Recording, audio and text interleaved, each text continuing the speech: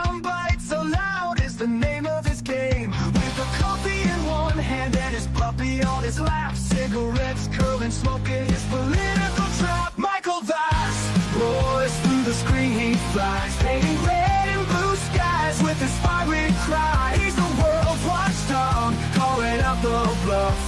Right-wing swagger, but his heart's pretty tough.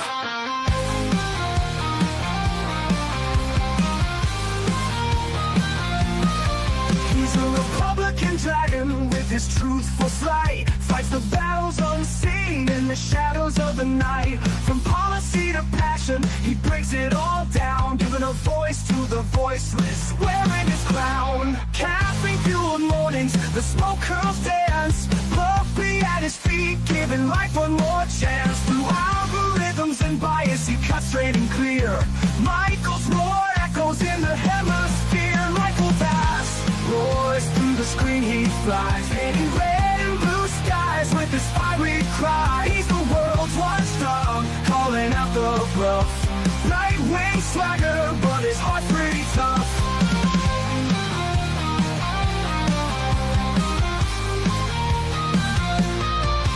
No sound bites allowed is his ultimate creed. A dragon's perspective where facts are the seed. Standing tall on his battlefield of thoughts, guarding the truth that others forgot.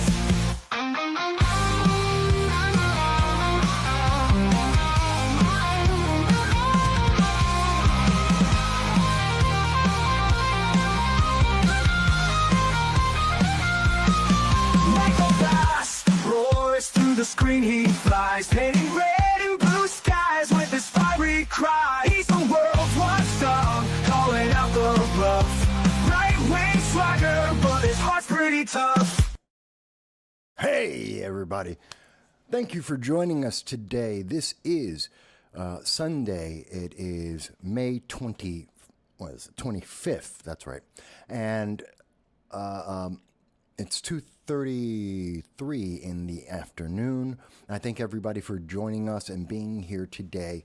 I know it's Memorial Day weekend. Many people have Monday off and they're going to be enjoying the time with family and friends. I hope everyone gets to have a great time with their family, but also to remember those who have passed that gave us the opportunity that we now have to enjoy freedom as a symbol, not only for ourselves, but for everyone around the world on what freedom truly is. Freedom of speech, freedom to protect our homes, our family, our loved ones, our property, our ability to control our government, something that is often overlooked.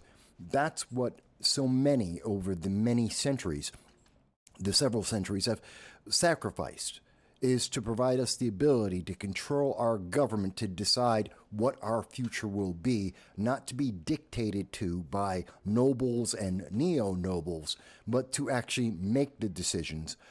And I think we far too often are forgetting that in our news media, are forgetting that amongst our politicians who have been in office, some of them for 3, 4, 5 decades in a row. They forget their place. They are here to serve. And it is only through the blood, the sweat, the effort of those in our military and the American people that have made it possible to be here today. So I hope a lot of people can appreciate that and can reflect back on that. I'm going to talk about that in just a moment. I just want to double check that I know we're up right now on Rumble. We should be up right now on, I believe we should be, yep, we're up on Twitter as well. We are up on YouTube, Rumble, Facebook, Twitter, most of the major media out there. So I think I hope everyone is going to enjoy the show. I'm going to try my best. There's a lot that's been going on. Come on, my phone is just acting up right now. There's been a lot that's going on in the last several days, and we're going to talk a little bit about all of that. Before I get there, I'm going to do something a little different to start this show. I just want to take a moment. Obviously, I have family that is over with me right now. My mother, my sisters are here in the house. And whenever you get family to come on by, very often old photos are shared with the family. and friends to remind you of the past. And I want to take a moment just to share a little bit of a few memories from my past, which also coincides with Memorial Day. As many people may know who have been fans of the program for a long time, my father served in the United States Marine Corps. He volunteered to go to Vietnam. He suffered from Agent Orange, PTSD, mortar shells, and bullets. He had a tough time in Vietnam and did not have a hero's welcome when he came back. And that made him suffer. And we lived through that as a family. But there are some memories back in the day. Here's one of them. I'm not sure if you guys can see it. The camera's not quite zooming in on it. But this young man you see in this photo, this is a photo from the 70s. And even though you can't see it well, that's my father. He's about 19, 20 years old, something like that. Very young. And one of the things to note in this, I think he's holding my little brother, one of my little brothers in the photo right there. Thing is, he has two arms. This is back when my father, people may have known over the years, I've talked about it before, my father only had half an arm, half a leg. He lost them in a car accident, partially because of PTSD, an episode and car accident. So this is one of the few photos that actually has my father with two hands, with two arms. I honestly don't even remember a time when my father had both his arms, both his legs. I was just that young when he lost them. I think it was about 5 or 6. So I thought that was kind of interesting. And here's the same man, my father, back in the 70s. I think this is like 75, 76, somewhere in there. And that's how fashion used to be back in the 70s. And again, it's a little, I can't get the camera to focus in on it, but slightly different look from my dad. But that is my dad. God bless him. He has since passed away back in 2021, and which was difficult. And a lot of what he endured through Vietnam, the Agent Orange, the PTSD had a big impact throughout the rest of his life, as well as losing half an arm, half a leg. It really changed who he was. And that's something to remember. Not everybody who comes back from military service, especially where they had to fight in a war or any kind of conflict, they don't always show all of the injuries they may have. That's one of the things about PTSD. It's not something that you can see. Sometimes you can see the symptoms, sometimes you see the reaction, but you may not see the cause or the way it's being carried by that member of the military. And we should keep that in mind at all times. And that's why I'm an advocate, such a big advocate for those who have served in our military, our veterans, and the families of those veterans, because I understand sometimes there's a lot to deal with, and it will affect you and your family for many years, for decades in some cases, a lifetime. And so we should keep that in mind, especially today on a day, Memorial Day weekend. It's not just about the barbecue or the concert or the sports game that you're watching. It's about the people who sacrificed so that we could have the barbecue, so that we could go to the concert or watch the sports event in peace. Many people around the world have never known such a peaceful time, such a casual lifestyle, and we should keep that in mind.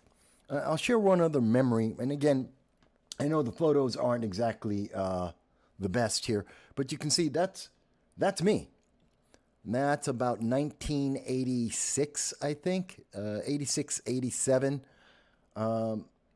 That's from a prom that I went to with a woman, Doreen Marsh, who later became Doreen Marsh Fleming when she did get married. God, she's also since passed away, and that's sad. Harsh memory that she's passed, but those were beautiful times, and so it gives you an idea of what I was looking like when I was in high school. people may find that of interest. I don't know. Since it is Memorial Day, since people are with family and friends and remembering memories, I wanted to share that with you guys. Just a little bit of my past. But moving forward, what we're here for today is political commentary to talk about the issues that are affecting us all. And I appreciate everyone, whether you're new to the channel or whether you've been here many, many times, to take some time with me, whether it's 5 minutes or 5 hours. I appreciate each and every one of you. I thank you for taking time out throughout this weekend or anywhere in the last 7 years to spend some time with us. And yes, we've been doing this for about 20 years. I've been doing political commentary. Been doing this show for 8 years. This is season 7, episode 20. And as you can tell, whether it's a holiday or anything else, we really don't take any breaks to provide you this program. We always come on pretty much every single week. So we appreciate that you join us as often as you do. With that said, let me move forward. This week, there's a lot of news to get to, some breaking news, some surprising news for some people. But before we get to that, I did want to mention a little bit of housekeeping here. So people may or may not be aware that this weekend, yesterday, May 23rd, actually it was Friday, I had an opportunity to speak one-on-one with Curtis Sliwa. Not the best image there, but he was in the Bronx, and we had an opportunity. Where is that image? Come on. There we go. There's a little bit of his face. So I was able to speak with him. There was maybe about 7 of us available. He showed up to an event late. It was the Viable Candidates Forum, a meet and greet between candidates and the public that I did record and I did make public. Matter of fact, here's an image from that. And this is one of the images of the program. Why is that? How did I get that reversed? Okay. I got to fix that later. But this was from the event, and it went very well. We got to hear from a dozen different candidates talking about how they are seeking to improve New York City, New York State, to improve our communities. I think it was a wonderful event. We got to hear what was motivating these individuals and what they want to do if they are elected. These are all individuals who happen to be conservatives, independents, Republicans, individuals that the mainstream news media has completely ignored. And that includes Curtis Sliwa. Completely ignored by the mainstream media, who have a political agenda. They want to tell you that they're neutral, that they haven't picked any sides. Then why aren't they covering events like Curtis Sliwa, like the lithium battery plants throughout New York that are being put into residential neighborhoods without notifying the neighborhood of the potential danger that we have seen from similar lithium battery plants blowing up throughout the entire nation, not being discussed? We took the time to ask Curtis Sliwa about his plans. How will he work with Kathy Hochul while she remains governor of New York? How is he going to interact, if he were to be elected, with President Trump and possibly Elise Stefanik if she runs for the governor's race for New York, and if she were to win, which is quite possible? How is he going to, what's his relationship with them? How does he see that playing out if he were to become mayor of New York City? We asked about small business. New York, like many parts throughout the entire nation, has been suffering still from recovering from the lockdowns and the pandemic and the policies of a single party system. Democrats control New York State and New York City, and that has not been a benefit, that has not been a positive to the people. We got lots of promises, and those promises have not resulted in an effective, efficient government or a benefit to the people. How would he change that? Is there a path forward, either an idea or a plan that would lead to small business growth, which is the engine of economic success? 70% of all businesses in the nation are small businesses. We need that. And there has been a massive exodus in New York State and in New York City of those small businesses and those small business owners, which has resulted in New York State and New York City being in a massive deficit.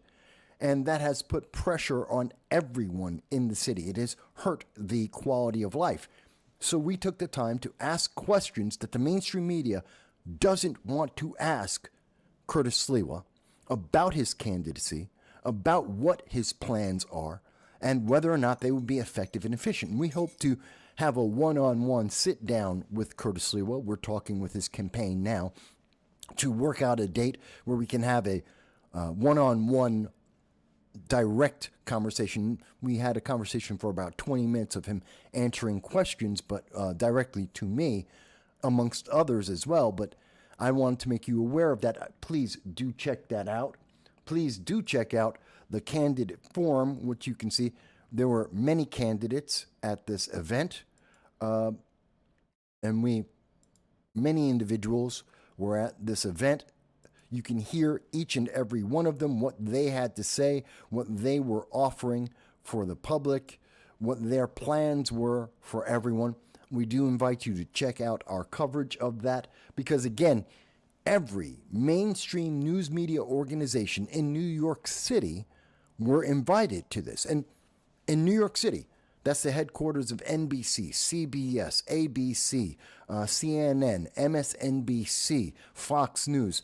This is where their headquarters are. This is where their staff are. They have thousands, if not 10,000 employees in each and every one of those news organizations. Many of their employees, the reporters, the journalists, the videographers, they live in the Bronx. Hundreds, if not thousands of them. They're in this community in the Bronx where they could have gone to this event and provided coverage for you, the voter, for the public, to understand what are the choices that you have. And the news media that failed you. They just absolutely failed you. The mainstream did not care. They have a political agenda. They're only talking about Democrats and progressives. They're only talking about Democrat and progressive policies that have failed, each and every one. Look at the economy. Look at the unemployment rate. Look at the quality of life of people in the Bronx and throughout New York City and New York State. It is lower today than it has been, say, in 2019. This is something that should change. And the public should have the choice. I'm not telling you to vote Republican or conservative. I'm telling you, you have a choice that the news media is telling you doesn't exist. The mainstream says you have no choice. You must choose between a Democrat and a progressive, and that is it. And that's a lie. That is a bald-faced lie. Whether you choose any of the Republicans, any of the conservatives, any of these candidates that appeared on Friday looking to tell you why they are running, whether you choose them or not, you should know that there is a choice. That you have the opportunity to spend the next several months, next 6 months, you could be investigating these individuals, asking them questions about what is their plan. Is it effective? Is it efficient? Are they the best choice or not? And comparing them to what the Democrats and the mainstream media are telling you are the approved choices that they have made for you. You can make that choice. The news media is saying you don't have a choice. I disagree with them entirely. You have a choice. You deserve to hear from the candidates, big and small. They are on the ballot. They will be there in November. You have the choice. These are people who are legitimate candidates, and you have a right to know who you want to pick. And what's happening here in New York is happening in California. It's in Illinois. It's in Boston and Massachusetts. It's happening throughout the entire nation that the news media and the elected officials are deciding for you who you get to pick by just excluding any other voice they don't approve of, any voice they don't like. And this channel has always, for 20 years, we have stood up for the voices, whether they be Republican and conservative or not, third party or not. We have spoken up for all of those who have not been given the respect and the opportunity to present you a choice. Whether you want that, whether you choose that individual or not, is up to you. But we have striven. We've had Democrats on this program. We've had progressives on this program who have run for elected office that we have given interviews and given them the chance to present you with their options so that you know your choices when the mainstream media just ignores them and says they don't exist. And I have to tell you, if the mainstream media is telling you someone doesn't exist in an election and they are on the ballot, then the news media is not only biased, they are authoritarian.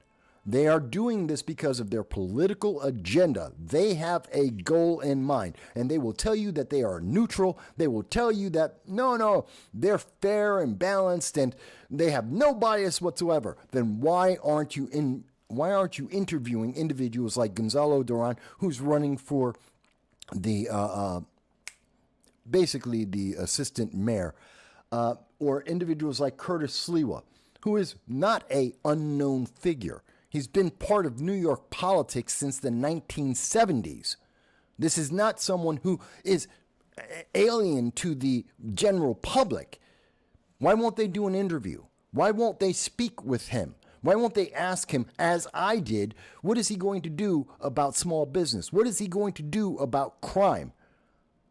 Why will they not ask that question and my answer, I believe, is they're terrified of someone pointing out that there is a more effective and more efficient answer than what they are getting from Democrats and progressives. And the only reason why the news media is focusing on those individuals is so that you keep Democrats and progressives in power. That is their political agenda in the mainstream news media. Again, you can say, Mike, but I don't agree with Curtis Sliwa. Do you know what he's offering? Have you heard him speak? Have you asked him a question? I have. I'm not telling you that you have to vote for him. I am telling you, you should hear what he has to say. He has a plan that he can offer you. Whether you accept it or not, that's your choice.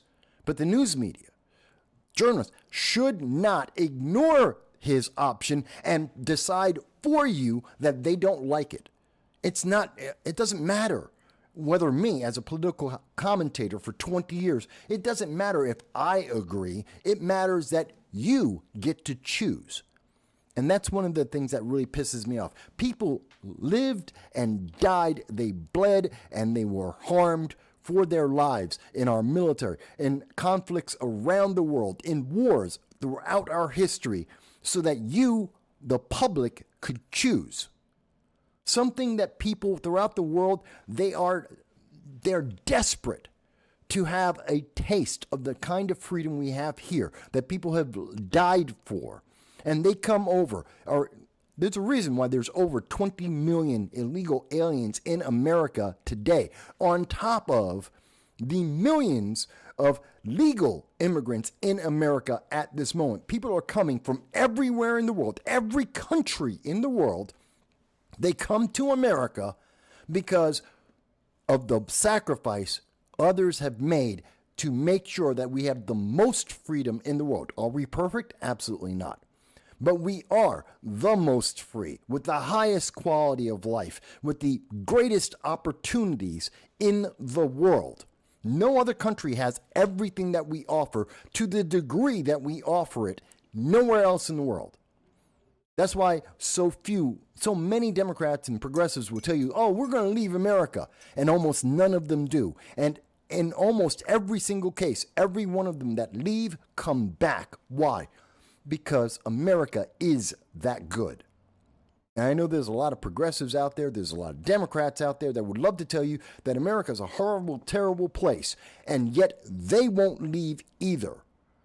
They know this is the greatest nation. That's why they stay here. That's why they won't leave. I don't know. But that's me ranting about that. It always upsets me. And again, we have an election cycle. We're going to be doing interviews with many candidates. We already have been. We do this every year to make sure you know whether it's a popular election or not.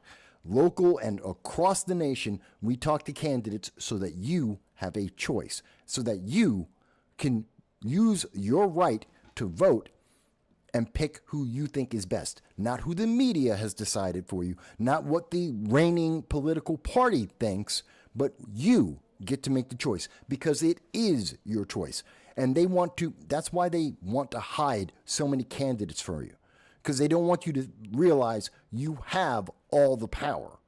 They want to try and put you on a path that only leads to their candidate because they know you have the choice. It's just something that needs to be talked about. I bring it up often.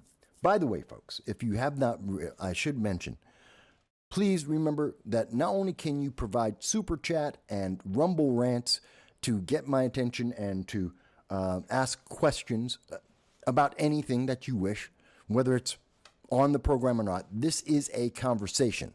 This is not me just talking to you. This is me reacting and interacting with you. So I always look forward to your chat comments. Also, the comments, once the show's over, I react to the comments afterwards. But while we are live, I am always looking forward to hearing your comments in the chat, as well as the super chats and the Rumble rants that get a higher priority in my response. And again, we can talk about anything that you guys want. I have issues that I want to address, but I'm open to hearing whether you agree with me or disagree with me about any issue. We will have that conversation. Always. We may not come to an agreement on any particular issue, but I'm willing to discuss anything that you think is important. Always have, always will. So I wanted to bring that up. I also wanted to touch on something that I think is important. Where did Memorial Day come from? Well, it came after the Civil War. A lot of people don't know this. We've talked about it many times over the years that we've been doing these programs, political commentary. But 3 years after the Civil War, after 1865, it was in May 5th, 1868. What became what we now call Memorial Day, it was started to celebrate the soldiers, mostly from the Union and also the Confederates and ultimately American soldiers that served in the Civil War, and to always remember their sacrifice for this nation, to unify it, to make it stronger, to make it better. And it was because of that sacrifice that led to the Emancipation Proclamation, the 13th, 14th, 15th Amendments that ultimately would lead to the 19th Amendment, women's right to vote, that would change America. It was these individuals during that Civil War, that conflict, that paved the way for so much of what America is today. We wouldn't have a civil rights movement without those individuals and their sacrifices. We wouldn't have women voting, owning property, being in business without those sacrifices and the path forward. And what Lincoln had done and what he was planning to do. None of that would happen if it were not for the men and women who honorably fought for America, and we should remember them. So that's something that a lot of people haven't thought of. And again, this is from the U.S. Department of Veteran Affairs, going over the history of when America came about. And we really didn't have it formalized. It was an informal thing from 1868 until about April of 1866. Now, one of the things people don't know, a little bit of trivia about Memorial Day, a lot of people don't know this, is why is it in May? Why is it the end of May? Initially, it was going to be on May 30th. They switched it to the last Monday of May when they formalized it and made it officially Memorial Day rather than just a remembrance or a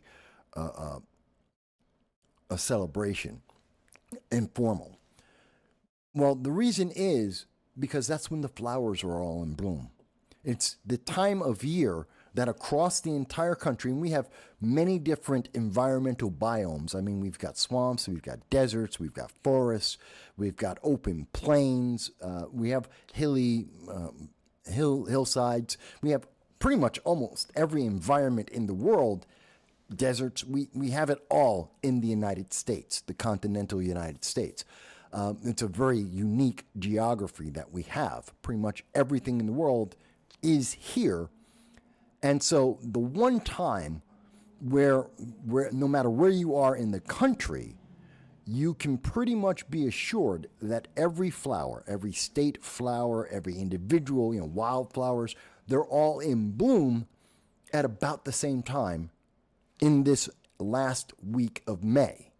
And so that's why they chose it, so that when people would plant flowers or place flowers at the graves of our military, our soldiers that made the ultimate and permanent sacrifice, the ultimate sacrifice of their lives for our nation, that there would always be flowers in bloom available for each and every one of those soldiers at each and every one of those graves. And if you plant the flowers, that they will be in bloom at that time to celebrate their lives, to help us remember the beautiful accomplishments that they made and the beautiful souls that they were. A lot of people don't think about that. A lot of people don't realize that's why it's in May. It's not because of anything with politics. It has nothing to do with schedules or vacations for Congress or people taking time off of work. It has nothing to do with any of that.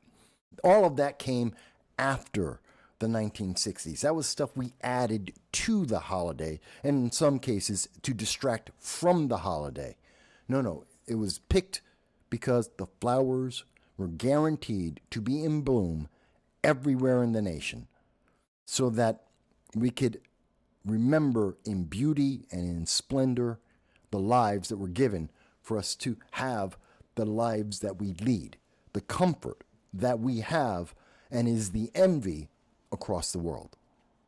So I just wanted to bring that up. And I think that's kind of important. Now, there's a few things that are less important. Obviously, everyone right now in America and in the last week and over pretty much around the world, most of the international news, most things have calmed down. The Trump-Biden administration the Trump administration has done a wonderful job of stabilizing the world after the Biden administration. And we've seen a lot more peace. That's in India, that's in the Middle East, that's what we're seeing. Not quite in Ukraine, obviously. The Russia-Ukraine war had a major incident just over this weekend, but most of the world has calmed down. The amount of terror in the world has reduced, and that's a good thing. But it isn't perfect, obviously. Now, around the world, the big news for most people is that things are calming down. For our closest allies, the United Kingdom, the big news that they're talking about right now, besides there is a mass stabbing, they don't have shootings in the United Kingdom like we do here in the United States. They have stabbings because the people in the United Kingdom don't have a Second Amendment right to protect themselves. They can't defend themselves. So there are fewer firearms there, not zero, but fewer.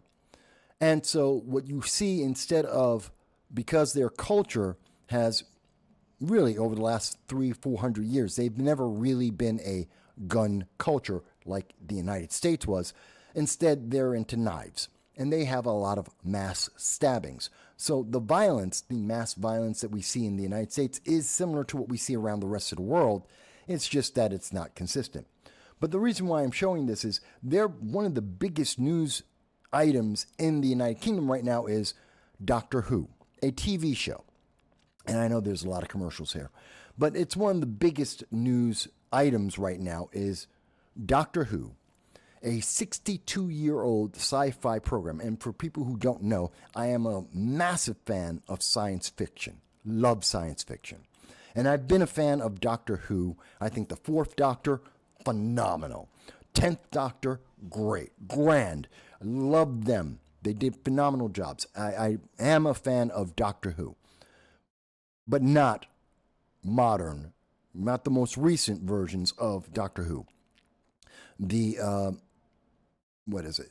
I do not like Ncuti Gatwa.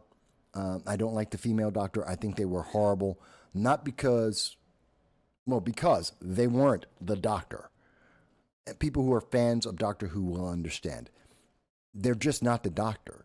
They're woke as hell. They're political.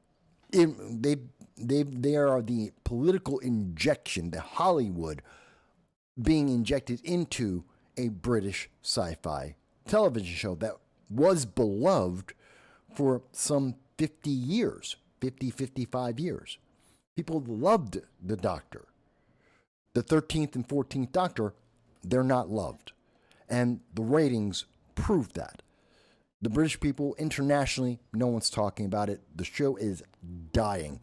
Literally, they're getting a couple million views per episode, which is insane. They went from tens of millions of views to barely a couple million. And this is big news because this is British culture. And basically, they're going through the same fight about wokeness as we see here in the United States with most of our entertainment. Most of the Disney Star Wars, the Disney Marvel has gone through this same experience. It's not just in the United States, it's around the world. And so there is a rumor right now that not only will Doctor Who cease to exist, but also that obviously the current doctor, Ncuti Gatwa, is going to be fired. So that's what our friends in Britain are worried about. That's their big issue right now.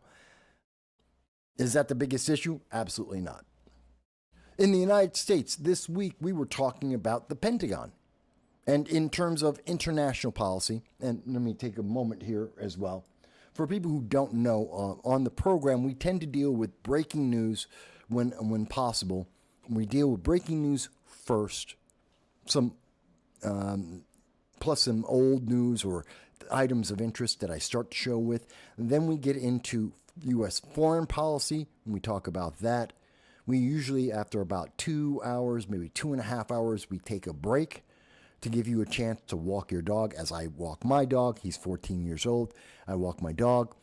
But that gives you a chance to grab something to eat, to stretch your legs, have a cigarette, check out the scores in the sports games. And then after about 45 minutes, we come back and I deal with domestic issues, things that are affecting America. In every case, we're looking to hear what you have to say about the United States and how it's affecting the world and how the world is affecting the United States and what you want from your politicians. So just to let you know. But in terms of the international, there has been a lot of news from the mainstream media about the Qatar gift. And this is because the mainstream media is searching, desperately searching for anything that they can attack the Trump administration with to make us believe Orange Man bad. They want you to feel fear. The mainstream media, NBC News, amongst many others, are trying to tell you that the Trump administration, MAGA, Republicans are all evil and ineffective. And they want you to be terrified so that you will run to Democrats because there's no one else to help you. Mind you, the Democrats aren't offering you anything that is beneficial. They're not offering a solution to anything. They're just not Republicans. And that's really sad when you think about it. And I think this kind of points it out.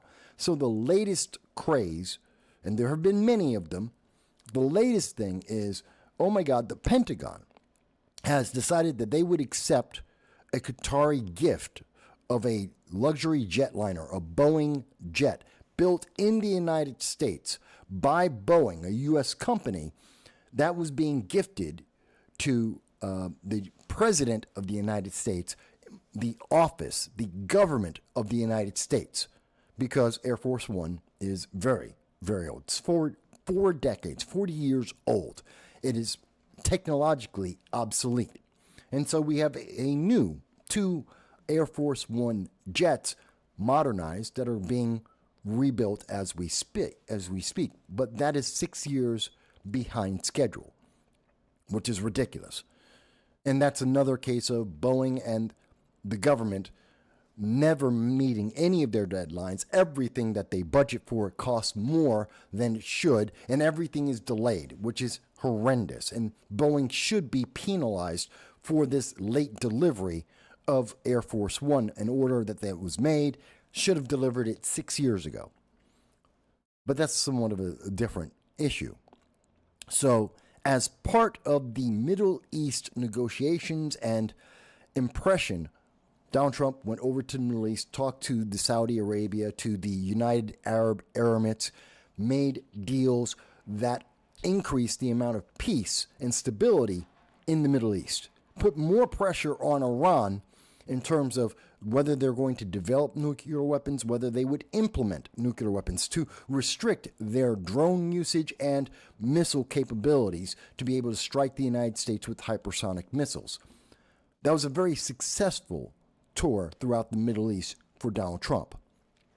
The nation of Qatar, which is normally used by many terrorist organizations, the Houthis, Hezbollah, Hamas, often use Qatar as both a bank, their Switzerland is Qatar, as well as a place of negotiation with other nations, other organizations.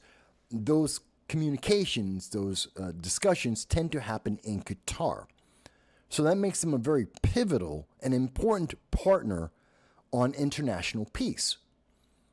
Thus, to show that they are aligned with the United States on stabilizing the Middle East, on improving international relations, on reducing the amount of terror in the world, the nation of Qatar gifted the United States a jet, or at least they offered to do so. And that's a positive. This isn't about the jet. I've said this before in this program. I've said this on the Wednesday Roundtable. This isn't about the jet. This is about the United States making its political, its international policy known and effective, and Qatar said they want to be part of that. Democrats have taken it and said, well, this is a gift to the president, and it is a lie. Even here, and I point this out because this is NBC News saying, oh, wait a minute, I just realized. I realized I wasn't on screen. I forgot that. My fault. I thought I had that up. I did not. So, in this, you see that the title from NBC News is a farce. This is meant to mislead the public. The Pentagon says it has accepted Qatar's gift of a luxury megajet for Trump's use. That is a lie. It is not. Yes, it is for the use of President Trump, because Donald Trump is the president at this time.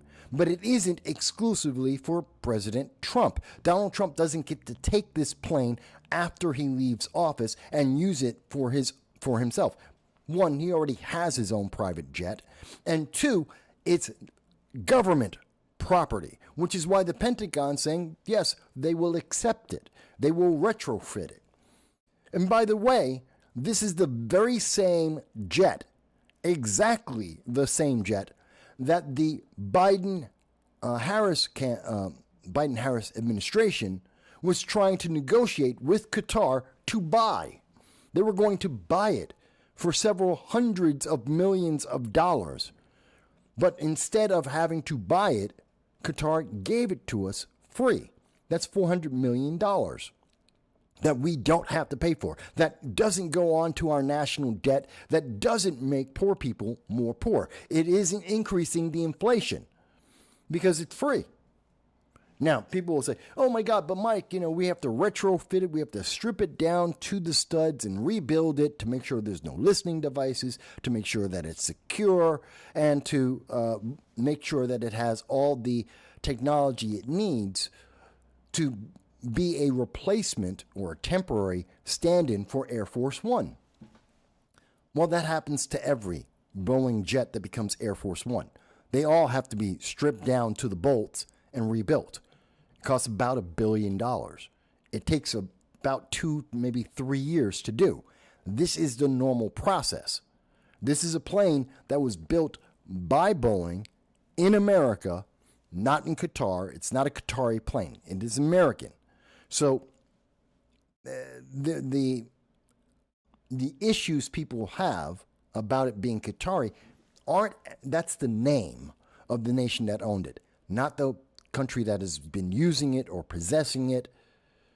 And again, this isn't about Donald Trump. The news media wants you to think it's about Donald Trump. They want you to think that this is about greed. It isn't. This is a gift to the United States. And NBC knows that, but they are lying to you, saying that it's Trump's plane. It isn't. It's the president's plane. And no matter who's in office, whether it was a Democrat or a Republican, any president is able to use that jet. They just want you to think Orange Man bad because they have a political agenda to drive you in the midterm elections in 2026 to vote Democrat. And so they have to try and find something that sticks that will make you vote Democrat. And they've been trying everything. Fear-mongering, worries about the economy. Now it's the greed about this jet. None of it is true, but they don't care because it's about an election. It's not about the truth. Now, there isn't a whole hell of a lot going on overseas right now. India and Pakistan have basically calmed down. They have de-escalated massively from about to go to nuclear war. We were very close to a nuclear war. And thanks to the United States, to the United Kingdom, and Saudi Arabia, pretty much in that order, we were able to see that conflict has de-escalated, and now they're negotiating, they're talking. It's probably over. It could still flare up again. That is a very contentious problem. Pakistan hates India. India hates Pakistan. They have since the formation, since both nations became independent, they have always been fighting. In fact, Pakistan was part of India under the British government when they gained their peace, largely through the efforts of Gandhi. When they gained peace, that's when they split apart. Otherwise, they were all one nation at one point. And that's largely, or a very big contributing factor is because of the difference in religions. India is predominantly Hindi, and Pakistan is predominantly Muslim. And so that's been one of the major tensions between those two nations, as well as other political issues. But that's calmed down significantly. We've seen that through the Middle East. The United States is currently talking with Iran, something that the Biden-Harris administration was incapable of doing. Biden-Harris removed 36 different sanctions just to get Iran to talk to America about possibly having some Iran nuclear deal or to restrict their attempt to build nuclear weapons. The fact is they got nowhere. The Biden-Harris administration got no success whatsoever. Iran ignored them and just kept taking all the gifts that the Biden-Harris administration was giving them. They took advantage of them. They don't have that opportunity now. Trump came in and said, I'm not going to give you anything. In fact, I'm going to take away all of those gifts. I'm going to reinstate those sanctions and punish your nation because you can't have a nuclear weapon. Everyone in the world agrees. Everyone in the world, Middle East, everywhere else in the world. Everyone agrees. It's not an Israeli or a U.S. thing. It is every nation in the world. No one trusts Iran with a nuclear weapon because their government is religious fanatics, because they promote terror around the world. And no one trusts them to have a nuclear weapon and not use it. And so they can't have a nuclear weapon. And everyone in the world agrees. But it's the United States that leads the charge and has to be the face of every negotiation. And under the Trump administration, Iran knows that they're not going to get freebies, that they are going to be restricted, and if they don't come to some kind of agreement, that they will suffer. Their government will suffer. They will not have the free reign, the green light that they received under Democrats. So we have negotiations going on now. We will see the fruit of that in the coming months, hopefully before the end of the year. No guarantees, but we're in negotiations now, something we weren't under the Biden-Harris administration. So that's a large amount of conflict for the world that has been resolved. The Houthis, the war in the Red Sea, the undeclared war that started in January of 2024 under the Biden administration and has been essentially resolved and ended under the Trump administration within about 100 days. That's great news, because that means that food that needs to go through the Red Sea to prevent the food from rotting and being inhospitable for human consumption, they can now use that Red Sea route without fear of being sunk by the Houthi terrorists and be able to deliver food to Africa, Southeast Asia, to nations that are in desperate need to feed their people, because we are still in a global food crisis since 2022 when the Ukraine-Russia war started. We still have 30% less food, some would say 45% less food in the world than compared to 2019 because of that conflict. And people are starving around the world. It doesn't get a lot of news because under the Biden administration, they did nothing to improve that. And therefore, since there is no solution, since the Biden-Harris administration wasn't looking to end the war, in fact, Biden was looking to extend the Ukraine-Russia conflict for 10 years. That was the guarantees that he was putting forward, that America would continue to allow this war to go on for 10 years, an entire decade, rather than saying, hey, maybe we should have a ceasefire. Maybe we can reach a peace talk. No, it won't be great for the Ukraine. The Ukraine will lose in that because the Ukraine is losing the war. But we could save America billions upon billions of dollars, hundreds of billions of dollars. The Ukraine people will not lose millions and millions of their people, and the world will have more stability and peace. We could do that, which is what the Trump administration has been targeting, or we can go with Biden's idea, which is 10 years of war. People starving around the world, millions of people dying in the conflict itself. Nobody wins. So Trump's been doing great. And I think he's looking to get, he was nominated under his first term as the 45th president. He was nominated twice for the Nobel Peace Prize because of his Abraham Accords and lowering the amount of conflict in the world to end wars all around the world. And now I think he's looking to do the same thing. And he has been pretty effective. Again, the Houthis, the fighting in the Red Sea, we seem to be at a stalemate, a pause at the very least, and that will allow more food to get around the world and feed people. That's great news. He's not getting any credit for that from the American news media or the international news media because Orange Man bad. But this is a major accomplishment. If this was done under any Democrat, this would be headline news. The media would be lauding this as such a great commitment to peace and freedom around the world. But it's Trump, so they can't talk about it. So they just won't even talk about it. But millions around the world are going to be fed because of this. So does Trump deserve a Nobel Peace Prize between what he's done and has been given credit for in the India-Pakistan conflict, the Houthi-Red Sea conflict? Maybe. And I can't say that he shouldn't get one, because peace is increasing in the world. Stability is increasing in the world. Iran is willing to negotiate to not get a nuclear weapon, which will improve peace. Because if Iran gets a nuclear weapon, I agree with my friend Larry Sharp, who many people may or may not know is a libertarian. He's run for governor.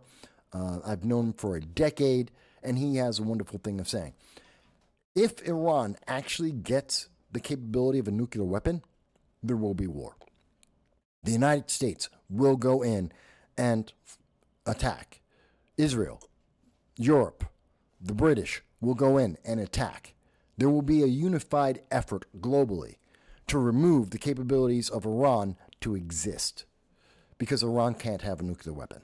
Everyone is in agreement on that.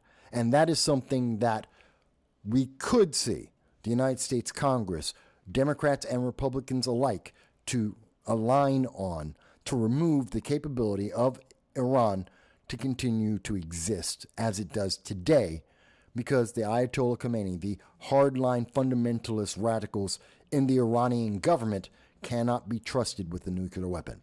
That is an existential threat to the United States, as they're building hypersonic missiles that we cannot shoot down.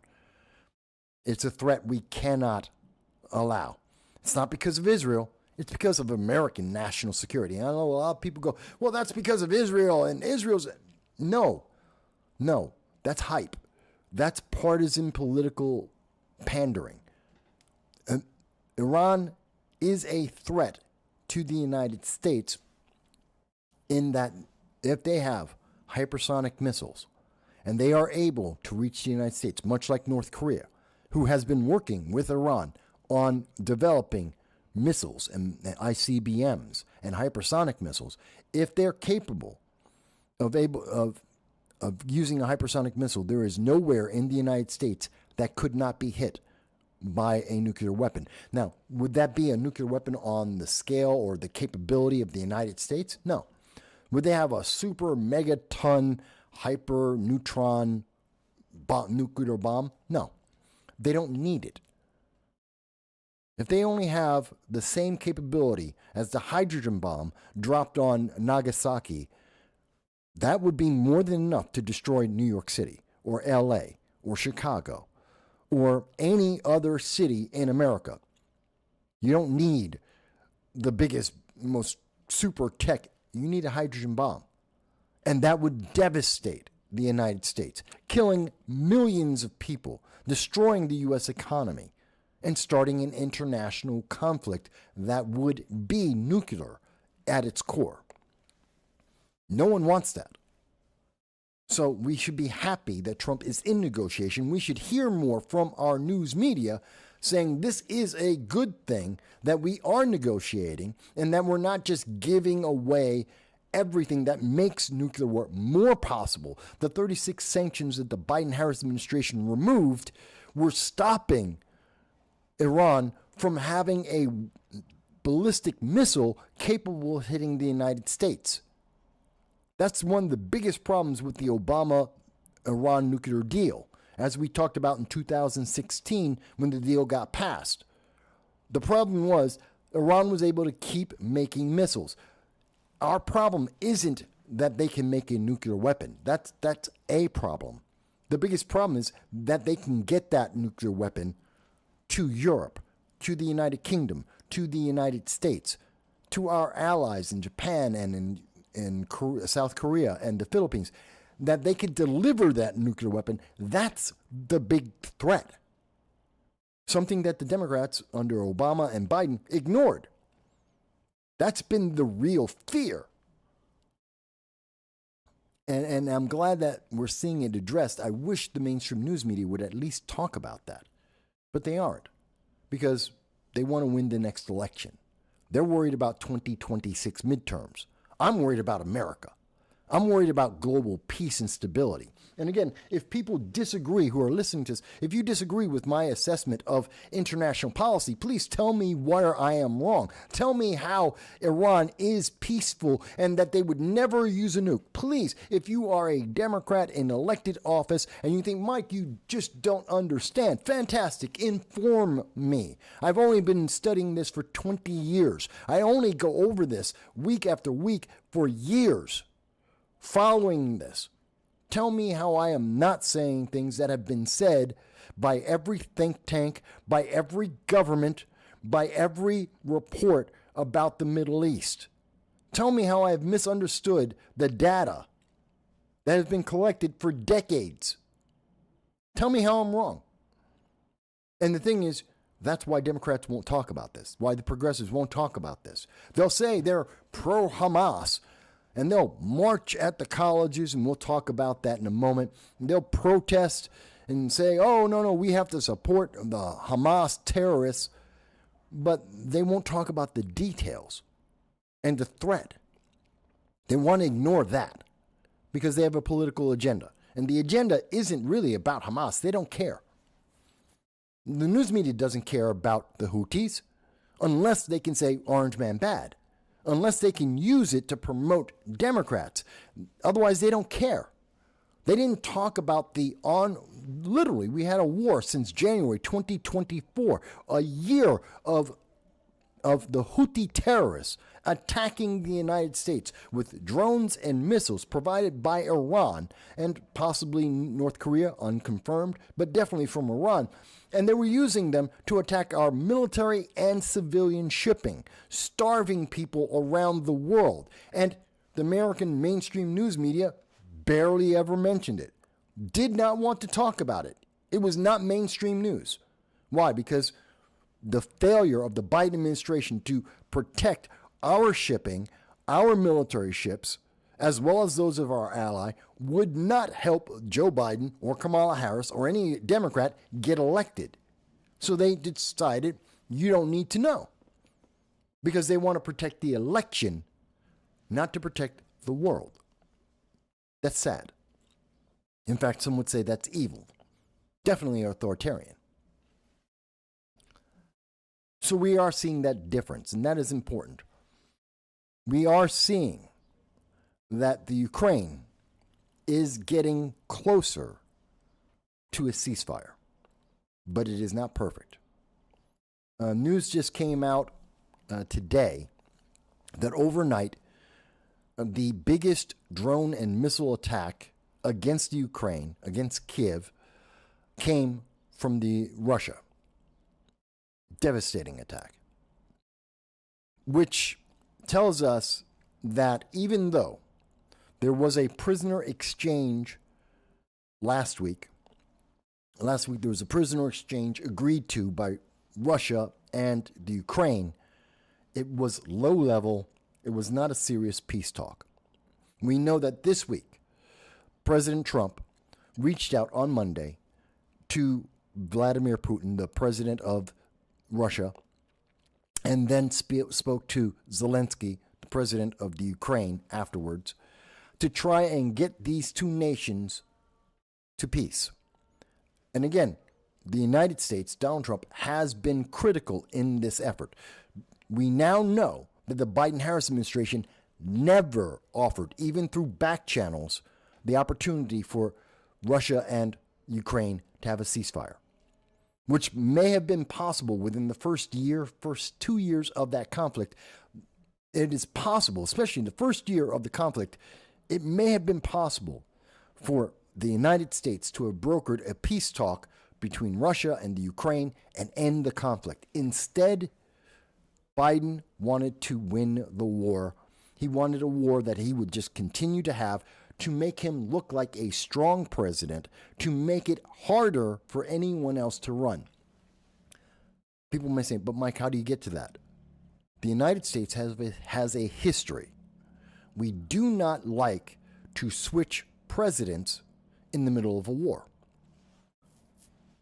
We do not like to do that. We want to have the same president throughout an entire war to fight their fight.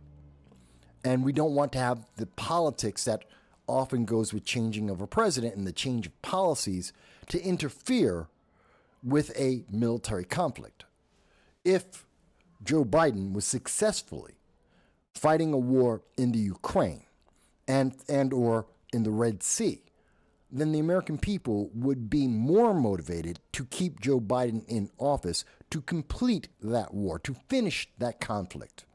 That's what I think a lot of Democrats, a lot of the political elites were looking at when they said, no, it's going to be Joe Biden. Democrats don't have a choice. There is no other candidate. It has to be Joe Biden.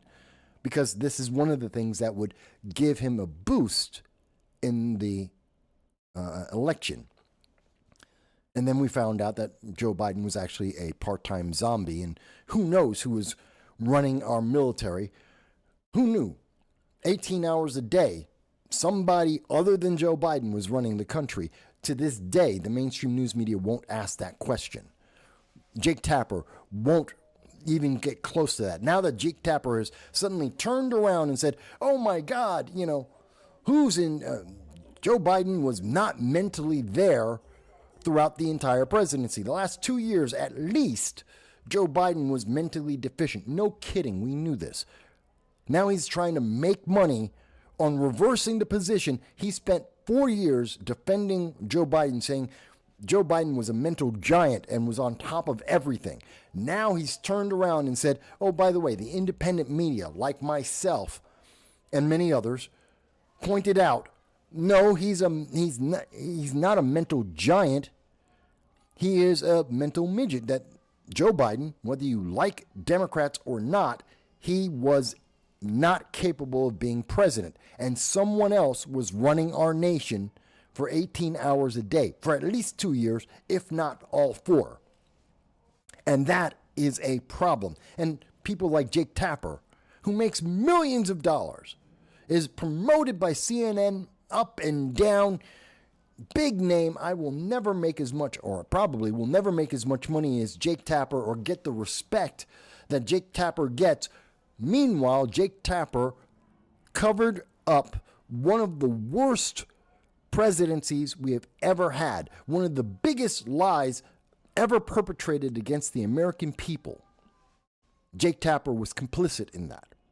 And he's lauded as some kind of great guy, and now he's trying to make money privately for something he didn't tell the public, which was his job. His job was to tell you that Joe Biden wasn't in charge of our government, that Joe Biden didn't have the mental capability to do the job. And instead of telling us that, as is his job, he instead, after the fact, made a book and said, oh my God, aren't you surprised? No one in America is surprised. And this is why Jake Tapper now is damaged goods, that his book is being held up as a mirror to Jake Tapper's face and to the face of the Democrats, saying, this is proof you lied to us. You lied for 4 years. And how many lives were lost because of that? How much money was wasted because of that? How much have you harmed America by lying to the American people? Why should we trust you? Why should we trust Jake Tapper or CNN? Why should we trust the Democrats and progressives that actively lied to the government and will not ask or answer the question, who is in charge? Who was making the decisions on American policy, foreign policy, domestic policy? Who was in charge? Democrats continue to say, well, it was Joe Biden, except we know Joe Biden wasn't mentally capable of doing the job. He wasn't there 18 hours a day. Who was making the decisions? Who was that final voice in the room saying, yes, we're going to do this, or no, we're not? I mean, in retrospect, it makes it more understandable why U.S. foreign policy, why U.S. domestic policy was so scattershot. It was so ineffective because we didn't have a plan. We didn't have a focus. We didn't have one voice coming out of the White House saying, this is what we're doing. We had a bunch of voices being funneled through the office of the White House, not even Joe Biden, but just the office of the White House, saying, no, this is what we're doing today. Tomorrow we might do something different. It depends on what the polling is and whether or not Democrats will be able to maintain power, because that's what they were focused on, maintaining power. Not the solution, not being effective or efficient, not supporting our allies or long-term goals for America. They were worried about winning the next election. Oh, Chris Patterson is here. Chris says, Chris disagrees with me. And thank you, Chris, for making a comment. And more importantly, thank you for watching the program.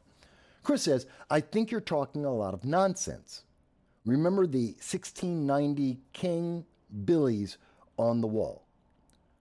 No, I don't. I don't remember the 1690s King Billy on the wall. Please do tell me. I don't profess to know everything about history in America or around the world, and I'm not familiar with what you're talking about. But you disagree with me. About what?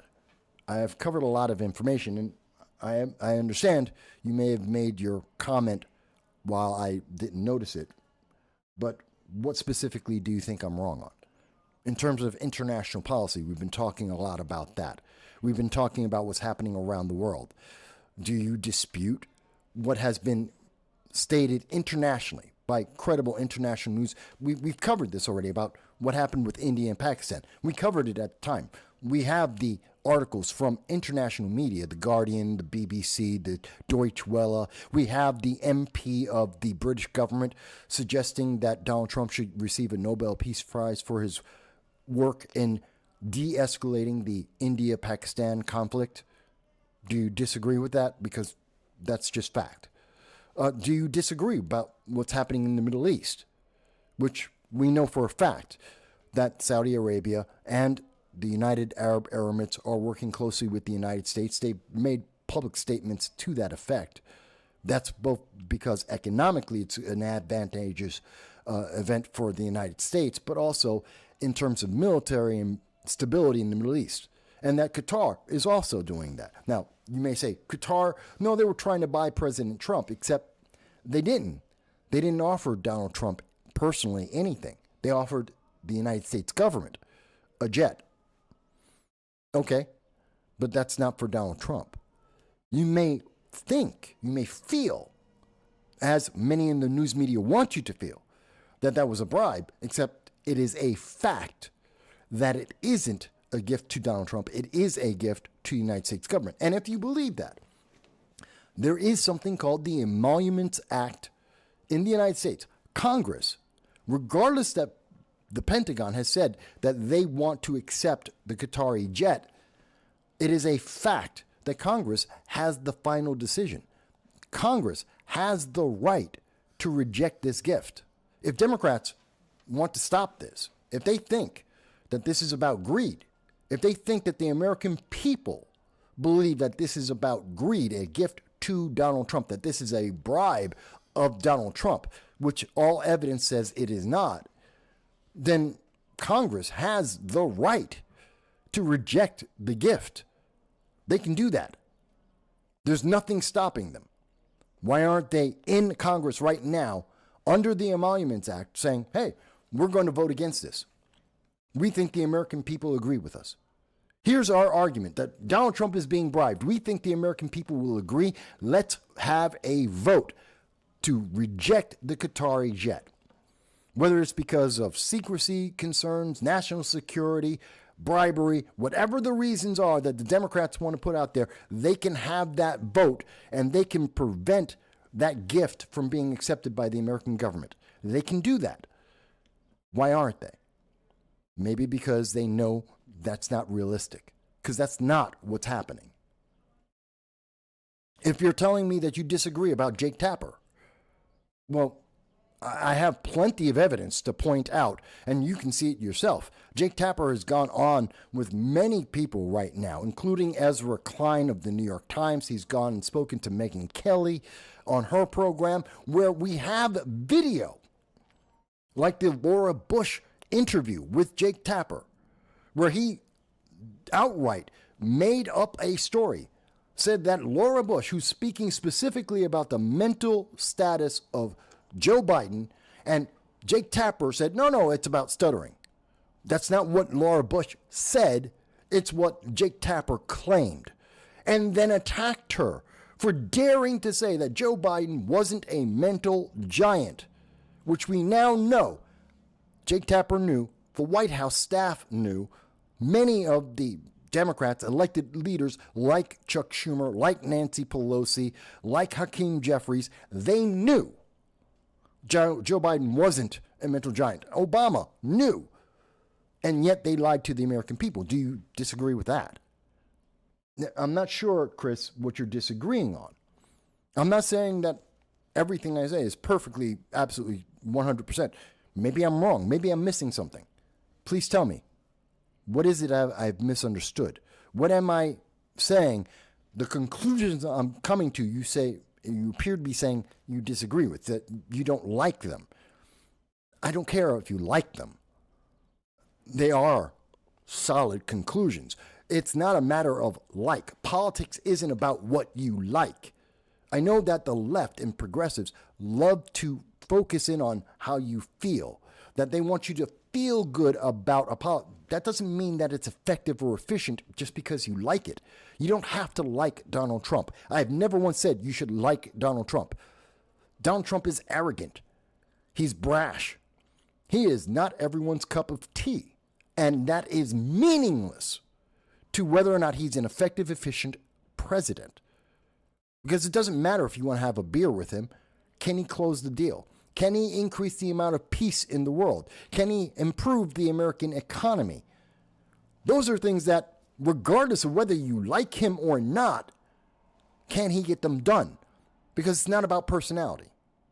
So if it's a question of, well, Mike, you're not into Orange Man Bag, so what? That's not a requirement. That's the reason why I bring it up. The only people who are screaming about Orange Man Bad are people who have a political agenda, who do not want to look at the facts, nor try and understand what is the logical consequence of those facts. That's what I'm talking about. What are the facts and what are the consequences of those facts? When I'm talking about Jake Tapper, that there are facts. We know for a fact Joe Biden was not mentally stable for many years. Whether it's 4 years, whether it's 6 years, whether it's 2 years, we can have that discussion. Many people differ on that. The question isn't that he wasn't mentally incapable of being president. It was a matter of when did he become mentally incapable of being president? And why was that covered up? Why did we not have that discussion while he was in office? Because Democrats wanted to win the next election. These are facts. Whether people like those facts or not does not change it. That is the argument. So again, I'm not understanding what you're disagreeing with me on. If you're trying to say, well, Mike, you don't understand where Memorial Day came from. It's historical fact. I showed you the evidence from the United States Department of Veteran Services, Veteran Affairs, the VA. You disagree with the government? Historical data? You don't have to like it. But, so I don't understand. And again, Chris, I'm not picking on you. I'm asking for clarity from you. We don't have to agree. The program isn't about, I'm trying to convince you. I'm trying to explain the status. I'm trying to go into the detail that the mainstream media will not. These aren't simple issues that can be explained by just a headline, move on to the next thing. These aren't things that they can sum up in a minute and a half, which is what the mainstream media, left and right, try to do. Here's 30 seconds, a minute and a half, to understand these massively complex issues that affect our nation and the world for decades. You cannot understand that or intelligently explain this in a minute and a half. You can't.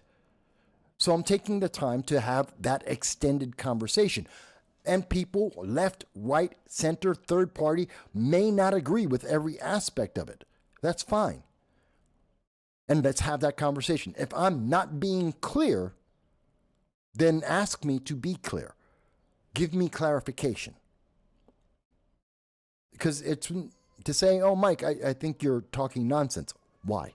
What have I said that's nonsensical? You can tell me you don't like it, which is fine, and I don't care. But to tell me it's nonsensical, you're saying that I'm not providing facts, that I'm not dealing with the facts as they exist, that I'm not following a logical consequence, a chain of consequences. That isn't correct. So, Chris, I assume you're still watching the program. Maybe you're not. But again, Chris, I'm happy to hear you say, Mike, you're wrong. Great. How? What doesn't make sense? What have I not backed up, or why is my conclusions incorrect? Let's have that conversation. We should, as a nation and as not just the American people, but around the world, we should have these conversations. Let's get to the truth. Let's get to consensus. Let's have the conversation. I'm not telling you not to speak. I'm asking you, clarify. And I say that to everyone. I'm happy to have again, I'm not against having people say, I don't agree with you, Mike. That's fine. Just make it about something substantive. Don't tell me that I'm old. Don't tell me I'm ugly. I don't care about those things. Don't tell me that, oh, Mike, but you're a Republican. So, oh my God, Mike, you're MAGA. And, oh my God, Mike, don't you understand? Orange man bad. No, I don't. No, I don't.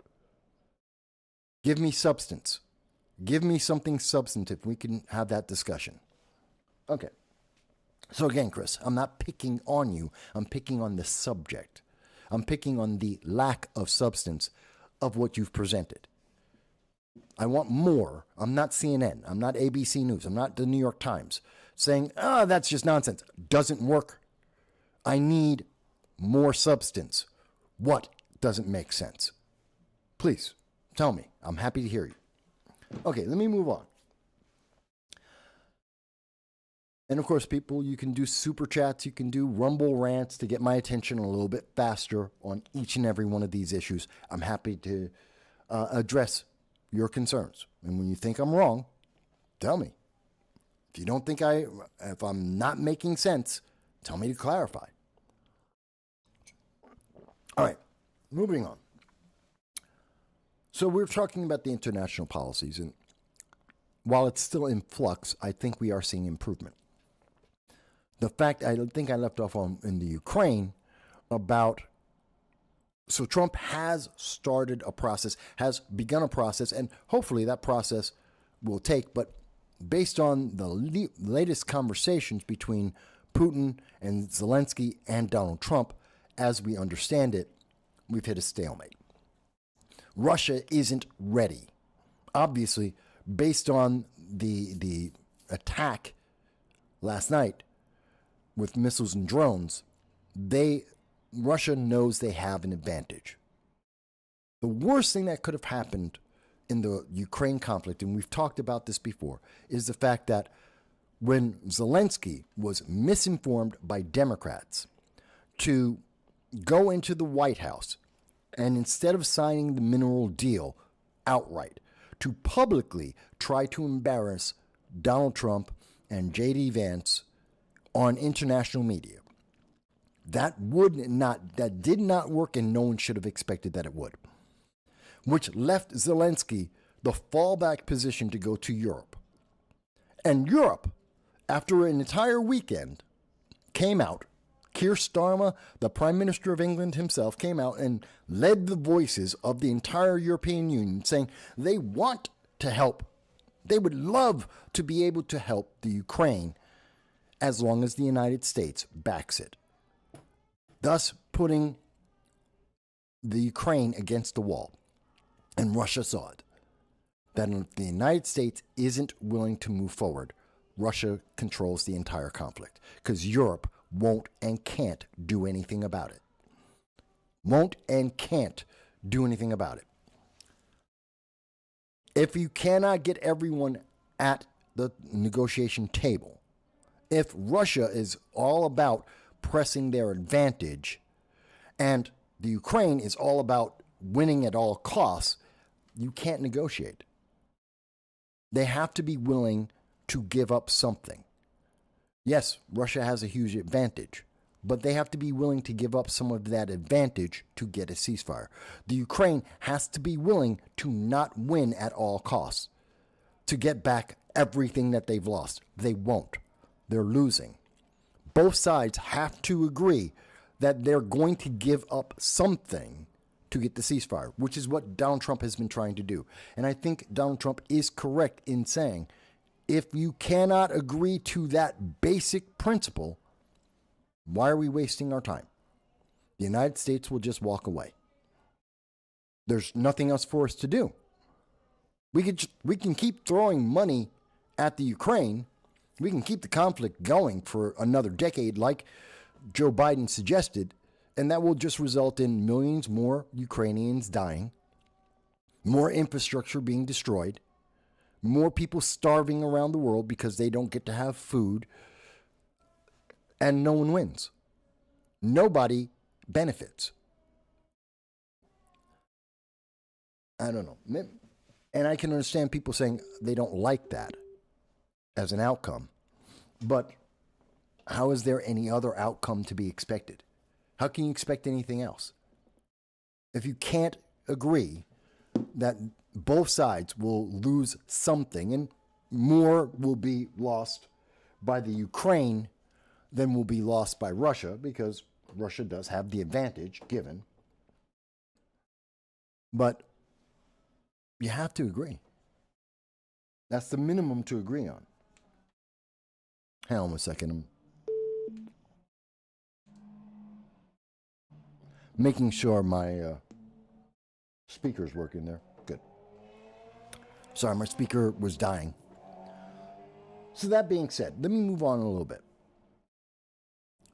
And leaving the international, at least for a little bit. And I think I was talking about Jake Tapper. We'll come back to him. Let me go back to more domestic news, which is talking a little bit, because again, there isn't a lot happening around the world at this moment. Just consequences, dominoes are falling based on what has already been done.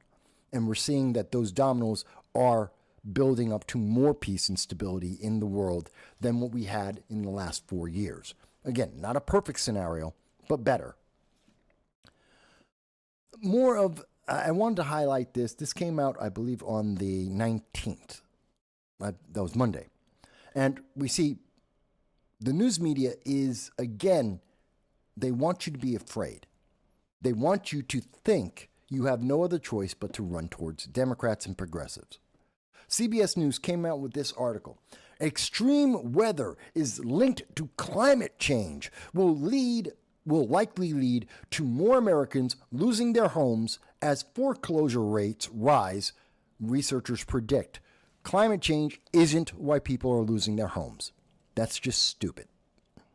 That's just nonsense. It's not logical. Economy, yes, that's a factor. And we will see unemployment increase because there have been tens of thousands of people who have been let go by the Trump administration, whether that be Doge or Donald Trump or Marco Rubio directly.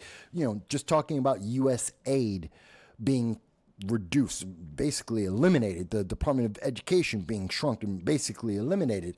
Yeah, we're talking about thousands upon thousands of government workers have been let go, either for early retirement or outright fired because Donald Trump is trying to shrink the government.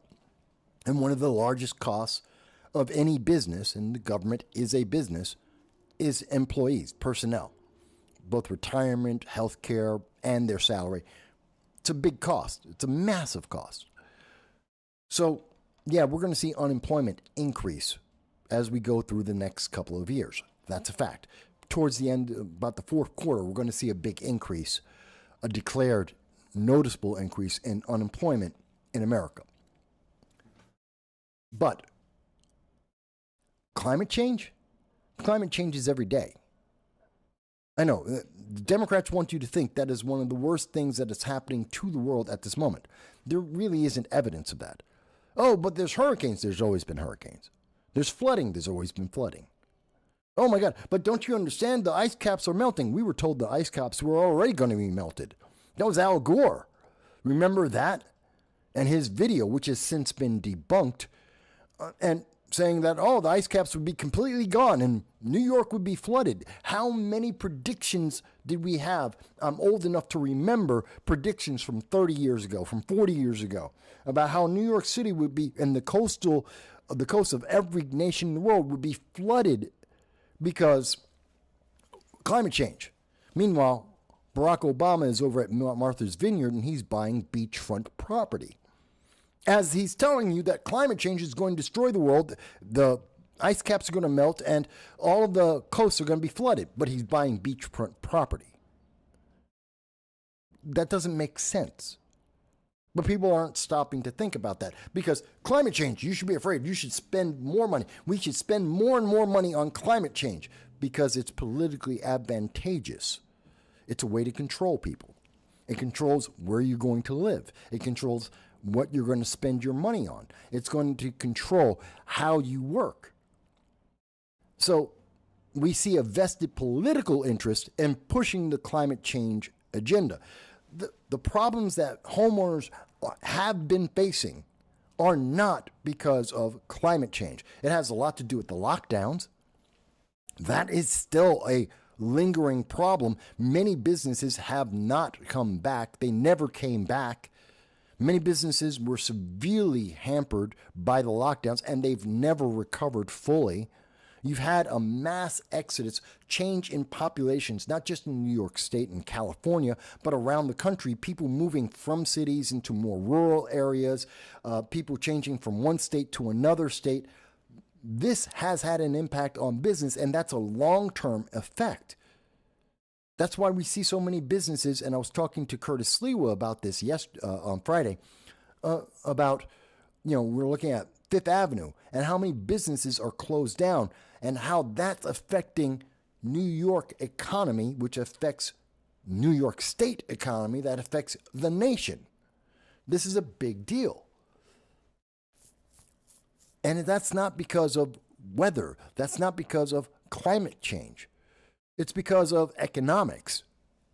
But climate change is an easy way to get people to go, oh, well, if you say climate change isn't the most important thing, then, you are just a bad person.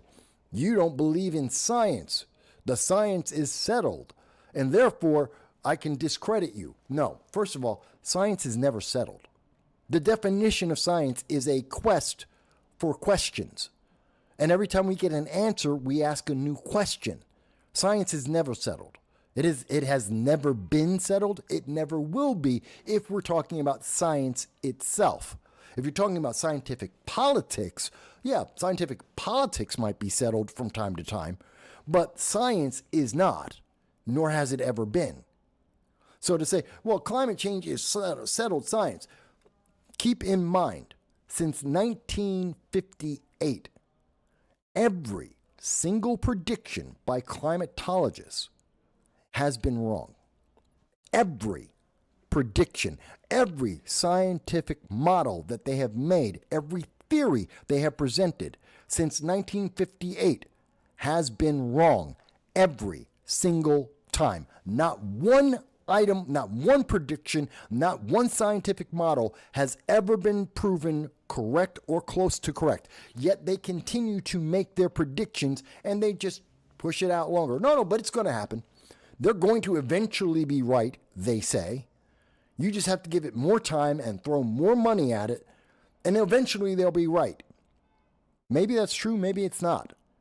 But what I can tell you right now, climate change isn't the leading factor or even a factor in foreclosure rates. The economy is. And the economy is being defined by energy and spending and policy, not climate. That's just not a truth. It's an emotionally, there are a lot of people, oh, I'm invested in this. You just don't understand. I don't understand because I don't have that emotion. That's not what's motivating me. What's motivating me is the economy. What's motivating me is policy. What's motivating me are the consequences of bad policies in the past and how they're affecting us today. CBS is lying to you. In fact, I pointed out, I'll get to your comment in 1 second, Joel. I pointed out in my response to CBS News, which CBS News did not respond to, surprisingly. This is fear-mongering. There's the U.S. credit downgrade, which happened last week. We haven't heard we heard initially, last Sunday, I was telling you, there's all this fear-mongering. Last weekend, everyone was like, oh my God, the U.S. credit rating downgraded. The United States status is less than AAA guarantee. That's going to affect the economy, and it is. And it's not going to be devastating to the world. It is going to cost more money. It is going to increase the cost of credit cards and mortgages, and the ability to do business is going to be hampered. That's a long-term effect of the lower credit rating. It encourages people to consider the BRICS, the BRICS, an alternative currency to the United States, which is great for China, horrible for the United States. That's happening, yes, but they don't want to, and because that's going to affect all of those things, that's going to affect foreclosures. CBS isn't talking about that. The national debt, 36 plus trillion, possibly 50 trillion by the time we get to 35, if not sooner. That's a massive, massive impact.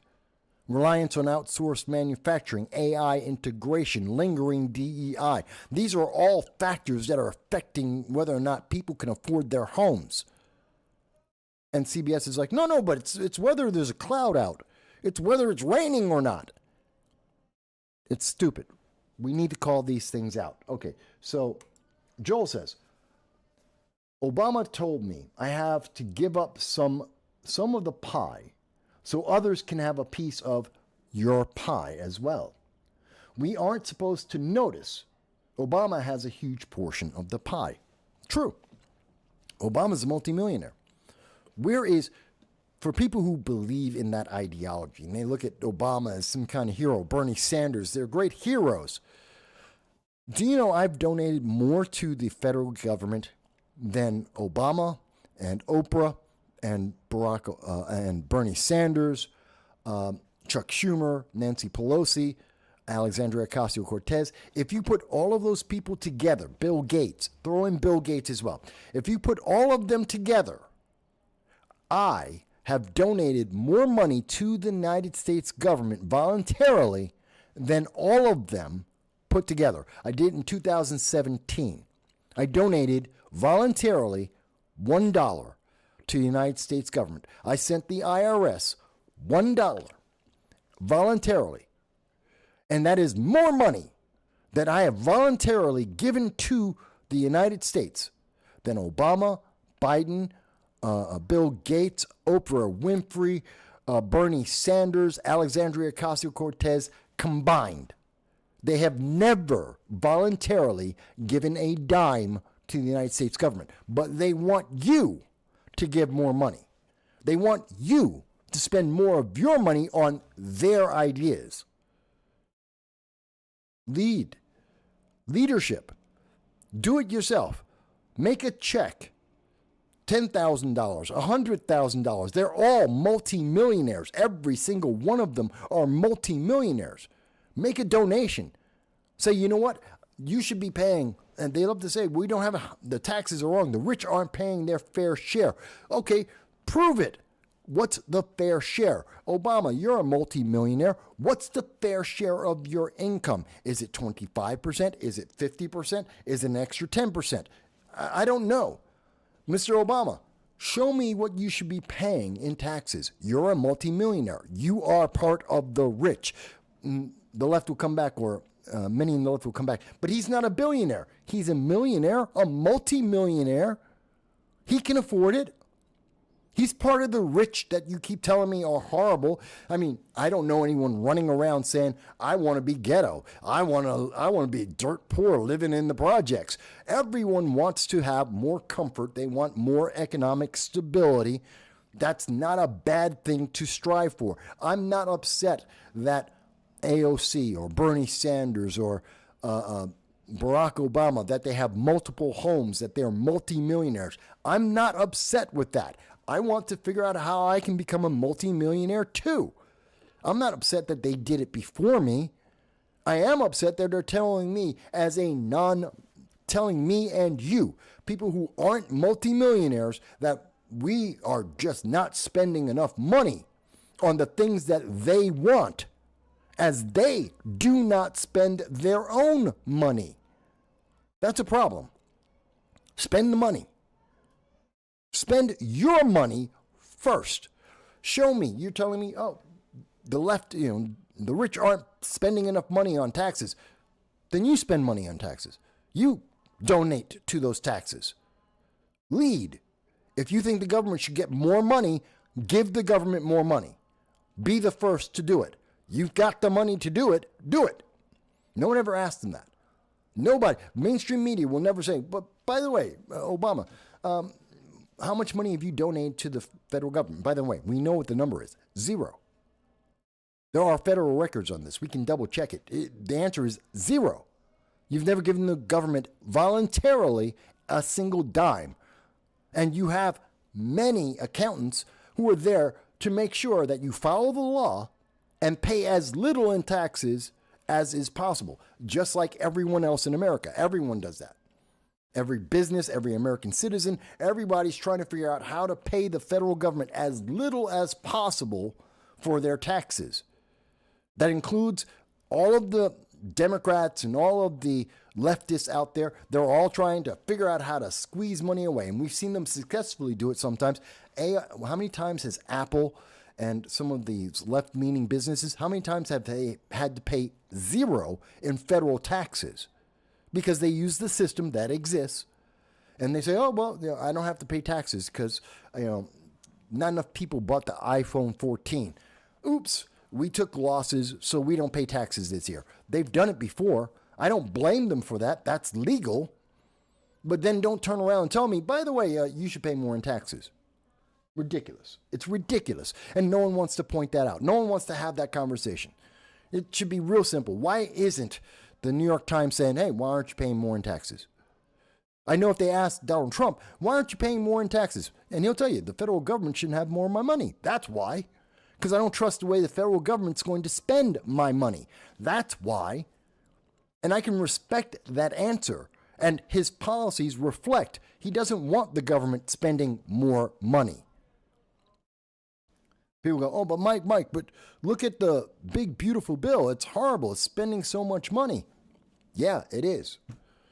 And is Trump done? The budget isn't done. We still have way too many he's shrinking government policies and agencies, but where's Congress? Where's Congress saying, no, we have to cut off all the money to these things. We have to shrink the size of the government. The president is limited in what he can do. The purse strings are with Congress, not the president. The president can manage how the money is spent after it's been allocated. The money is being allocated. We're still spending the money. That's from Congress. Members of Congress on the left and on the right need to be held accountable. Pass the laws. Defund the Department of Education. Defund at least 50%, if not all, of the ATF. Defund these things that have failed, objectively failed in their missions. Spend money on other places. We could take the $120 billion that is normally spent on the Department of Education, which has failed. That's why, as we showed you, we have students in Hartford who are graduating from high school, public high school, going into college, and they are illiterate. They cannot read or write. That is not uncommon. It's happening in Connecticut, in Hartford, and it's happening across the country. Doesn't matter what your income bracket is. And that's a failure of the Department of Education. We have seen the numbers, the overall graphs, the capability of American students in math, science, English, reading comprehension have been going down since the Department of Education has asserted itself, which is basically the mid to late 80s until today. The more that the government has been involved, the worse the turnout has been amongst our students. That is a failure. Why are we spending that money? Take the $120 billion. You can pay for you can pay for a ton of public housing, helping the homeless. You can help veterans. You can feed kids. It's $100 billion. That is a crap ton of money. You want to tell me you want to feed kids? We can do it with $100 billion and have plenty of money left over. You want to help the homeless? We can do it and have a crap ton of money left over. You want to help people who have need of housing? We can do it with $100 billion and have money left over, a crap ton of money left over. We can do it. Defund the Department of Education. But the leftists will tell you, no, you can't do that. No. Status quo. Got to keep it. Need the government to be big. In fact, we need a bigger government. We need more administrators. We need more paper pushers. That's the problem. We're not pushing enough paper around. This is also the answer to illegal immigration coming from the left. Oh, no, but we have to push more paper. You can't mass deport these people without us going through the process and using more people, the people we have existing, and we have to hire more people to push the paperwork around, wasting years of time to get to the same outcome. They get deported. Whether they're getting deported to El Salvador or they're going over to the South Sudan or anywhere else in the world, I don't care. And they're like, no, but you have to do the paperwork first. Why? We've already gotten the paperwork we need, which is, are you an illegal alien? Yes. Are you deportable? Yes. Done. What else do we need? We don't need another 5 years of court battles and paperwork being pushed around to come to the same thing. You are deportable. You are a criminal. Get out my country. I don't know. Maybe it's me. Maybe it's me on these things. Again, CBS is like, oh, no, but you just don't understand. No, because what you're talking about isn't a factor. What is a factor are the things you aren't talking about, which are consequences from both the Obama administration and also the Biden-Harris administration, and to a certain extent, the Trump 45th administration. These are lingering problems from prior presidencies that did not, and Congress that failed. That's the problem going forward. It's not the climate. Okay, let me move on. So I was talking about Bernie Sanders a little bit. I was talking about, let me see here. So I was talking about Bernie Sanders a little bit. I was talking about the left a little bit, talking about some of the problems that we're seeing. Now, by the way, we got another comment, and that is from Mike Has Bad Knees. He says the government is treated as a jobs program. Yes. We have way too much micromanagement of our lives from the government. And the left loves to say, hey, we need more government. Government has to be in every part of your life. No, the government is absolutely miserable at running anything except collecting money, which they're not great at, and military. That's about it. The original intention of the government was it to be super small, to only, I think it's Ben Franklin is quoted as this, the whole purpose of the government is to do only what the people cannot do. Not that they don't want to do, not what people don't like to do. The government is only supposed to be there to do what we cannot do. The people cannot protect every border simultaneously in a unified, cohesive manner across the nation. That's why we need a government. But I don't need a government to teach Johnny how to read. I don't need the government for that. That can be done in my local community. Government telling me, yeah, but Johnny, he's a kid of color, so we got to teach him Ebonics instead of learning how to read and write English. We're going to teach him Ebonics instead.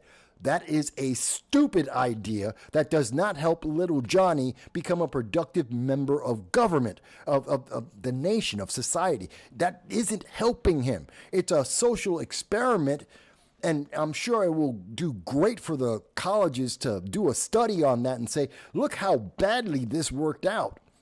But it's not going to help anyone. Some people on the left will feel great. Johnny now knows how he can speak Ebonics. Yay! We've helped him so much. By the way, he still can't get a job because he can't communicate with everyone else who doesn't speak Ebonics, who isn't being treated as if he has some kind of disability. That's not helping anyone. You're right, Mike has bad knees. The government isn't. People look at the government and say, why aren't they making more jobs? It's not their purpose. And the government making jobs for people only grows the size of government, only increases the amount of spending, and that is inflationary. And you get more poor people with the government having employed. The more the government is employing people just to push around paper, the more inflationary it is, the more that poor people become poor. Literally, the whole idea that the Democrats are putting out there is making impoverished the public. The very people they say they want to help, they are hurting because they are inefficient and wasteful. There are plenty of people on the left who will not like me saying that. They will say, Mike, I don't like that. I don't like you saying that. That doesn't mean it's not true. All right. Did I lose one of my channels? I was streaming on 5. Hang on a second. 1 second, folks. 1. What? I think I got kicked off of Rumble. You're kidding me, guys. If someone in the chat can double check, I should be up on Rumble. I know I was up on Rumble before. Actually, wait a minute. I think I can check it. Sorry, I just want to make sure that program's going out to everyone. And we were on Rumble. Are we still on Rumble? Bear with me. I'm trying to check. Gotta get through a commercial. Hang on. Really? Rumble's trying to make money here. Get rid of the commercials. Thank you. No. Okay. No, it's showing Rumble. Okay. Weird. My system is saying that one of the streams, YouTube, Facebook, Twitter, Rumble, one of them seems to be down. I don't know which one. I should be fine, but I'm just trying to double check here. No? Everything's okay. I don't know. Maybe it's my system. Anyway. Sorry. Housekeeping. Trying to make sure that everyone can hear. And for those who are mad at me to be able to yell at me. Okay. So I wanted to go into, we were talking about Bernie Sanders. We were talking about the wealthy, the super wealthy, multimillionaires, and the fact that they're not willing to do what they want you to do, that they are willing to give up their wealth while they try and take your wealth. Okay, Bernie Sanders has had a resurgence, and I would pose to you, the public, and you may disagree with me, but I would pose to you that as much as Democrats right now, I believe the last polling said about 30 some odd % of Democrats believe that the voice of the Democratic Party going forward, the face of the Democratic Party going forward, is Alexandria Ocasio-Cortez, a progressive. AOC is very much aligned with the Democratic Socialists of America, even though she's pulled back a bit from that, just like Hakeem Jeffries is pulled back a bit from being the lead of the progressive caucus in Congress. They still are progressives. They still are the progressive voice in our Congress, which is a small sliver of the American public. the voting public, small sliver of them.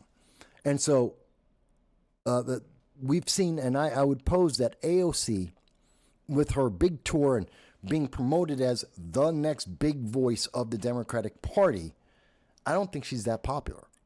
I don't think that many people actually support her.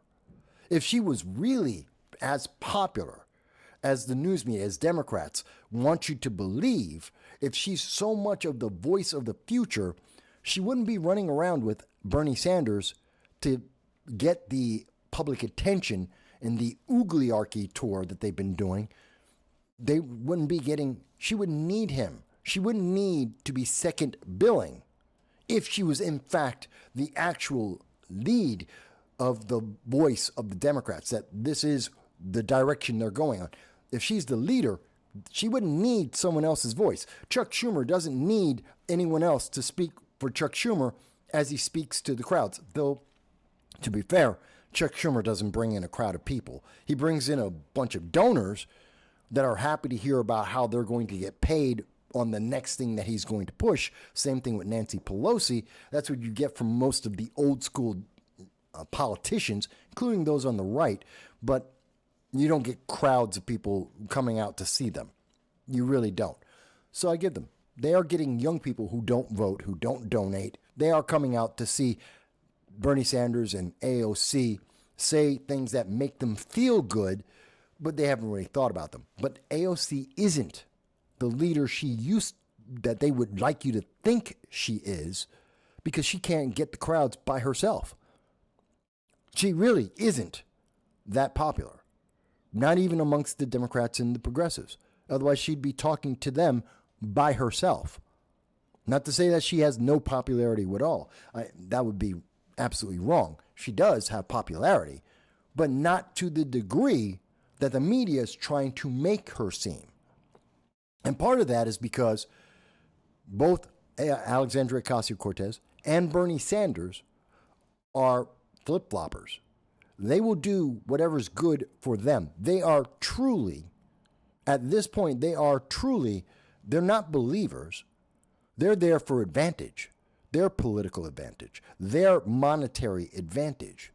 And I think there's no greater example of that than Bernie Sanders. Now, you may not have seen this. This is coming from Megyn Kelly. And normally on this program, almost every source that I have is a left-leaning source. Over 90% of everything that I present to you comes from either a government, a report, or an original report or study, or it comes from a left-leaning source almost every single time. And all of those sources, all the links will be in the description about an hour after the show, so you can see it for yourself and you can review the information at your leisure to learn more for yourself. But in this case, I am going to go to Megyn Kelly. She has her own program. She used to be on Fox. She is right-leaning, but she has her own program. She's one of the few that have gone from a corporate news media environment and successfully gone on to a private presence without the corporations. Don Lemon wanted to be Megyn Kelly. He's not. Michelle Obama wanted to be Megyn Kelly. They're not. The left is trying to figure out how they're going to find their next Joe Rogan. They don't have anyone who's Joe Rogan. They don't have anyone who can naturally draw in crowds without significant artificial backing from the party and the donors themselves. And again, I pointed out Don Lemon's an example. Rachel Maddow is maybe an example. There's many of them out there. Joy Reid is another example. They can't succeed. Michelle Obama can't succeed.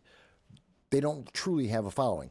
They have a popularity based on news media coverage and being promoted by the corporate news media and donors to the political system.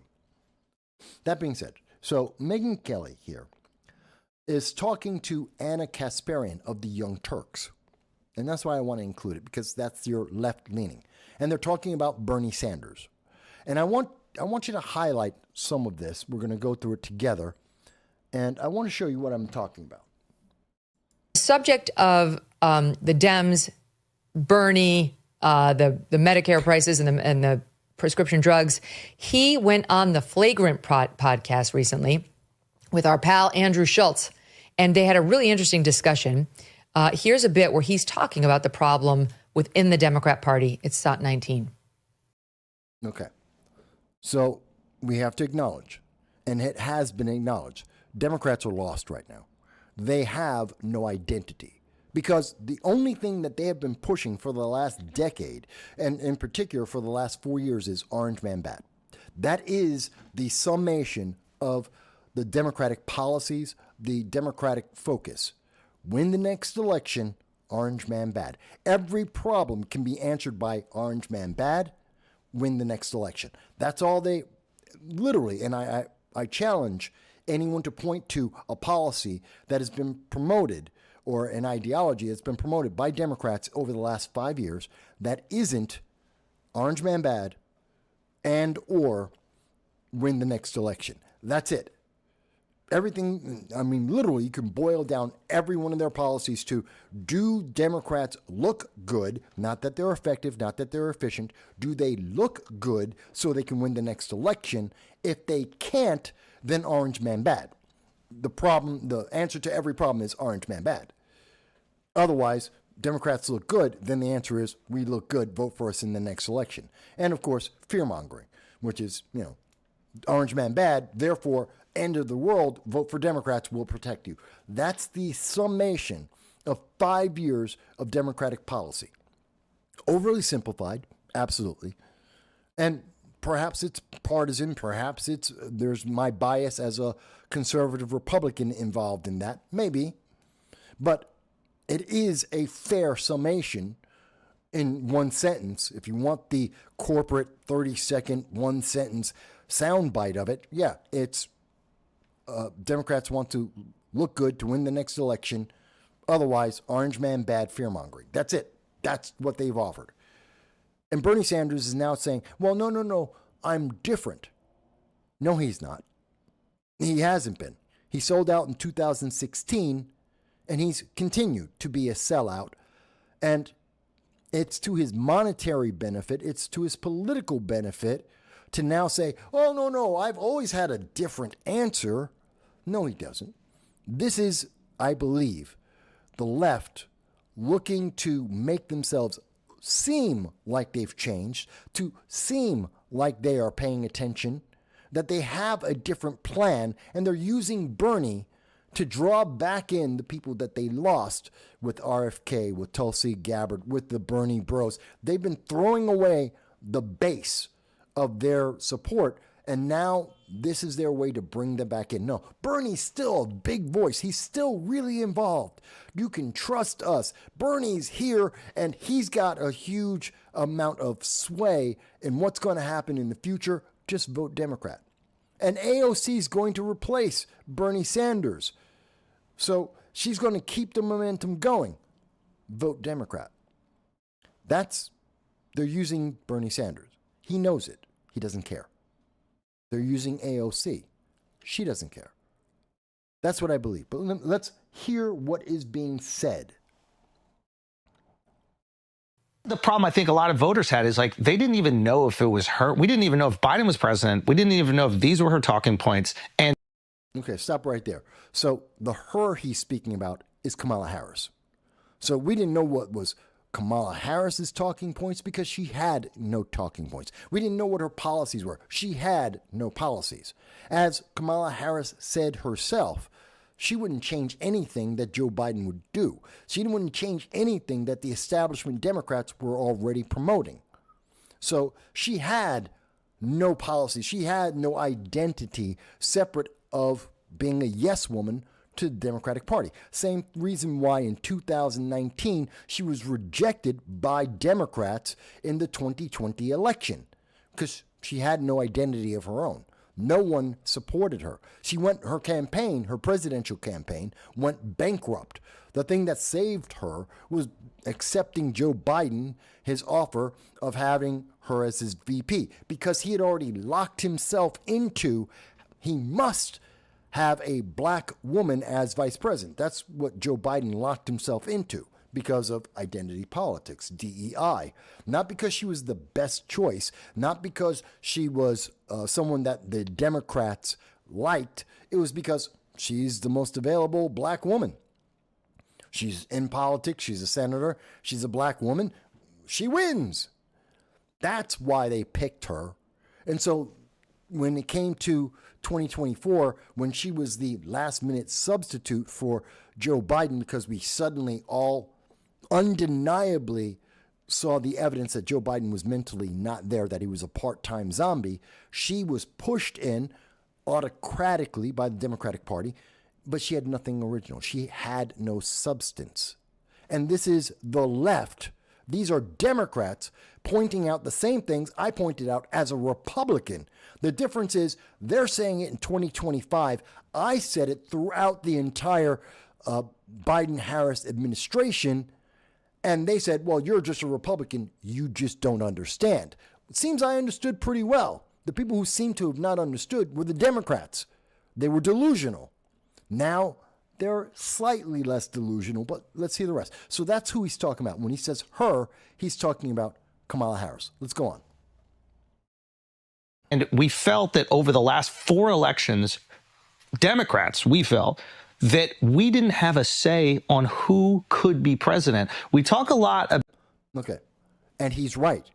In the last 4 elections, Democrats have, and we have now heard them admit, whether it's Donna Brazile, whether it's Bernie Sanders, we've heard this from, the public got to watch it happen before our eyes in Chicago at the DNC in 2024.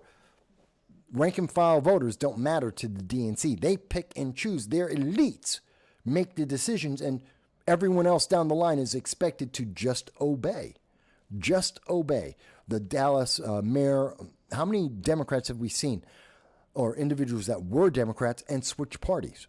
Because and over again, we covered it before. It's Johnson out of Dallas. He's a mayor, black mayor, and he was a Democrat. And he said over and over again, well, Democrats expect you to obey, to just parrot the talking points, the national talking points. And it doesn't matter if it's good or effective or efficient or useful to the public. It's just obey. Obey the party dictate. That's authoritarian. And so, yes, for the last 4 elections, presidential elections, no, Democrats don't care. The Democratic Party does not care what the Democratic people have to say. And those elites in the Democratic Party, well, they've become more and more progressive as time has gone by, to the point that now when they elected David Hogg as their vice chairman, well, he was way too progressive, and so they kicked him out. Again, this is authoritarianism. We saw Hillary was appointed because they kicked out Bernie Sanders to put in Hillary Clinton. Before that, they kicked out Hillary Clinton to put in Barack Obama. It was the elites that made that choice. In 2020, they kicked everyone else out except to take on Joe Biden, not because he was the best choice, but because he was the one that all the elites could agree on. Even though he was old, even though they were hiding the truth from the public that he mentally wasn't there. It was the party that picked Joe Biden, or was backing Joe Biden, as he was running for re-election, hiding the truth from the public. And then the moment he was gone, Obama and many others, Obama, Schumer, Pelosi, came together and said they picked Kamala Harris because of the money, because they wanted the donations. And if it wasn't Kamala Harris, all the donations that had gone to the Biden-Harris ticket had to be given back to those donors, because that ticket wouldn't exist anymore. They didn't want to give back the money. Just like Hillary Clinton didn't want to give back the money to the known felon in 2016, Norman Hu, HSU, Norman Hu, who had federal charges against him. He was one of the major donors to the Hillary Clinton campaign, and she kept the money. Even as we found out, he was a federal criminal, got arrested he was evading arrest or trying to, as he was raising money for Hillary Clinton. When he got caught and everyone found out about the charges, she kept the money because it's all about the money. It's not about serving the public. But so and this is a guy, this is Andrew Schultz. He's a Democrat. He's saying exactly what I have said, which many people on, even libertarians, conservatives, Republicans, we've been saying this for years. Now the left is suddenly going, hey, I have this idea. I don't know where I got it from, but maybe the Democratic Party is authoritarian. Just maybe. Let's go on. About the Republicans being autocrats and oligarchs and taking over democracy. But from the Democrat perspective, and I'm a lifelong Democrat, I felt like the Democratic Party completely removed the democratic process from its constituents. In removing the Democratic rank and file from the democratic process, isn't that autocratic? They say, well, Republicans they're oligarchs and they're authoritarian. And yet, there are as many, if not more, multimillionaires that are Democrats in elected office than Republicans. That's a fact.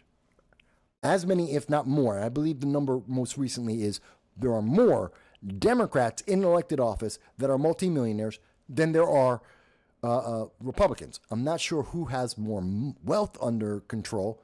Might be Republicans, don't know. But there's more, in terms of individuals, more Democrats. So oligarchs, yeah, that's the Democratic Party. Or if you want, it's the majority of people in elected office. So what? It's only Republicans are the bad ones? Well, according to the chairman of the Democratic National Committee, well, there are good billionaires and there's bad billionaires. Good billionaires are Democrat. Bad billionaires are anyone else. That's stupid. That is schoolyard logic. But this is what the Democrats are running with because they have nothing of substance to offer. And they are being autocratic, as he just said. As Andrew Schultz just pointed out, and in speaking to Bernie Sanders, they are being autocratic. They're blaming Republicans who have had primaries. Trump was primaried in 2016. He was primaried in 2024. Trump has gone through the primary process. Democrats don't. Democrats have been anointed. Republicans are going through the democratic process. But yet, Democrats are the good guys and Republicans are autocratic. How? That the evidence that we have all lived through, our lived experience tells us that's not true. But, I'm a Republican, so I'm just a bad guy.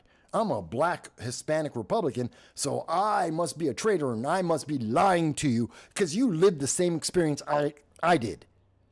Okay, so let's hear what Bernie Sanders, a supposed independent, a self-avowed communist, and someone who is in every aspect and every way a Democrat as well as a progressive. Let's hear what Bernie Sanders has to say about isn't the Democratic Party being autocratic?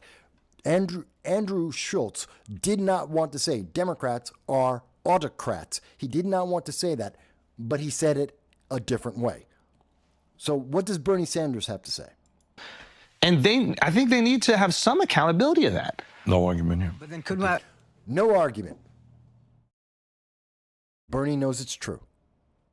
Bernie Sanders knows they've rigged all the elections. He knows it's true. Let's go on. Could we not also say if ostensibly there hasn't been a fair primary for the Democrats since 2008, are they not also a threat to democracy? Yes. We often hear. By the way, not even in 2008. 2008 was Obama. And how did Obama get the run in 2008? Because the Democrats, the elites, went to Hillary Clinton and said, you're not going to get it. You're out. You'll get a cabinet seat, but you can't run for president. And they anointed Barack Obama. That wasn't the DNC, the Democrat rank and file, that made that choice. It was the elites.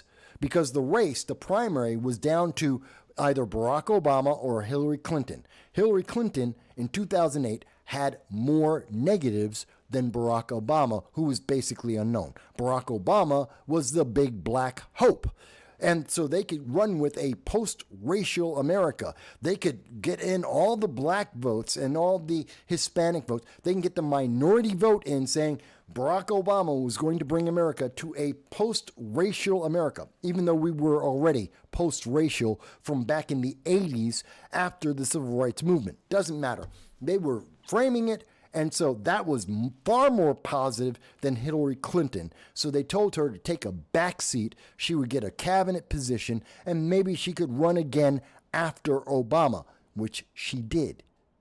The fix was in. So not even in 2008. You have to go back to 2004 before the last time there was a rigged presidential election in the terms of who the Democrats were anointing rather than who they were appointing, who was being elected into that position. So let's go on. Here. Fair enough. That is, yeah, I'm not going to argue with that point. And again, Bernie can't say it's wrong. Bernie, now, he says, well, it's since 2008, since Barack Obama, but anyone who does the analysis, and by the way, I was doing political commentary in 2008. What was it? Black One TV or something like that. I forget their exact name. The alternative to BET. In 2006, I was one of their 4 political commentators who were covering the election with Barack Obama, 2006, 2007.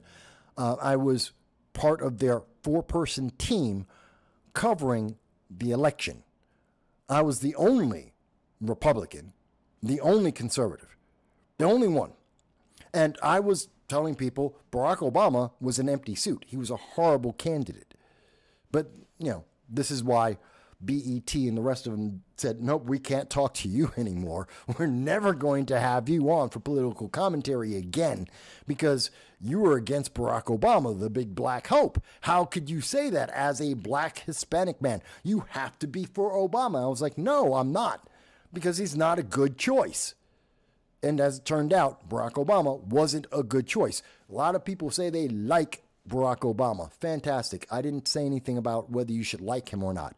You may want to have a beer or a wine with him. Have a great time with that. I could care less. I care about whether he's an effective and efficient president. He wasn't. He was transforming America because of his ideology, his political preference towards DEI and intersectionality. He was a great socialist president. He was a horrible American president. That's just a fact. But anyway, moving forward from that. So, yeah.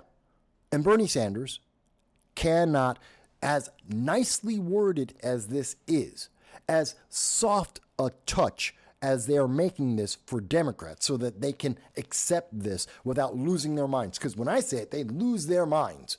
They go, oh my God, you just don't understand. Sure I do. Sure I do.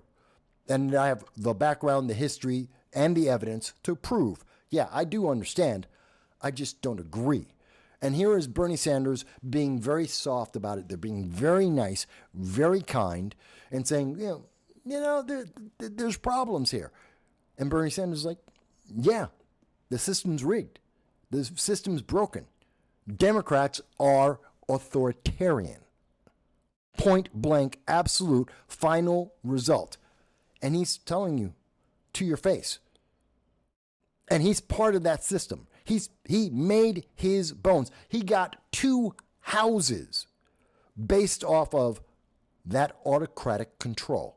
He became a multimillionaire because of that system. That's the increase in his wealth from 2016 until today. He became a multimillionaire because of the autocratic, democratic process, the system. But let's go on.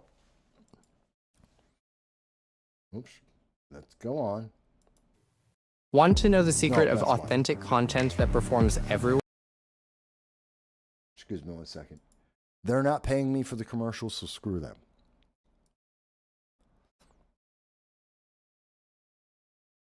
All right. Oops. So now we go back. Because I don't care about the commercial. So let's play perspective, and I'm a lifelong Democrat. I felt like the Democratic Party completely removed the democratic process from its constituents. And I think they need to have some accountability of that. No argument here. But then could we not also say if ostensibly there hasn't been a fair primary for the Democrats since 2008, are they not also a threat to democracy? Yes. We often hear. Fair enough. That is, yeah, I'm not going to argue with that point. I love the way he talks. So now we're going back to Anna Kasparian of the Young Turks, addressing what just happened. Now, I'm not going to play the whole thing. I'm just going to play a little bit more. So now we're going to the Young Turks, who are supposed to represent the younger movement, the youth and energy of the progressive movement, the left-leaning side of the Democratic Party. And is Anna Kasparian, who is one of the more outspoken leftist progressive voices out there, is she going to say, well, Bernie, he didn't quite get it right, or that Democrats are absolutely autocratic? Where is she going to land with this? This is the answer. The accent is just so great to listen to. He's not wrong, right? I mean, he of all people has standing to say that because it happened to him twice. Yep. Yeah, I mean, Bernie's back. And what I mean by that is he's realized that you can't really play nice with the Democratic establishment. And no, he's still playing nice with the Democratic establishment. He's still making money off the Democratic establishment. He's still buddy-buddy with everyone he's been buddy-buddy with throughout his entire career in Congress. He's still making money. So, yeah, he's still playing nice. It's just that now he's moved into another phase where he's like, okay, we need to change the way we're approaching people so that we can try and convince them to give us more money, to give us more votes. Do we need to pretend like we are actually paying attention to the public, that we've actually made a change after this election? Yeah, that's what he's doing. But he sold out twice. 2016, 2020. I know the Bernie bros out there hate that, and they hate to acknowledge that, but it's the truth. He sold out twice. Sold all of the Bernie bros, the progressive movement, under a bridge. I don't like the progressive movement, and I'll tell you that the people who believe in progressivism were sold out. They had the rug pulled from under their feet, and Bernie Sanders was the guy who was pulling hard. And right behind him was the rest of the Democratic Party. I think it's interesting and telling when we hear this. Anna Kasparian has no disagreement. It's a 9-minute video. You'll see the link in the description. You can go and check it out for yourself. She admits everything that I said. You're being used. And they're trying to play it for their advantage. We're going to be taking a break soon, but not quite yet. Let me go on to something else. So, the left are lost. They have no leadership.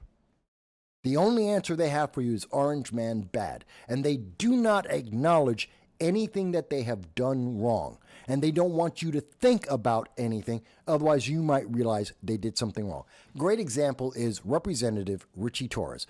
Now, Representative Ritchie Torres is my congressman. He's in the New York 15th District. And nobody, no normal person walking down the street will recognize him. We have never seen him in this district. Everywhere I go in the Bronx, no one has ever seen Ritchie Torres. He does town halls. I'm not going to say he doesn't. But if you aren't at a town hall, if you're walking up and down Boston Road, Gun Hill Road, you're over at Fordham Road, you're walking around the Bronx, Eastchester and the projects, you have never seen Ritchie Torres. You have no idea who Ritchie Torres is. If he was walking around, no one would go, hey, Mr. Congressman. No one knows him. And he knows it because he doesn't represent the New York 15th.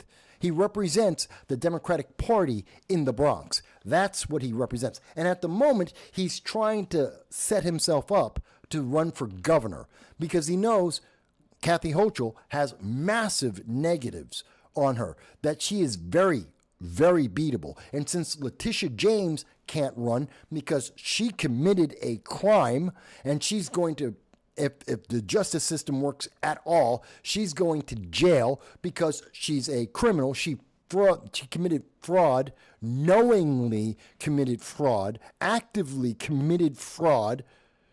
So she's out. Letitia James is going to be the competition for Kathy Hochul. But the Democrats want somebody who probably can win, and it ain't Kathy Hochul. And it can't be Andrew Cuomo. He's going for mayor, and he's a disgraced figure because of his past actions and criminality. So who do they go to? Well, Ritchie Torres is hoping it's going to be him. But Ritchie Torres has no record. He's done nothing of significance, nothing of substance. Nobody knows who he is. He's not a national figure. So he has to get himself out there. He's trying to raise money. He's trying to gain support. He's trying to make it seem like he is a viable candidate on a national level. Mind you, upstate New York, nobody knows who he is. Nobody in upstate New York. I lived upstate in 20 years. I've run for Congress upstate. I've been deeply involved in upstate politics for decades. Nobody knows who Ritchie Torres is. He's not going to win the upstate vote. He's out of his mind if he thinks he's going to win. He thinks he can win because he's Hispanic. He thinks he can win because he's got New York City. He can't win. He can't. He's not good enough. He's got nothing to point to. But Ritchie Torres is here. And so he's going to help the Democratic Party, and he's going to try and help himself. And he's on MSNBC. Of course he is, because he won't talk to anyone except the deep left news media. He won't take questions from other people. He won't answer his constituents. He won't do that. So Ritchie Torres he's there on NBC, and he says, there is no congressional district in America that has a greater stake in Medicaid than my congressional district in the Bronx. The Republican assault on Medicaid is an assault on the Bronx. We cannot let it stand. The difference between Medicaid and Medicare. Medicare, and people often get this mixed up, Medicare is for those who are 65 and older. It's for elderly Americans. Fair enough. Medicaid are for the poor. If you're poor, you can get Medicaid. If you're old, you get Medicare. Fair enough. That's the most simple description of the two programs. They basically do the same thing. One helps poor people who are under 65, and the other one helps people who are 65 and older. That's it. So what he's saying here is there is no congressional district in America that has a greater need of Medicare, of giving health care to poor people, than in his congressional district, the New York 15th, in the Bronx. Which means the Bronx have more poor people that cannot afford health care than anywhere else in the nation. He has failed the public. He's trying to say that this is a Republican issue. It is a Democrat issue. It is Democrat policies. Democrats control and have controlled for about for 60 years. Democrats have controlled New York politics. There has been a single party rule. Republicans have absolutely no majority in any part of the government since about 2015, a decade. Democrats have it all. They have the legislature, that's the assembly, that's the New York State Senate. They have most of the major cities. They have almost every single position in those major cities, many of the city councils throughout all of the 62 counties of New York. Democrats control New York. Democrat policies, which are left-leaning and very often in the bigger cities, very progressive, are what have dictated the economy and the population of New York State. Republicans have nothing to do with it. Republicans around the country have nothing to do with New York State or with New York City. No influence. And in the city, 6-1, there are 6 Democrats for every 1 Republican. Democrats control the city council, they control the legislature, they control the state senate, they control the governor, they control the mayor. That's all on Democrats for over a decade, for decades. That is the story. And Ritchie Torres is saying, but it's Republicans' fault. It's Republicans' fault that the Bronx, in the center of New York City, in New York State, controlled by Democrats. Well, the reason why people are poor in the Bronx is because Republicans, orange man bad. There you go. Orange man bad. Let's blame Trump. Let's blame Republicans. Let's blame MAGA. You're out of your mind, Ritchie Torres. You're so completely wrong. And by the way, Ritchie Torres, I will provide you, Representative Ritchie Torres, my congressman. Let me be very clear. If you think I am wrong in the way I am representing your argument, if you think I am wrong in what I am stating about the evidence of Democratic control and that the consequences of only Democrat rule on New York City, New York State, the Bronx for decades now has been absolutely negative, has been harmful, has increased poverty and crime. If you think I am wrong in my assessment, then I will give you as long as you need. I'm not MSNBC. I'm not going to have you on for a 15-minute segment. I will give you 15 hours if you need. I will give you nonstop coverage, and we can go through the issues point by point. Tear me apart if you can, Representative Ritchie Torres. Let's see who understands the politics and the policies and the consequences better. You and your entire staff, or me, one man by myself. Let's go for it. I will have you on this program, and I will respectfully, I will ask you the questions. I will give you my conclusions. I will provide my sources.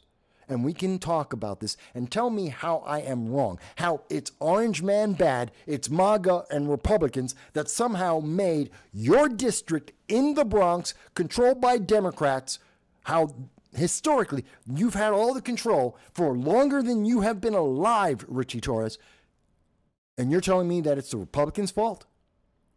That your district is so impoverished that there is no county in the entire country. We're talking about over, I believe it's 3,000, about 3,000 counties across the entire country of 350 million people. There is nowhere that has greater need than the Bronx. Mississippi, one of the poorest states in the entire country. You're telling me that people who live in Mississippi, which is absolutely impoverished compared to everywhere else, there is greater need for Medicaid, which is based on poverty, in the Bronx than in Mississippi.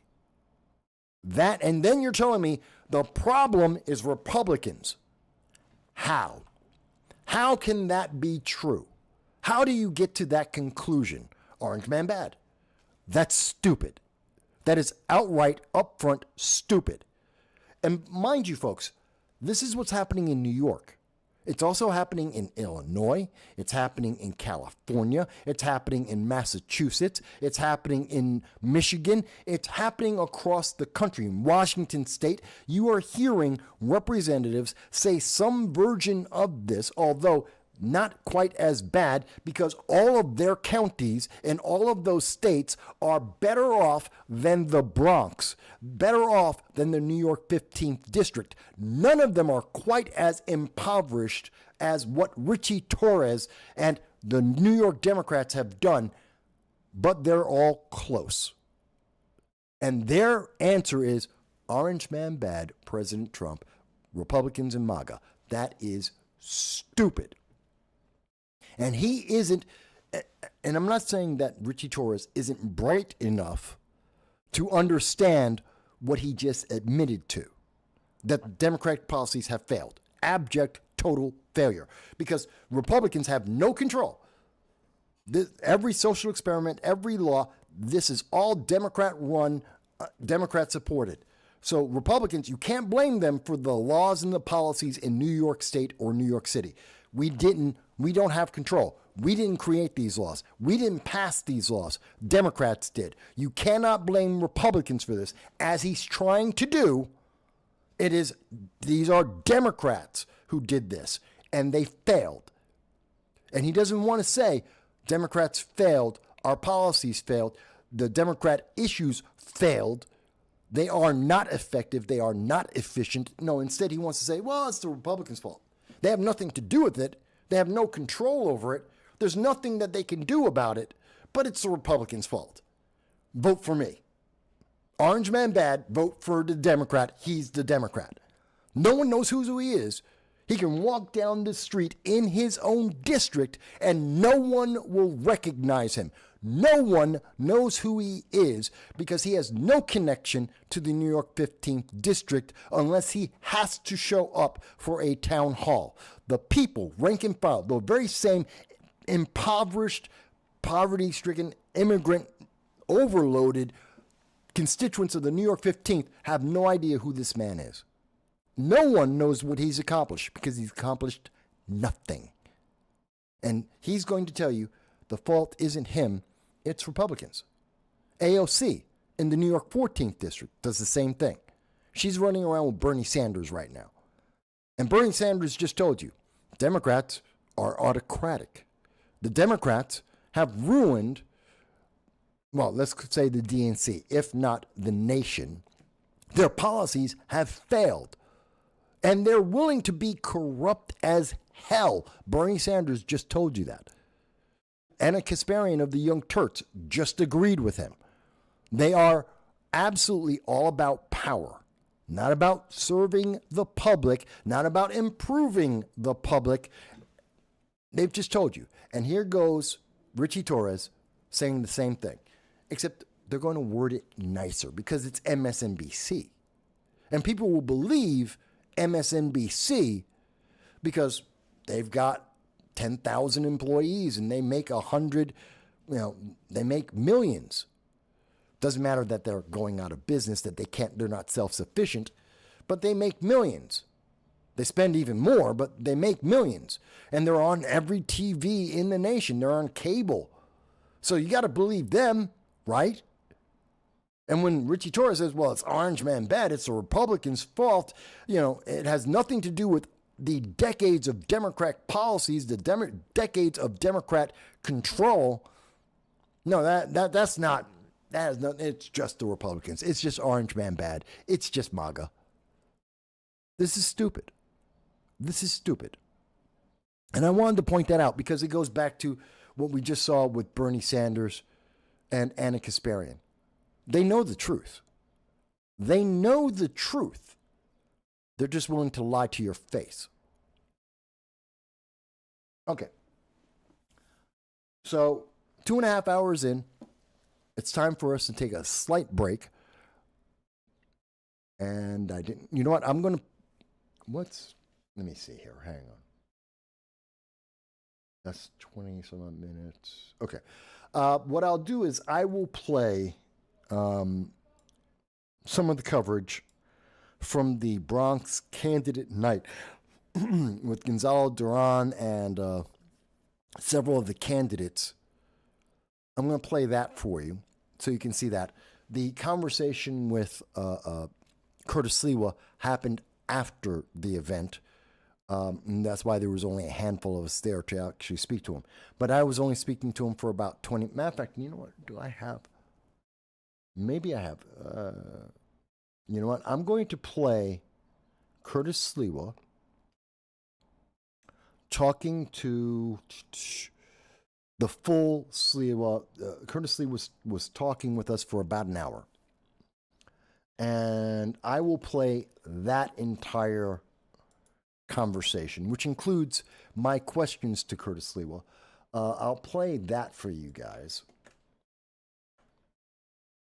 for the break. We'll be gone for about 45 minutes. Bear with me. So I'm going to play this for you guys. And then when we come back, we're going to talk a little bit about what's happening at some of the colleges at Harvard University.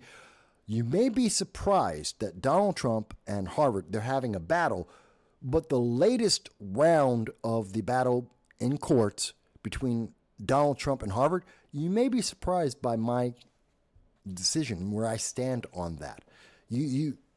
It'll be very interesting. A lot of people may be surprised about that. We're going to talk a little bit about that.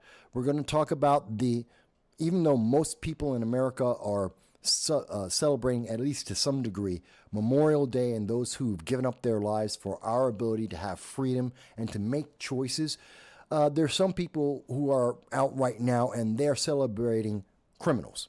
Literally, they are marching and they are celebrating this Memorial Day weekend convicted criminals, violent criminals. They are out very proudly saying that we should be talking about crime.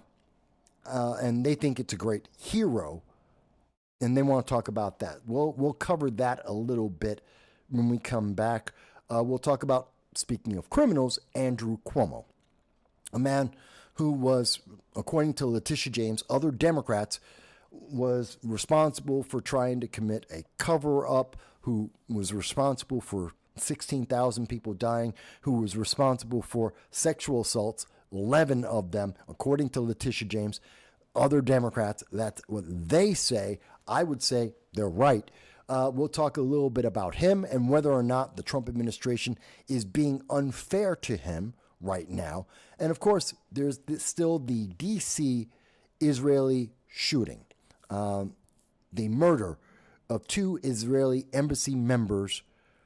There's some conversation, and I think, again, Sabby Sabs, a progressive, has a unique take on this, and I want to address both what we know about Elias Rodriguez, what we know about the left-leaning movement, and what the left is saying about this murder, as opposed to what pretty much everyone else can obviously say about this. So we're going to have that little conversation. I'm going to come back in just a moment. Oh, Hal. Hal is with us. Hey, Hal. Thank you for your support, by the way, everyone who's been watching. Please do like, share, subscribe.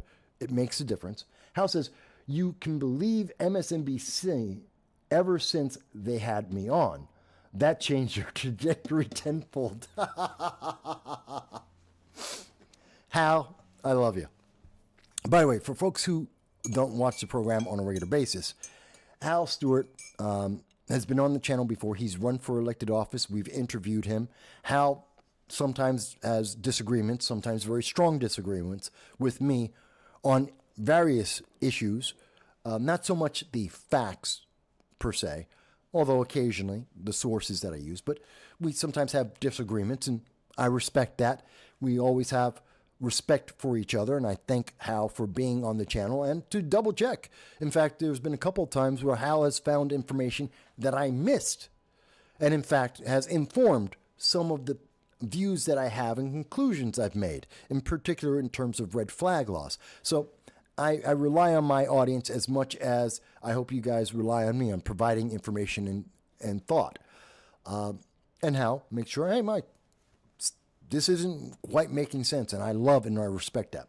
And Hal was on MSNBC when he was running for office. By the way, he was speaking to me, if I remember correctly. He spoke to me before MSNBC, so they got the idea from me. And my interview with Hal was longer than MSNBC. I gave him more time to speak to the public than MSNBC did, but they are bigger, so there is that. But yeah, good work, Hal. So just a shout out to Hal, who's also a supporter. He's a member. He's donated to the channel before, and I respect him and thank him for that as well, which you can do too. For $1.50, you can join the Patreon. You can always donate to PayPal, or you can do a super chat. You can do a Rumble rant for whatever amount you want, which we would appreciate. It helps to support the channel. And, or you can buy like a mug. I think I have that in the window. But as I said, we're going to take a quick break, 45 minutes, then we'll come back It is 5:15 right now. We'll be back at 6. And then we'll go through some of those other issues that we've been talking about, what's happening around the nation, what's happening with our colleges, what's happening with Andrew Cuomo, and what's happening with the Israeli DC shooting. So, back shortly. All in favor of the city of yes. They're all in favor of shelters, migrant shelters, and lithium-ion battery warehouses, because that's all part of what they believe is green energy.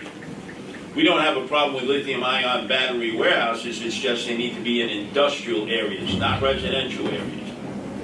And these companies that have formed LLCs that have bought property to put up these lithium-ion battery warehouses are doing it in residential communities. They're not buying in industrial areas. It's more expensive. So if you went into Hunts Point, way back near the water, not far from the marketplace, the land there is twice as expensive as if you bought land in the residential area of Hunts Point, let's say by Casanova or Beretta. Twice as much. So they don't want to spend the money in an industrial area, so they're buying up property in residential areas, and then they're claiming they have the right to put up the lithium-ion battery warehouses because the city of yes permits them to do it. They don't have to go to the city council person. They don't have to go to the community board. They don't have to get acceptance from anybody. Zoning laws do not apply to them. That's all because of the city of yes. And most people don't understand what the passage of the city of yes did to the Bronx, to Queens, to Brooklyn, to Staten Island. It does not apply to Manhattan, because Manhattan has none of those things. Basically, Manhattan leads and they expect the other 4 boroughs to follow. That's not the way it's going to be. Manhattan has to do its fair share, and they will not have a lithium-ion warehouse. They will not have a migrant shelter. They will not have another shelter. So it's basically, we're going to farm all of that out to the outer boroughs, and that's where we got to put our foot down. We are the only candidates who are saying no to that. All the other candidates are saying yes. They may not be saying it loudly, but they're not joining the opposition. Now, as you saw when you came, yeah, that's fine. As you saw when you came to Flatbush Avenue and Quentin Road, when we had that protest against the lithium-ion battery warehouse, you saw Democrats and Republicans together. We have to do more of that, because if we can't get Democrats involved, they're going to use this election cycle and say, oh, we can't be with them. A campaign is taking place. We can't be photographed with them. We can't be seen on the same stage as them. But we have to be able to break through on the other side. So when we had the rally in the Bronx on Boston Road, there were no Democrats. Democrats represent that area. They aren't even interested. Even once you brought it to their attention, Gonzalo, with the demonstration you had, notice, no Democrats followed up on it. No Democrats said, oh, we didn't even know that that's what they were trying to do there. So basically, they see no evil, hear no evil, speak no evil. And at some point, the developers may actually approach them, because they are the elected officials, and wine, dine, and pocket line. This is what they always expect. You know, what's in it for me? You scratch my belly, I scratch yours. And especially in a place like the Bronx, they're banking on the fact that people are not going to do anything. Like when they put the migrant shelter on 141st off Rutgers. They banked on the fact that they could stick 2,100 single able-bodied young men of military age with nothing to do and nowhere to go, and that the community would not be protesting day and night like they have in some other neighborhoods. And they were right. The only ones who stood up were Republicans and conservatives, no Democrats. They did that cowardly too. Excuse me? I said they did that cowardly because my best friend lives right in that area, and they had that building up for about 4 or 5 years before they even tried to secretly move it. So it was already up and finished. Yep. And then out of nowhere, it was like, yeah, it's a migrant shelter. Bloop. Done. A lot of money in shelters. So friends of Eric Adams, whoever that LLC is, we still haven't been able to connect all the dots on that migrant shelter.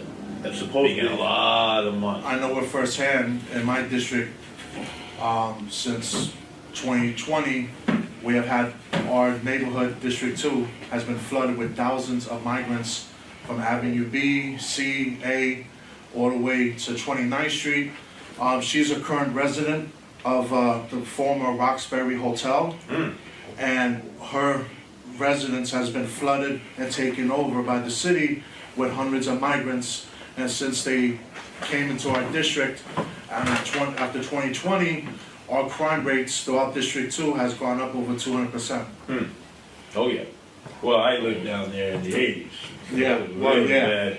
In the Lower East Yeah, Side, that's the 80s. Avenue That's A, St. Mark's Place, really bad. I man. know. All the Thompson Square drugs. Park, yeah. All the drugs. And now rumor has it that they're looking to put another prison right there on Brooklyn Avenue on 141st. Oh, I went on the down. other They side. put everything in the South Bronx. They put construction waste. They put toxic waste. They have a woman's shelter down the block. They have the juvie jail blocks away. They have rehab centers. They want to put an injection center there where guys and gals can go in and get an injection done for them. All in that area. They're destroying the South Bronx, and they don't care because they want the property. That's really what it's about. Follow the money. Always follow the money. Has nothing to do with being black or white or Hispanic or Asian. If they can make money, today it's $400 a night to house migrants per migrant. They're going to go for that money, as opposed to build affordable housing for the people. And they destroyed NYCHA. I lived in Jacob Reese Yeah. over 35 years, and it's disgraceful. We still have brown water. We still have apartments repaired. Mine is one of them. Lydian Ward, Baruch is even worse. Yeah. Well, you have 6,000 Well, we got 17. apartments warehoused in NYCHA. That means apartments that could be available They're empty. to people in need, and they keep them empty. I got 2 vacant in my floor alone. Right? And for like 2 years. Yep. Mr. Sliwa, excuse me for a moment. First, by the way, folks, it's no soundbites allowed. We're live. We're in the Bronx. It's about 9:45. Mr. Sliwa's just come over, and we thank you for taking We some thank you time. for your time. Thank you. And we are live. And I know you know, but again, just to let everyone know, we are live. Mr. Sliwa, speaking about the Bronx, I was at the event for the lithium battery plant on Boston Road, which is not far from where I live as well. And I know that you're mentioning that you have been following up on that. Yeah. There are also another, I believe it's 17 plants that are planned throughout the city, inside the city itself. If you can win the election, well, my question is actually in 2 parts. One, how are you going to get more attention? Because the mainstream media, as you correctly mentioned, is not touching this story. The mainstream media are not touching this story on purpose. They obviously have political agendas. What is your plan over this summer and up to the election to make the public more aware about the danger there? The second thing being, let's assume that you win, which I would enjoy. But assuming that you win, what would you do in place of the lithium battery plants if we accept the message that's out that says that we need these plants because of renewable energy, because of the basically green policies of New York State? Well, number one, you need the lithium-ion warehouses, battery warehouses, because when Andrew Cuomo was governor, he took Indian Point offline and produced 1/3 of our electricity. Okay, you don't believe in nuclear power, although he owns stock now. Yeah. He's a hypocrite. But, okay, so you didn't believe in nuclear powered energy. What did you replace it with? Natural gas? He said no to natural gas. Hydroelectric, there's not enough generated up in the New York State-Canadian border. And now they're talking about windmill-generated energy, which the president stopped, then made some kind of deal with Hochul, and now they've renewed that. So it's that energy created by the windmills off the South Shore, off of the South Shore, Nassau, and Suffolk. that would then be cabled in to Red Hook, where there's a terminal, and then that energy would then be dispatched to these lithium-ion battery warehouses. Most times, you would not need that energy, but in the summer, they've had brownouts in these neighborhoods, and Con Ed is saying we have depleted energy resource and greater demands because of all of these gadgets we now have.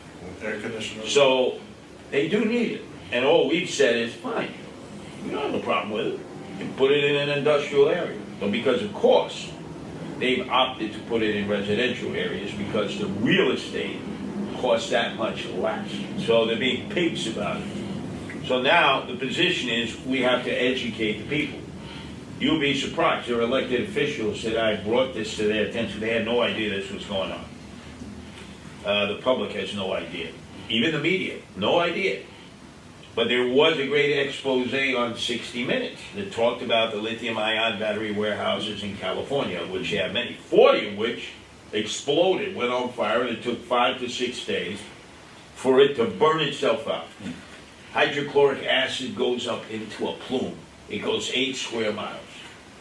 All right, eventually it goes away, but you have a mini Chernobyl. Now, you get back to your house, who's going to want to buy your house?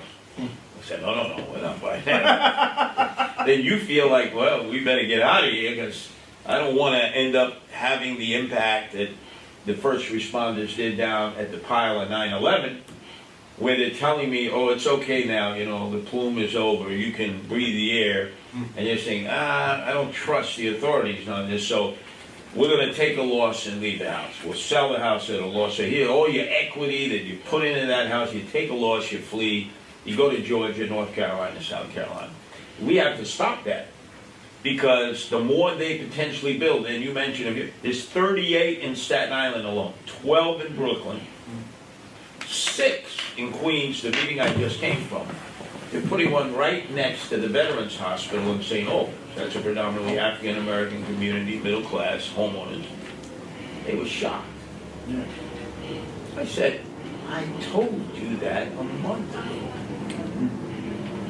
Well, you're a Republican. We thought you were just trying to get us nervous and get us to listen to you. I said, I haven't been wrong yet. If you look at the property purchases, you look at the LLC, you trace it back to 9/9. So now they're all engaged. I said, but if we would have been ahead of the curve a month ago, we could have done a lot more. But that's okay. So they're having a rally June 7th on a Saturday. And then they were having a discussion of, well, I don't know if the community will want you to speak. I said, what are you talking about? You wouldn't have known about this without my wife doing the deep dive on the property, and they've now acknowledged they're going to put a lithium-ion battery warehouse. Yeah, but you're a Republican, and there are a lot of Democrats there. I said, I work with Democrats all the time on these issues. It has nothing to do with this. It's not a political issue. This is a human issue. So we have to break all these constraints.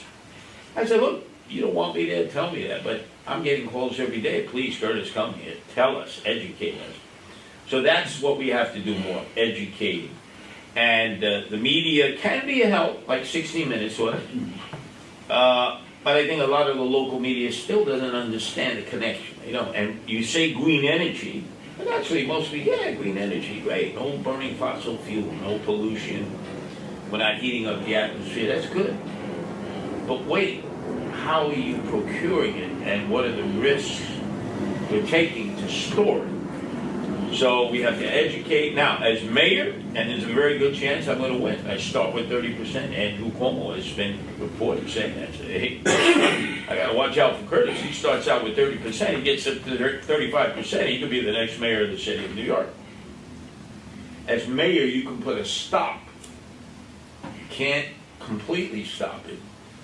As mayor, you can direct those people you put in charge of agencies, Department of Buildings, EPA, Environmental Protection Association, and say, I'm going to put a stop order on this until we do a fully thorough research of whether this is going to be a danger to the community. Then you meet with 9/9, now that you're mayor, and you said, you could have your lithium-ion battery warehouse, But you're not going to take a shortcut. You're going to have to purchase industrial property, or we're going to take you to court. Because this is a danger to human beings. So you want to get tied up for years? Because remember, the city has 1,000 attorneys, corporation. I know that first time. Or would you like to speed up the process? Now you're going to have to pay more money because you're going to have to sell the plots that you already bought in the residential areas, which is worth less than the industrial areas, but we could help you speed up the process in the industrial areas. So, again, you're helping them, but you're also warning them. If you think you're going to be able to put in a lithium-ion battery warehouse in the property you own in residential communities, we'll tie you up for years. So from a business perspective, they're going to meet with their board. They're going to, the mayor's going to play hardball. He's going to pull out the lawyers, corporation counsel. He's going to tie us up in litigation. But he's also saying if we just change our plans and move our sites to industrial areas, he doesn't have a problem with it because he knows we don't have enough electricity. I don't want to see brownouts and blackouts. That's devastating to communities and the economy. So I get it, and then it's up to them. It's their choice. I don't think they'll play hardball. I think they know that they thought they could get over because of the city of yes. Okay. As a follow-up, Yeah. so I can see you've put a lot of thought and research into this to understand the issue, as opposed to what we're hearing from the disgraced former mayor Andrew Cuomo, former governor Andrew Cuomo, and he's been giving us a lot of platitudes on these issues. He hasn't had a substantive answer, and you've provided a substantive answer. Right. And part of the result is you're going to go out, as you mentioned, with some of the rallies. You're going to continue them like you did in the Bronx on June 7th. Is going to be the next one. Given that New York has great need of replenishing the businesses, under Andrew Cuomo, under Kathy Hochul, New York State has been losing about 300,000 people per year, offset by about 100,000 illegal aliens, which gives us the 200,000 number that we've been seeing in the news media for about a decade. But with that exodus, we know that over, I believe it's $20 billion of businesses that were owned and small businesses that were running in the city have left. Magnified by 2020 and the lockdowns, we've seen that. We haven't seen anything replace that. Do you have a substantive idea, at least, or a plan that can help bring back business, small business in particular, something that New York City has really relied on substantively throughout our lifetimes. That's been the backbone. Yeah. Do you have a plan or at least a path that would bring back small business? Well, again, when Eric Adams beat me and became mayor, he said, he was going to convince businesses to come back to New York City. Once they've left, they're not coming back. Because they're in an environment where they pay less taxes, they have less restrictive codes, it's easier to do business, they have a better trained workforce, better quality of life for their employees, better schools. There's no way they're coming back. But with all this empty space now, all the retail space, why is the retail space empty? Not all of it, but a good majority of it, because of the shoplifting. Mm-hmm. If you stop the shoplifting, especially the new immigrant community who wants to own their own businesses, will take a chance at investment. Nobody's going to invest in setting up a retail operation, whether it's a candy store, whether you're selling chips, whether you're selling apparel, clothing, whatever it is that you have a dream, an aspiration. I want to live the American dream. I always dreamed of having my own shop. Nobody's going to do that if you think your product is going to be shoplifted out and the people doing it are not going to be prosecuted, and more importantly, there are no consequences. So there's no desire for you to have to go through all the regulations, all the red tape. The fact now is that electricity rates have skyrocketed because of Andrew Cuomo when he eliminated the amount of energy we have. Sewage rates, water rates. Now you got to buy a garbage can, from the city. It's like all these things that are detrimental to setting up a new business. So I think my job is to keep the businesses that we already have here. And then once you can stabilize the situation with an improvement of the quality of life, then maybe new entrepreneurs will come along, especially in the immigrant community, and want to take a chance at development. Look, you walk in Manhattan, you see all the retail space. Yeah. And the sad thing is when it's empty, it's almost chintzy. They put up the brown butcher wrapping paper on the windows. That's what we used to put on our books in public school. We couldn't afford the more expensive book paper like When you that. didn't have money to buy the regular book covers, you took that paper bag and... That's right, exactly. Or the newspaper. So you look at this prime retail space along Madison Avenue, Lexi, empty with butcher brown block paper on the windows, which makes it look so bad. And you say, we got to first try to get people to want to set up shop in these spaces. The other thing I would do temporarily is we have a problem. We just qualified for the Protect Animals Independent Line, which people of all different political persuasions will vote for you. For me, especially because I and my wife's life dedicated to rescuing animals, and we're going to have no-kill shelters. You put dogs and cats in some of those windows, and it's like the song, how much is that little doggy in the window?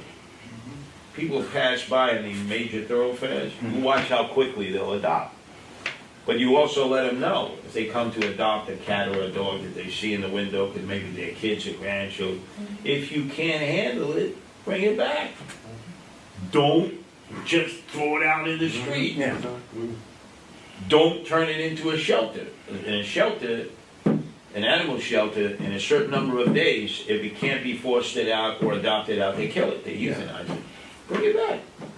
So you make some productive use, and then you find other uses for the empty space. And because you have activity and people walking up and down the streets, and now you're starting to generate, is there a feeling of safety? Do we have no shoplifting going on? Have we removed the homeless and the emotionally disturbed so you feel safe and secure walking up the streets, coming out of the subway? All of that is an inducement to you as a potential entrepreneur to say, yeah, with the help of the city, I'll try to set up a shop. I've always had a dream, of selling silk or selling carpet, or whatever it is their dreams are. That's how the city can be helpful for the small mom and pop shops. The bigger businesses will be very hard because everybody is recruiting them out because they have much better offers, and they'll sweeten them up. They'll actually say, for the next 10 years, you don't have to pay property tax. We can't do that. Yeah. We can't let some big business like Amazon or whatever come in, and then because they're providing jobs, which is what we need, no taxes for 10 years.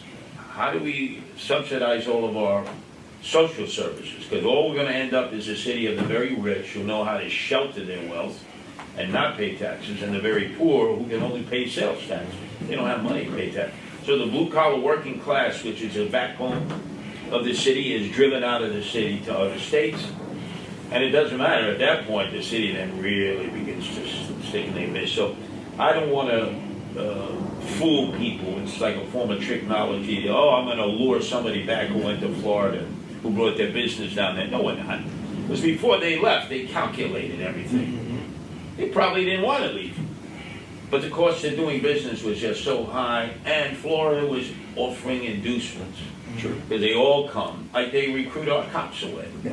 Because the cops realize, wow, with 2 or 3 years of experience in the NYPD, I now have different departments contacting me as to whether I'd like to actually move to Tidewater Peninsula in Virginia. Oh, they're going to pay for my housing for a year. They're going to give me a bonus. And I don't get abused being a cop down there. And I have promotional opportunities because I have the experience of being a New York City police officer. They're out the door, they're gone. And they're recruiting every day. We're down to 31,000 police. We need to be at 40,000 level. So unless we get control of the streets and the subways through public safety and return to quality of life, you're never going to be able to convince businesses to come here invest here, whether they're foreign or they left and now you want them to come back. It's almost, you got to stabilize what you have. Since it's a rare opportunity, would you mind if we ask the question? Sure. These guys stayed pretty late. Absolutely. Oh, I only have one more because I don't want to capitalize, and I know we're live. And I do appreciate that you've given us the one-on-one. I don't want to take anyone else's time up. One simple question, and I'll shut up.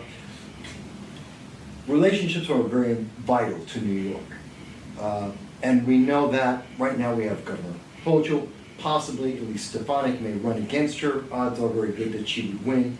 She's in New York 21st District. Obviously, we have President Trump for the next 3 years, and then we'll see who takes over after that.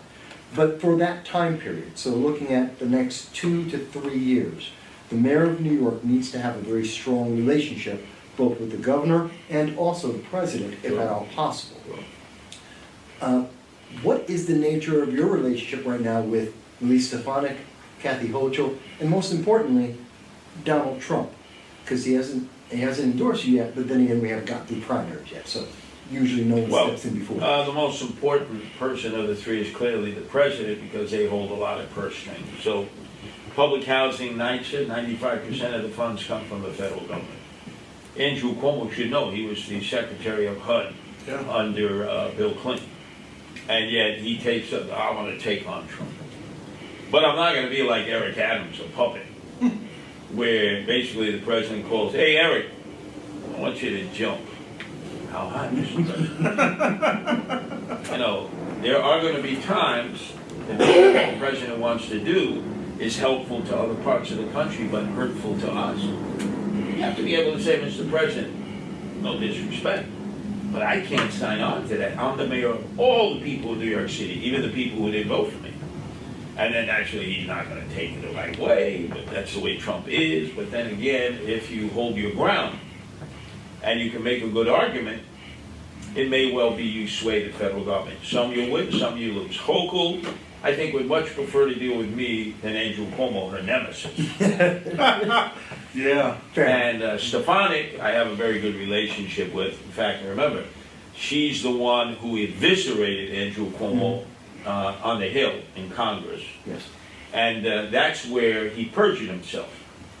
So it wasn't necessarily from her cross-examination, but in his testimony in the open session, he clearly perjured himself, which now allows Jeanine Pirro, who's the new U.S. Attorney for Washington, D.C., to possibly charge him with perjury, because that's DOJ has been asked to investigate. They've been doing it for a month, and they generally will indict. Now, that didn't prevent the president from becoming the president. Probably won't prevent Andrew Cuomo from obviously running for mayor. But I think it will alert people that he is responsible for the death of 15,000 people that were in his care when he issued that executive order. He will not apologize for that. And he's trying to make it political now. He's saying all those families were influenced by conservative commentators. Somebody died. I know, but I know some of the family members are very liberal, progressive, socialist, some of them. It's not a conservative plot. These are all different kind of family members who felt let down by the governor, who took their loved ones out of hospitals where they had COVID and put them in long-term nursing home care units where it spread like wildfire. Then he wouldn't acknowledge it, wouldn't apologize. When his Department of Health gave him the actual figures of those who died, he said, hold on a second. Him and Melissa DeRosa went into the back room of the White House and lessened the numbers. And they said, you can't do that, Governor. He said, I just did. And he's lied about that because they testified. His own staff said, no, he changed the numbers. And Melissa DeRosa was caught on a video conference call with the Democratic leaders in Albany saying, yes, we did it because we feared we'd be indicted by Jeff Sessions, who then was the U.S. Attorney General in the first Trump administration. So everything has been done to hide, and through this whole ordeal, he would never once look at the family members, say, gee, I'm really sorry, I could have done things better. I wish I had a chance to have done things better. Nothing, no humility, not my fault. So he never acknowledges fault on anything. We're in the mess we are in New York city because of no cash bail. Yeah. And he's doubled down on it. He says that's a good thing. How is it a good thing? Look at what's happened to our city and our state because of that. I thank everyone for indulging me there for the few moments, and I thank you Oh, for my giving me pleasure. some time for My that. I look forward to trying to get you, we'll talk, try and get a little bit longer. But Absolutely. please, go right ahead. Thank you. Curtis, do you mind if we start off? No problem. Jason, you want to kick it off? What? Ask Curtis a question. I mean, Oh. an opportunity right here. Okay. Well, since I live in public housing over 35 years in the Lower East Side, the Jacob Reese houses, what could be done, what would you do once you're elected into office to try to fix the crisis that we have in NYCHA? Well, that's, every person running for mayor, they all have their own ideas, their own plans, but few, if any of them, are actually in public housing on a regular basis. I happen to have been in a lot of the projects, particularly here in the Bronx, Brownsville, which has the most projects per capita per person east of the borough, Lower East Side. And the housing is deteriorating quickly, just like the subway. Yeah. How are you going to spend billions and billions of dollars to repair these large structures of 20 stories, 15 stories, or you tear them down and build new housing, which has been done in other parts of the country? They build townhouses. You can't really build enough townhouses to supply enough housing for all the people that live in housing. So it's a complicated issue, and you have to have involvement of the federal government because they pay most of the money. But we also need more money from the city and from the state as well. Well, that's always an argument. You go, whatever, say, oh, we give more than we get back, right? But it has to be a watchdog, because there's been mismanagement of billions of dollars of NYCHA for decades, corruption, you know that, over 50 employees got indicted past year, so there have to be oversight, there has to be complete overhaul. The federal government does not want to be in the business of providing public housing, especially the Trump administration.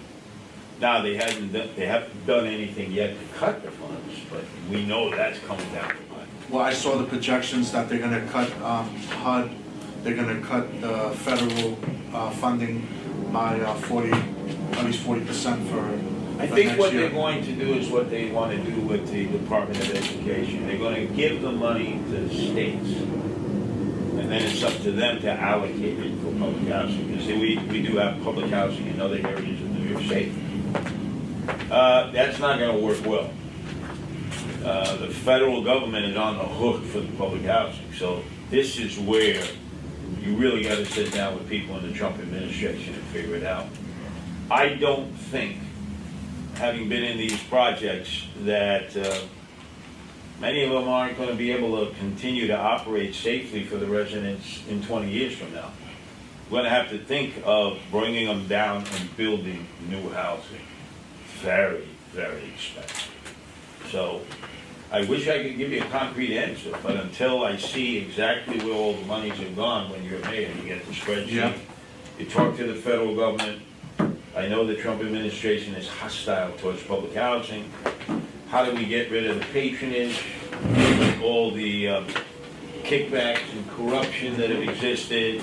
Do we save some units? Do we eliminate others? Very tough decisions. Nobody living in public housing is going to be happy. They're not. And also, we have a number of people who can pay rent who are not getting rent because that's how they got into public housing. They agreed to pay a particular percentage of their income. And then when COVID and the lockdown came, Cuomo said, you don't have to pay rent to everybody. We even have people who are not paying rent to private landlords who are there like 5, 6, 7 years as squatters. We have that in public housing. There's a lot of people who could pay rent are not paying rent. So to be honest with you, I know it's a massive problem, and I can't give you a one-word answer for that.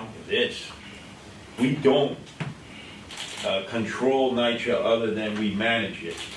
And we've done a horrible job. We are the worst landlord in the city of New York. So when Jumaane Williams, who you're running against, has his list of the 10 worst Dracula landlords.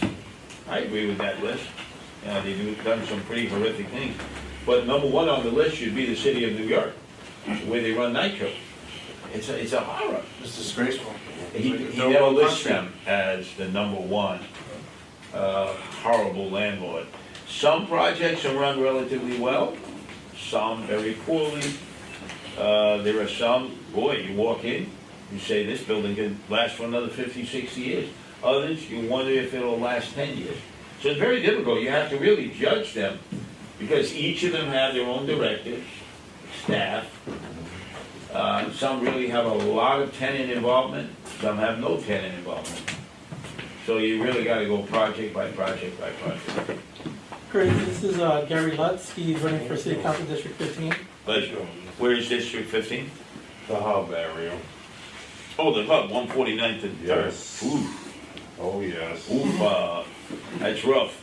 And he covers Belmont and close to Meshuggah and Pelham Parkway. Oh, so you go all the way up there? Yes, I live in the Belmont area, Washington Avenue, 183rd.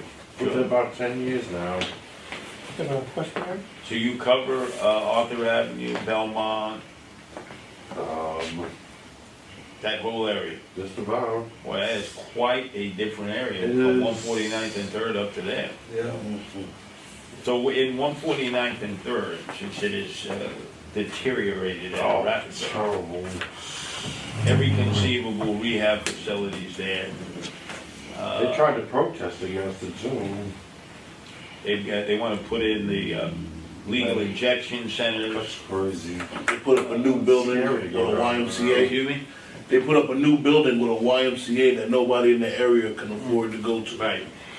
Right. Like that's detrimental. That's like here I was a little happy, thinking, okay, here's a program that we can get some of these kids off the streets, and nobody can afford it. And right down the street, you got the rec center in St. Mary's Park that's been closed for the better part of 2 to 3 years for repairs. It don't look like it's opening up anytime soon. But that's part of the reason why I'm running for city councils. Where are these kids going? We complain about crime on the streets, and we complain all these kids on scooters and all these kids doing this, but we don't have nowhere for them to go. Half of their parents are working, and what we're gonna do with them? Just leave them out in the streets to their own vices, and then if they're out in the streets, acting their age, because I don't even want to say they're really being bad. They're just being teenagers or being little kids, the ones that are not in gangs. Then we're always quick to call the cops on them, and not the ones actually doing the crimes. Right. So I feel we need to start finding out what's going on in some of these community centers that closing down community centers left and right. You have a disengagement between the youth and the police.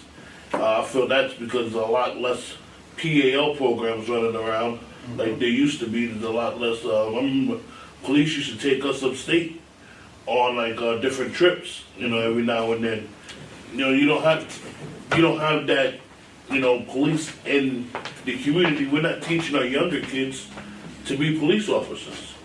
Don't be a cop. It's the bad thing to do. Right. Because all they see is on social media or what media itself shows. Normally it's black against white when it comes to cops and the public. And this is what we're teaching our kids.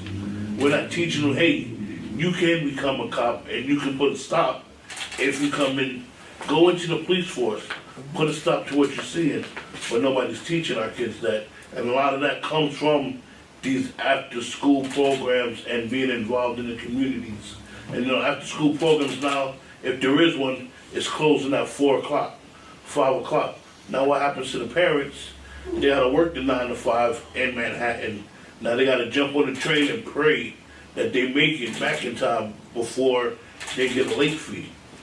So that's part of the reason why I'm running, and I see it a lot in my best friend's neighborhood, which is Gary's district down in 149th and 3rd Ave.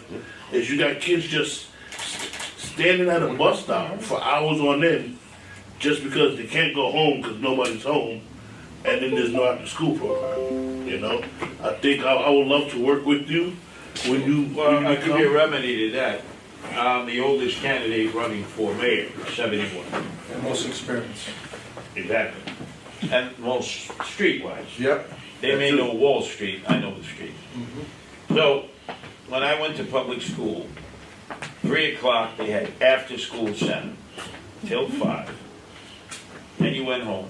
And if you wanted to come back, they had night center, which was open until 9.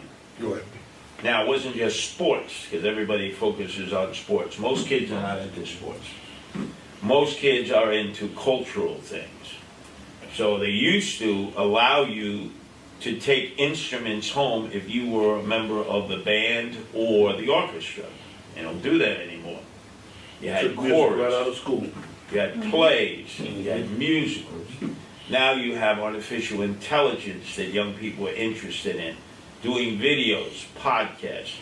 So there are any number of different cultural kinds of things that will attract them to come to school, and then also to be able to do it after school center, evening center. Right. The other thing, since these schools are there, so you mentioned St. Mary's Park, Morris High School is right there. What happens to Morris High School once it closes about 3 o'clock? Empty. At night, it used to give English language classes to immigrants. Because if you're an immigrant, you're going to be here. Whether some people think you shouldn't or whatever, most are still going to be here. Trump is not deporting all of them. So if we don't make them English language sufficient, they are going to languish. You can't use a computer. You can't get a job. If you don't know English, it's very, very difficult. So they used to train immigrants late at night in school in English. It helped generations. Then they stopped doing it. They said it was too costly. Well, you want to spend money on putting a kid in a juvie center, which is right down the block, Horizon, say on 149th and 3rd, or you want to spend money in keeping schools open after school and giving kids opportunities they wouldn't have. Vocational training can be taught then. Right. You got a number of retirees who might come in, carpenters, electricians, plumbers, health home care aides, of which that is a growing need, because as we age, look, I'm 71, I may need one soon, who knows? Rather than put them in a long-term nursing home care unit, most of the elderly want to stay in their own home, their own apartment, but they need assistance. Yes. And you need trained professional people who understand the psychology of the elderly, what their needs are, more than just changing a bedpan and taking them for a walk. Yep. But that requires teaching and training. These schools, weekends they're closed, nights they're closed. We're still having to heat the building so the pipes don't burst. Lights are on. Why don't we utilize the building? Will it cost us more? Of course it will. But it is a benefit to the community, because every community has either an elementary school, a junior high school, or a high school. I'll be honest, I went to Samuel Gompers High School, right on 143rd and Southern Boulevard, and it was a trade school. It was either the Gompers, 149 and Southern. Yeah, you either did electrician, desktop publishing, or computer aided design. I graduated, went off to college, came back home 15 years later. It's 4 different high schools. Yep. And then I come to find out that that wasn't the only trade school that they stopped doing trades in. Yep. Yeah. So now you're putting these kids in a position where they're not, they're teaching for the test. They're not even teaching to give them knowledge. You're just teaching them to pass a test. Right. They're coming out, no trade, and some of these kids, if you sit them down and you actually talk to them, you wonder how they made it out of high school. They don't know. I'm sorry, because of time constraint, if we can move on, if you don't mind. Yeah. Kerry, do you have a question? Yes. I know this may be a general question. Is there any plans like to curb inflation?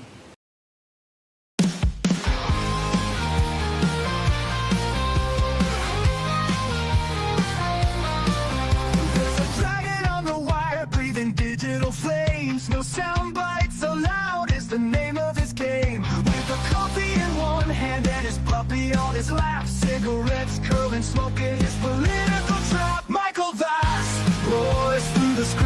flags, painting red and blue skies with his fiery cry. He's the world's watchdog, calling out the bluff. Right-wing swagger, but his heart's pretty tough.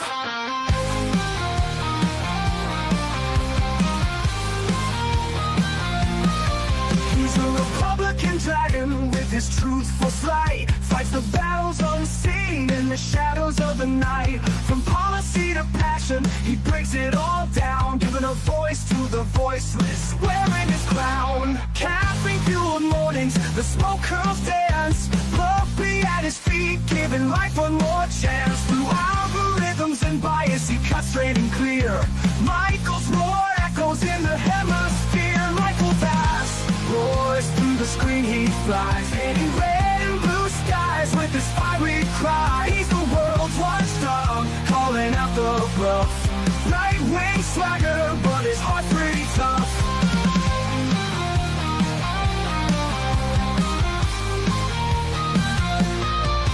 No sound bites allowed is his ultimate creed. A dragon's perspective where facts are the seed. Standing tall on his battlefield of thoughts, guarding the truth that others forgot.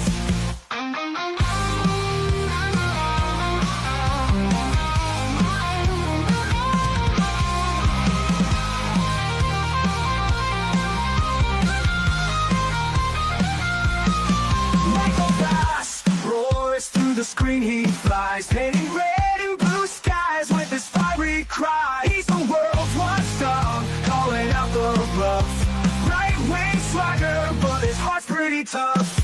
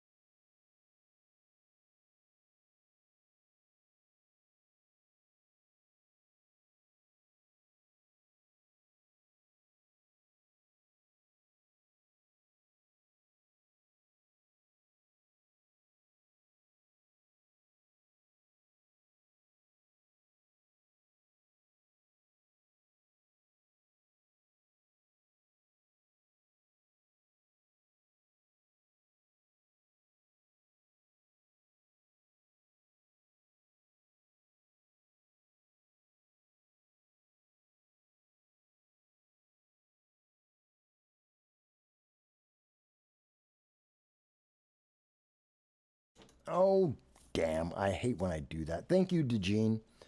Thank you, DeJean, for being part of the channel. Okay, so what I was just saying, let me do it the short way. Thank you for being back with me. Thank you for 5 minutes or 5 hours that you spend with me. I'm an idiot sometimes because I'm the only one doing this. I don't have a staff of thousands like the mainstream news media. But what I was saying is the video you just saw with Curtis Sliwa, that was something that was open to all of the press.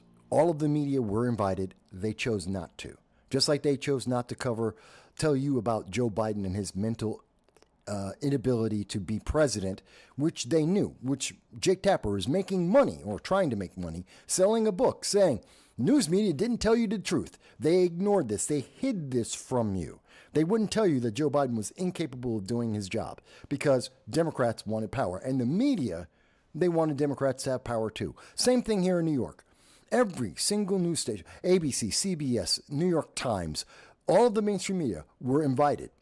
They could have talked to Curtis Sliwa. They could have asked questions. As you saw, I was asking questions, and I hope to do a full interview in the future, but they had the opportunity, and every single one of them said no, even though they have a staff of thousands, and they have hundreds of their employees that live in the Bronx, some of them in that neighborhood, and they chose, nope, it's not news. It's not worthy of being covered. They've already picked their choice, and every one of their choices seemed to be either a Democrat or a progressive. And that should tell you something, that there is a bias, and that bias is not in your favor, not when they won't let you hear to make a choice. They won't even let you hear him, because I'm not telling you that you have to agree with everything that Curtis Sliwa said. You don't have to agree with his plans, but at least now you know. Now you know. Now you're informed. You can find out more information. You can ask Mr. Sliwa about the issues that I brought up. You can ask him about his plans. But if you were relying on the mainstream media to inform you, you would know nothing because they've already made up their mind. It's Andrew Cuomo. Andrew Cuomo, a disgraced Democrat who we know, Letitia James already said, hey, 11 sexual assaults, 16,000 people dead and a cover-up to go with it, doesn't matter. Let it go. They're perfectly fine with having that disgraced individual, Andrew Cuomo, to run New York because he's a Democrat and they want power. Rather than even giving you the chance to hear what Curtis Sliwa had to say, even for 30 seconds. It's kind of sad. So I wanted to cover that, but I wanted to, what does DJ mean? Don't know. Okay, but again, thank you, DeJean, for reminding me that the sound was off for a moment there. I apologize. Sometimes, I tell you, I'm new. I'm one guy, so sometimes I screw up. I did want you to know that during the break, while we were gone, there is some breaking news. It is now coming to light that a man allegedly was attempting to firebomb the United States Embassy in Israel. This is out with BBC. There is also a report from the government itself, from the United States government itself, saying the same exact thing. An American citizen who has dual citizenship with America and Germany. The gentleman is a Mr. Joseph Neumeyer. And Mr. Neumeyer reportedly went to Israel in April, and in May, approximately May 25th, May 19th, went to the United States Embassy with Molotov cocktails. He assaulted one of the guards at the United States Embassy. He was apprehended. He had been posting on social media that he was intending to burn down the U.S. Embassy. So he had the intent. He was seeking to get attention for it. And he was caught and he was arrested. He was just sent back from Israel to the United States at JFK Airport here in New York. He was arrested immediately upon touching down. He's 28. And it's a trend that we tend to see. It's kind of like Elias Rodriguez, who we'll talk about in a moment on the show. Young leftists who are violent, extremist violence, and seek to intimidate coerce, and harm. And we see this only from the left. You don't see this from the right. And it's always because they believe that they're doing the right thing, that they believe violence is justified. We only see this from the left. We don't see this on the right. We really don't. And there is no equivalent. But we are, thankfully, if this were the Biden-Harris administration, this individual probably would be let go, would be ignored. But this is breaking news. It is coming out. I didn't see any coverage in the United States on this yet, but there is coverage coming from the BBC. There is an announcement from the United States government itself. I haven't seen, and again, I just noticed this while we were on break, I haven't seen coverage from U.S. companies yet. We'll see how they spin this. But supposedly, Joseph Neumeier, 28, attempting to firebomb a U.S. embassy because he didn't like U.S. policy. Well, that's kind of sad. It's crazy. So I did want to address that before we went further in the show. I am, for those who may recall, on my birthday, April 6th, I told everyone I was going to raise money during my birthday for the Jericho Project, which does help to helps veterans, it helps the homeless, it helps children, families in need. That's what they do. They're located in New York. A lot of their work is here. And so we said we would raise money to be able to do that. We raised $322 in total. Out of that $322 raised on my birthday, YouTube took a third of it. Right off the top. They took all over a third of that money. And so we had less. But we promised that we would donate $4.68 out of every dollar that we raised. Not the net total, not the after YouTube cut, not after taxes or any kind of costs. We're not the I'm not the Clinton Foundation. I said it would be $4.68 out of every $10 that was raised. So that is what we're going to do. And I'm doing the math right now because what I'm going to do with you here, let's see, divided by 4.68. Nope, that's not right. So it's going to be $322 divided by $4.68. Is that right? Nope.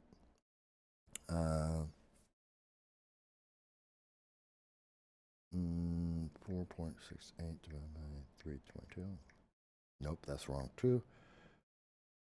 I believe it's $152. So I believe that's $152. We're going to donate $155. And I'm doing it live with you because I promised you. I said I would make the donation. And I said I was waiting for the money to clear. Finally, it took a month, but YouTube finally cleared the money. This is from your super chats. That's from purchases of our mugs over on the Spring store. That's from donations directly to PayPal on my birthday, April 6th. You can go back, watch it's a 12-hour program. We did the numbers there. It's $322. We're donating $4.68 out of every $10 that we received.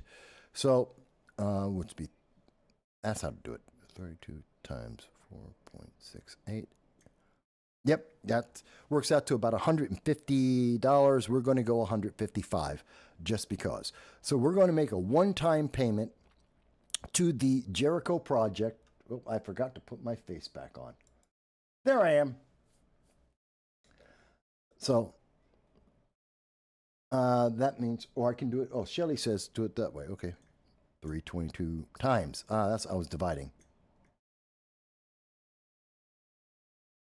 Yeah, it's $150. We're going to do $155 out of the total. So one-time donation, we're going to do $155. Note.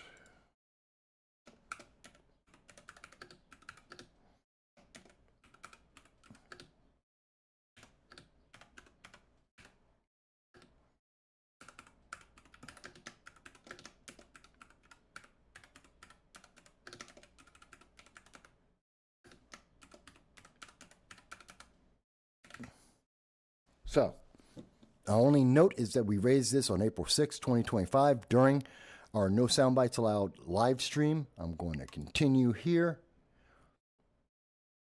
I'm going to do it as a one time. And at this point, you're going to excuse me for a moment because this is private financial information. Bear with me as I'm doing this live because I promised you that I would.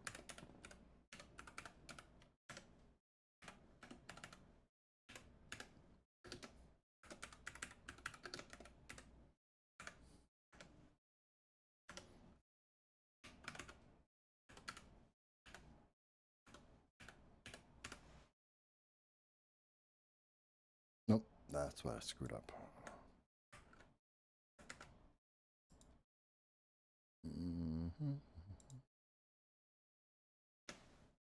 I know I'm typing away here and you're not seeing everything, but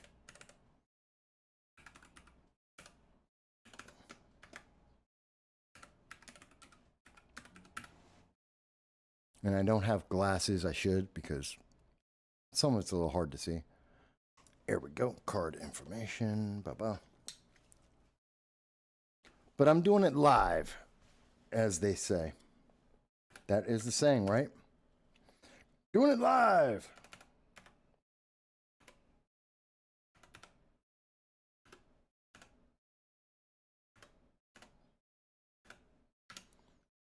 Okay, and that's going to be 0.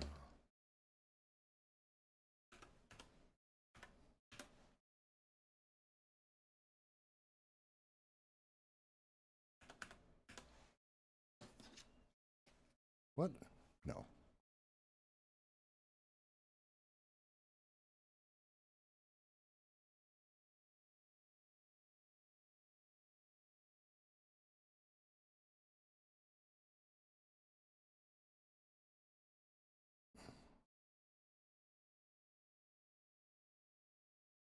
Hang on.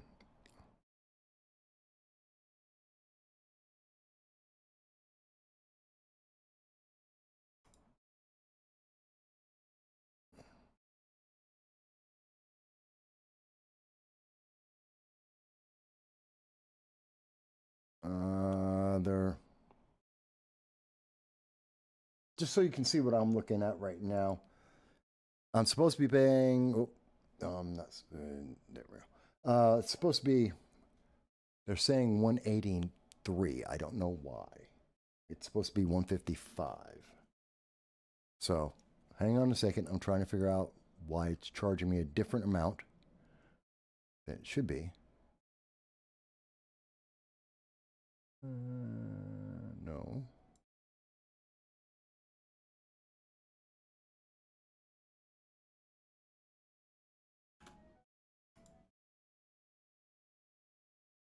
Ah, there it is. Okay.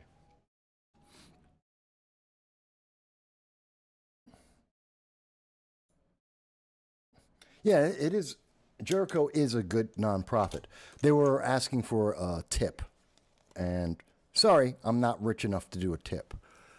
So there is a $4.94 fee, and processing fee apparently for this. So that's the 155 plus the processing fee that comes out to 159.94. We're going to make that payment.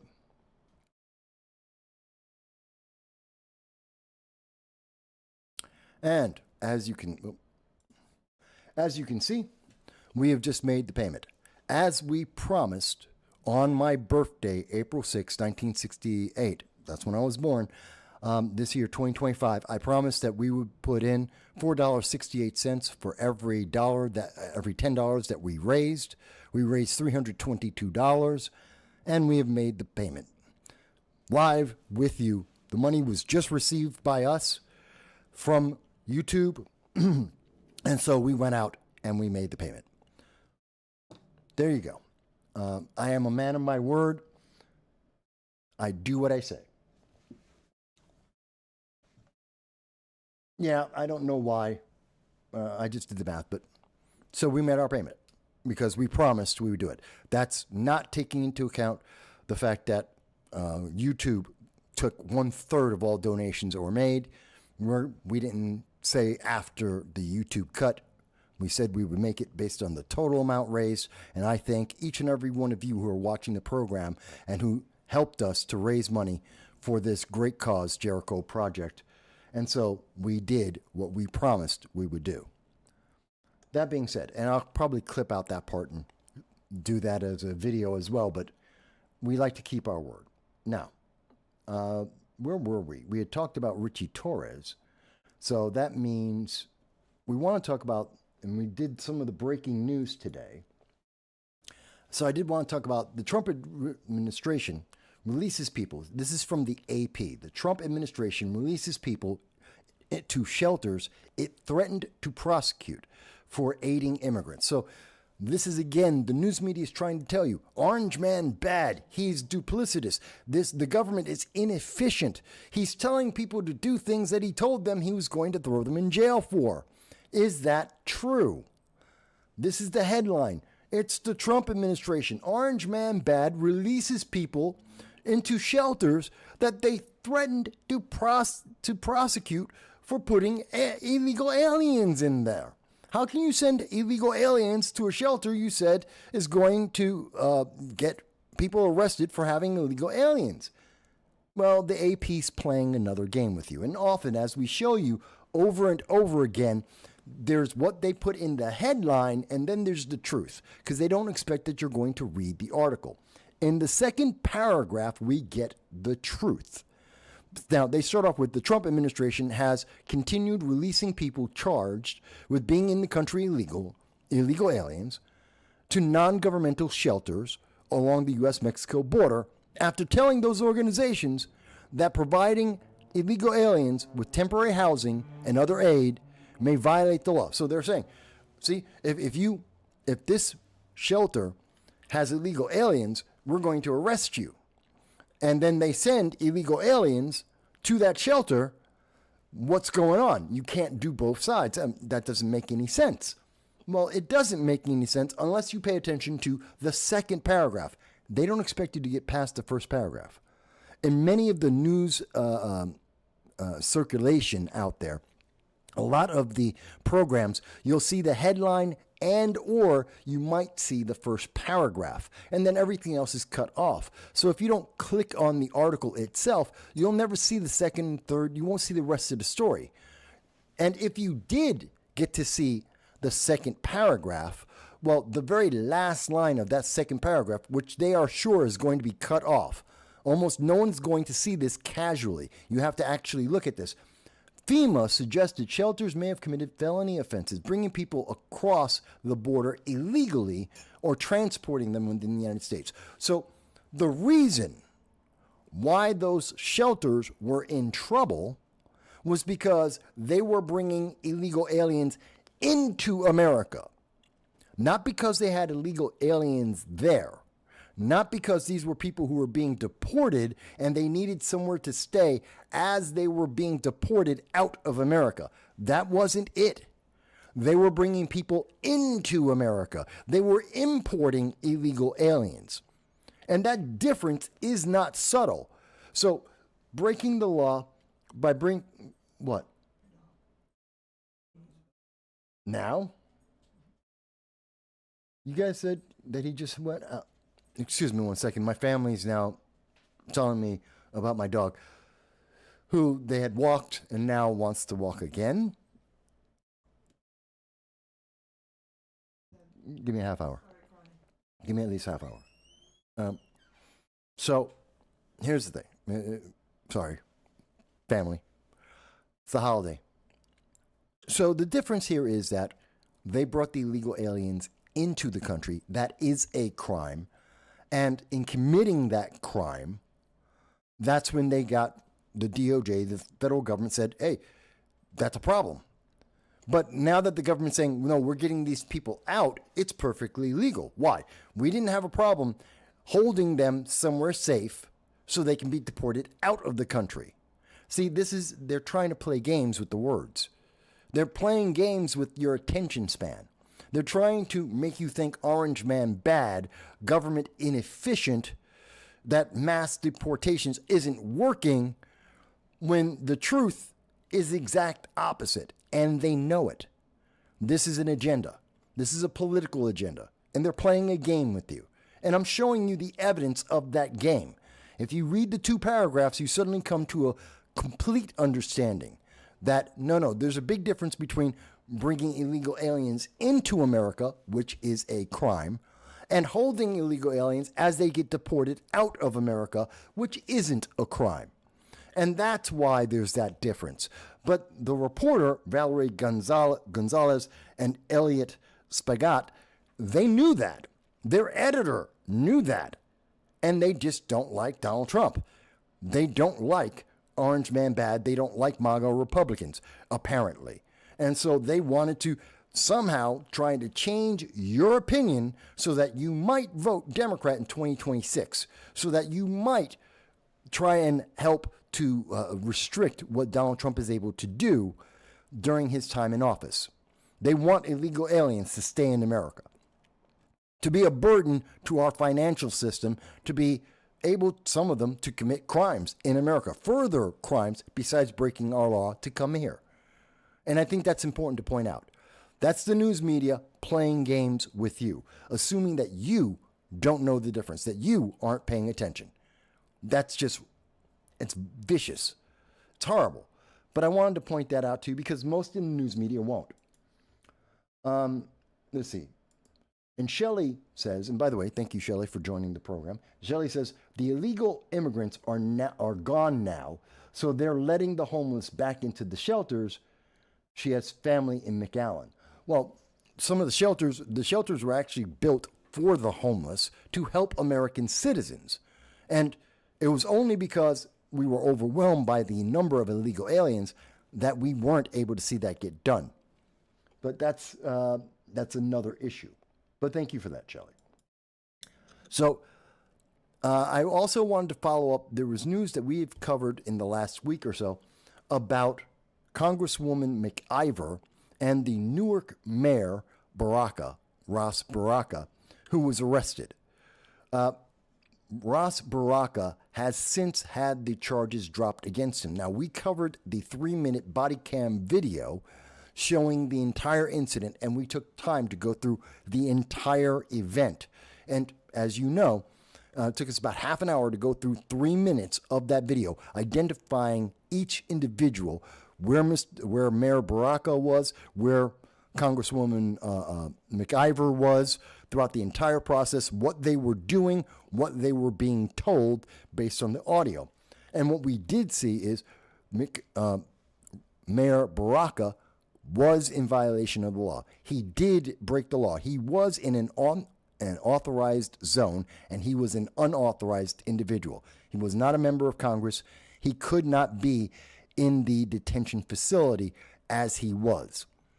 But the DOJ dropped that charge for whatever reason. I don't know why, but the fact is he did break the law. We do know that the members of Congress were directly told they had a right to be at the detention facility. They had a right to see how the illegal aliens were being housed. They declined to actually check. They had the opportunity. Not one of the 3 members of Congress ever have gone in to the facility to see those illegal aliens. Not then and not since. Why? Because they don't care about the illegal aliens. It was about having a message for Ross Baraka, who's running for New Jersey governor. They were trying to improve his polling with Democrats. And so they wanted an incident that would make him look good against Orange Man bad, to say that he was in favor of the illegal immigrants and how evil the Trump administration was. And so that's what they were there for. It wasn't about illegal aliens. It was a marketing gimmick. That's all it was. They were there to market Ross Baraka to be able to get him to be able to go and, family again. They were using it as a gimmick to promote him as governor. But in the video, we did see, and we pointed out last week, that McIver, Representative McIver, was in fact assaulting members of law enforcement. She is now being investigated and will be charged. She has been charged with assaulting federal law enforcement because she was both trying to stop law enforcement from arresting Mayor Baraka, and they were trying to separate and push on those law enforcement figures. That is a crime. She is an American citizen, and regardless of being a member of Congress or not, she is still committing a crime. Therefore, she got arrested, as she should be.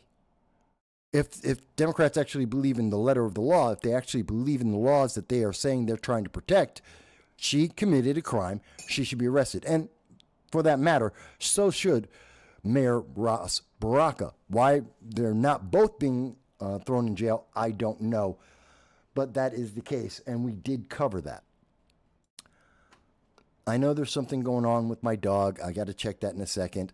I thought he was fine. I'm being told now he's not. We'll find out. But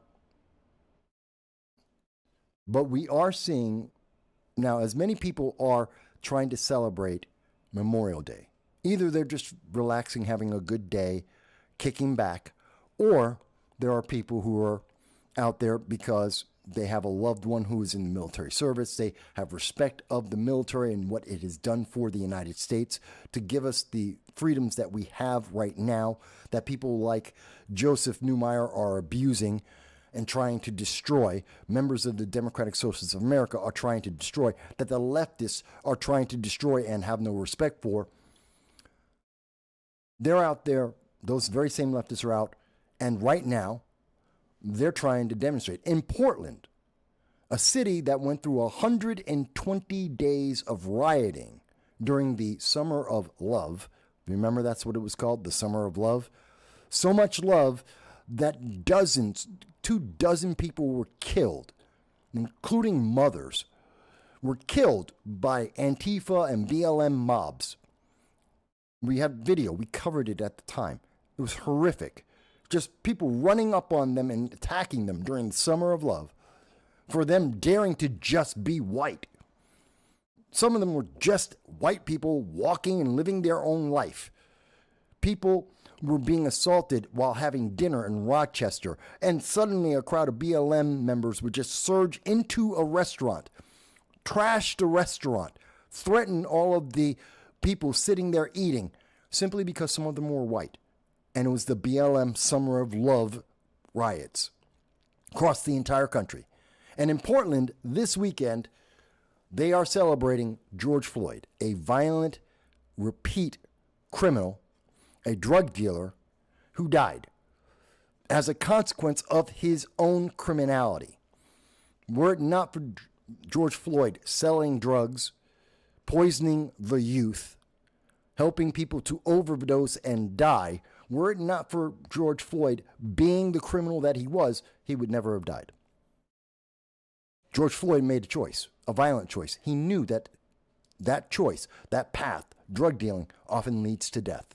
And he was fine with it. He did that. Now, did he deserve to die the way he died? No, he didn't. But should we celebrate him? I don't think so.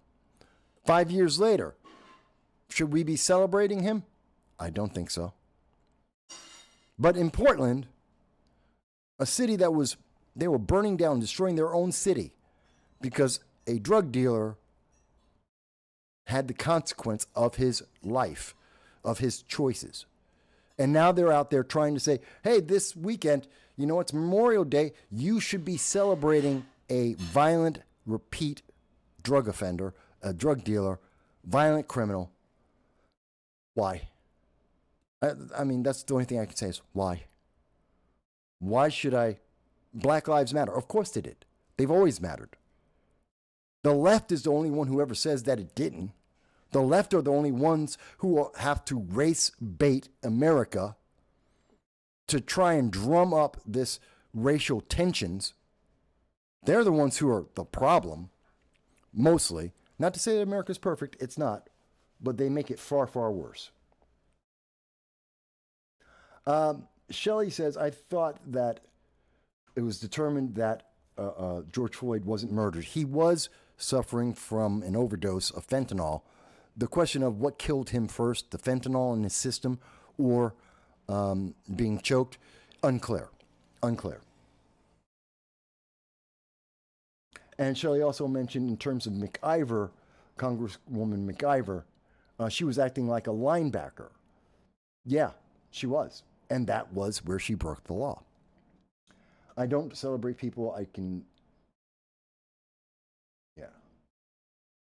So, and with that said, give me a moment, folks. I need to double check about my family and double check what's going on with my dog.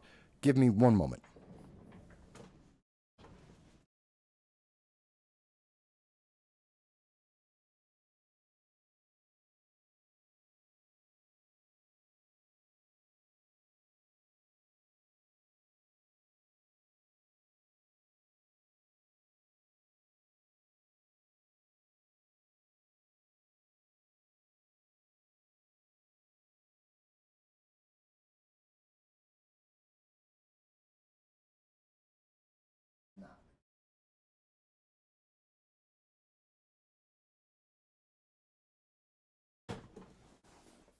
Oh, thank you, folks, for holding on.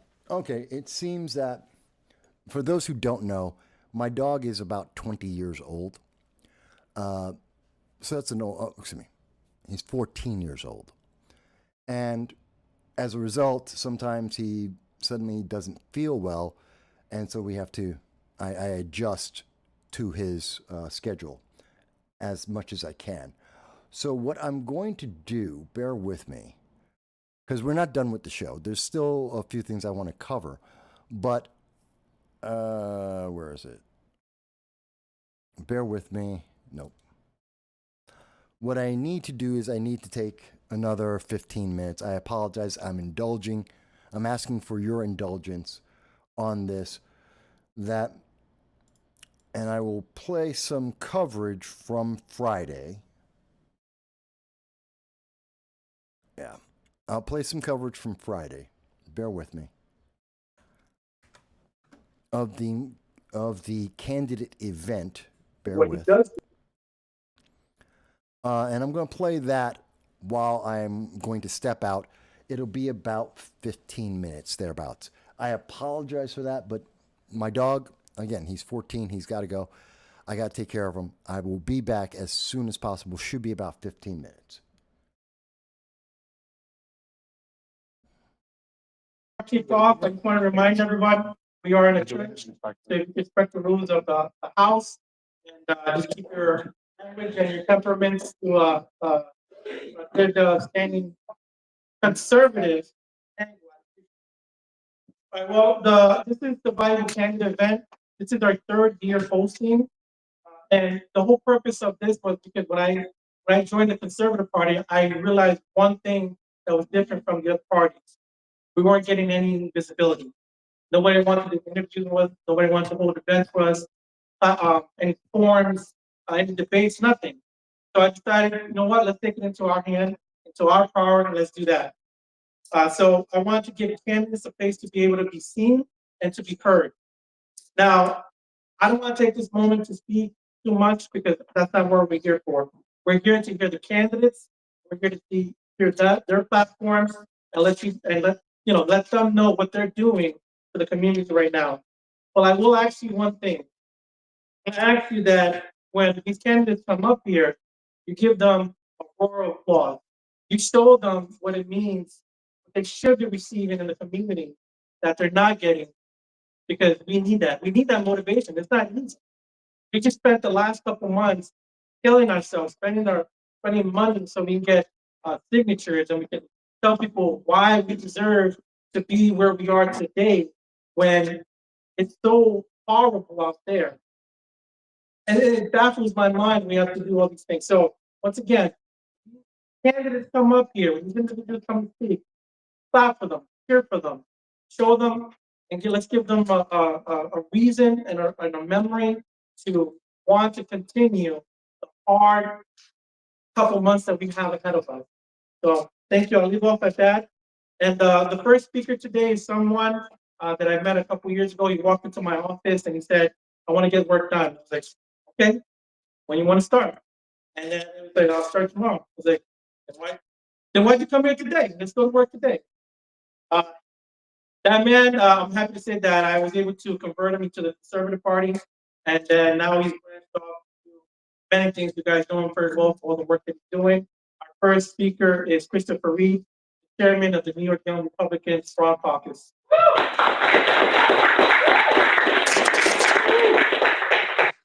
I was a good applause, but you deserve a little better.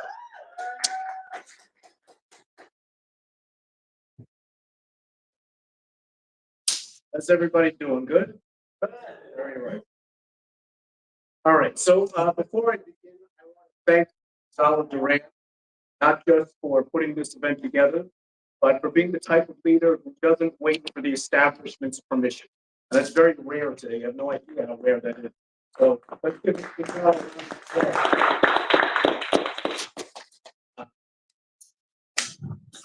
Gonzalo doesn't ask permission.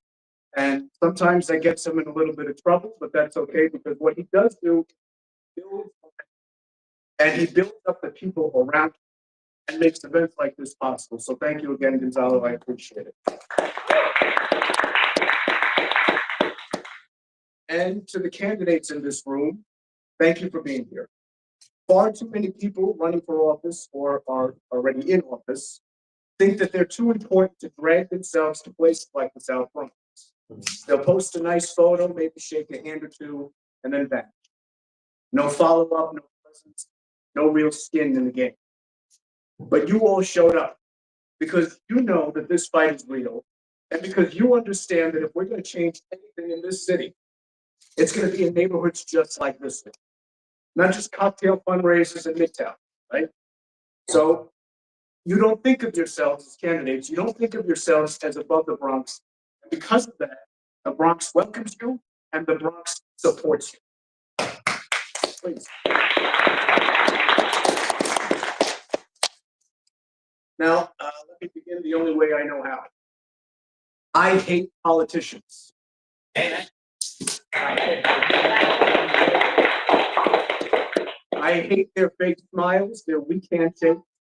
I hate how they take credit for things they didn't do while they hide from the messes that they create. I hate how quick they are to fold under pressure and how fast they sell us out just for a seat at the table. But the truth is, it's not exactly the politicians that I hate, or anyone should hate, frankly.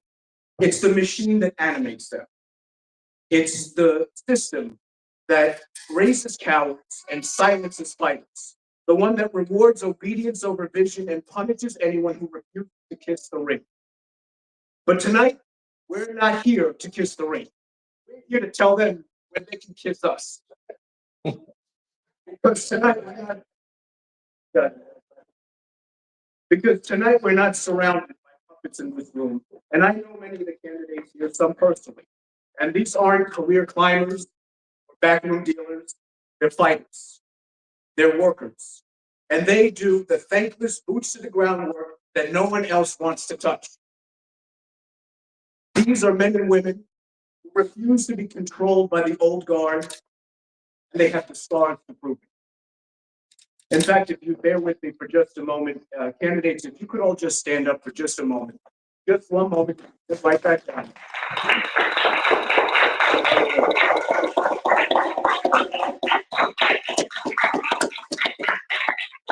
Ladies and gentlemen, I want you to take a look at the people standing up right now. Do not be mistaken into believing that you're only looking at the future of Republican and conservative leadership. You are looking at the people who are going to reclaim the city from the old guard and bring back the greatness that once made us the envy of the world.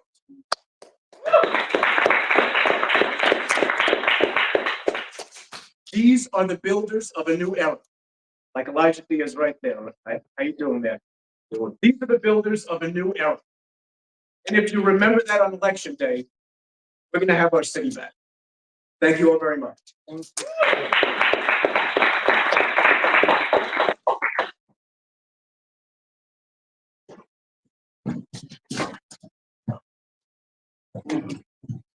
All right, so now you can see why I always ask them to speak up first, right? If you're going to be speaking and you want the people to hear, you have to be closer to the mic, and you can move it as well, okay? Our next speaker is someone who's a familiar face to us. Now, normally, when we do this, we ask the featured speakers to change up. We don't want the same people every time. Not that they don't deserve it, but you want to change the pace here and there. I ain't going to every a different event. You see the same people talking every single time. We have a lot of candidates. Trust me. It's 51 council seats, and there's almost a candidate for almost each one. Today, our first featured speaker is Jason Murillo. Now, Jason was here last year. The reason I asked him to speak this year was because he's done something that hasn't been done in over 3 cycles. Not only did he get the conservative line in Lower Manhattan, which is a stronghold for the liberals. There is the most liberal part of the nation to be questioned, honestly. But he also got it for the Republican Party. Now he did that. And his team wasn't that big, but they had a big heart and they got it done. So for him to get that done, and he's almost halfway towards matching funds, it's an incredible accomplishment that he's going to be getting for this year. And the information and the work that he's putting in this year tells us what's going to happen in the lower part of Manhattan next year. So up next, Jason Murillo, everyone. And he's running for City Council District 2 in Manhattan.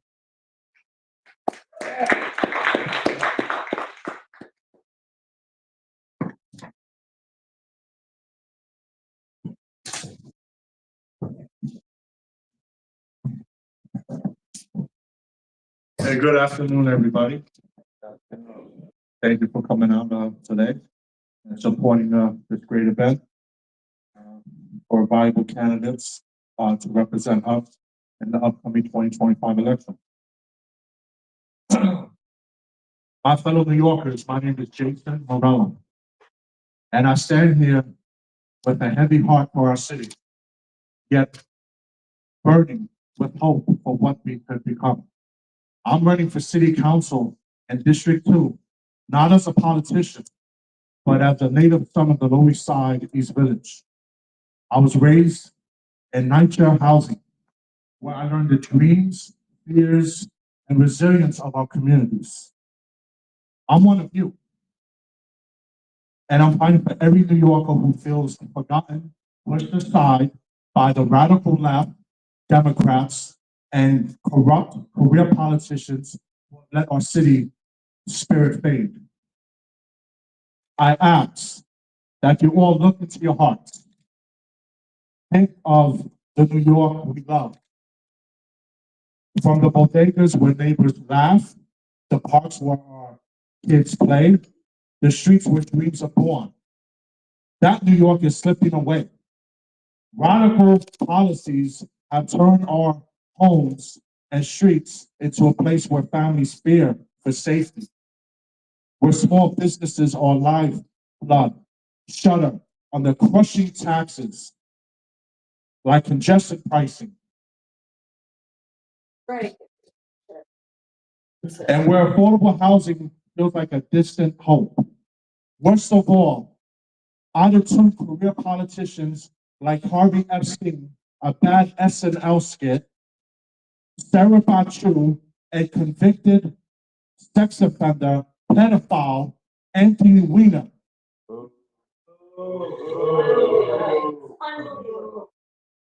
A man who has betrayed our trust by preying on our most vulnerable, our children. They think they can lead us.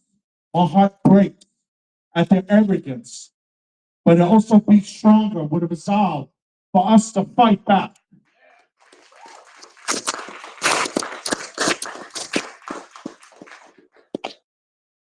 I'm here on behalf of the Conservative and Republican Party to ignite that fire for our city's soul. I dream of a New York where every family feels safe, where every child has a future, and where every voice matters. My plan comes from the heart.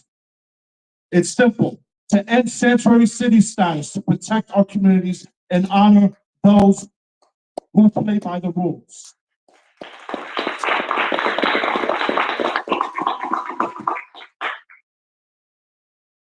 Repeal Cather's bail to keep criminals off our streets.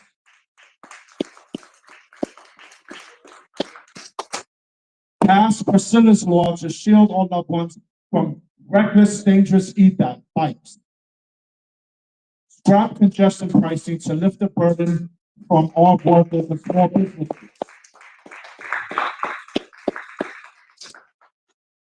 And to fight with every ounce of my soul to save affordable and NYCHA housing.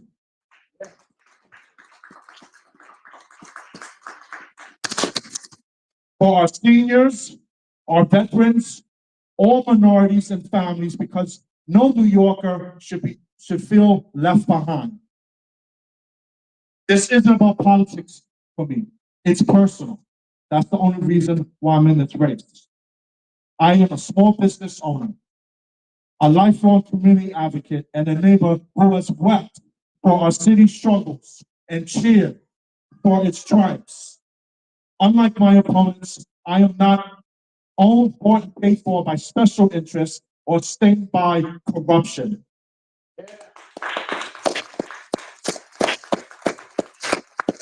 Or any convictions for child abuse against our children.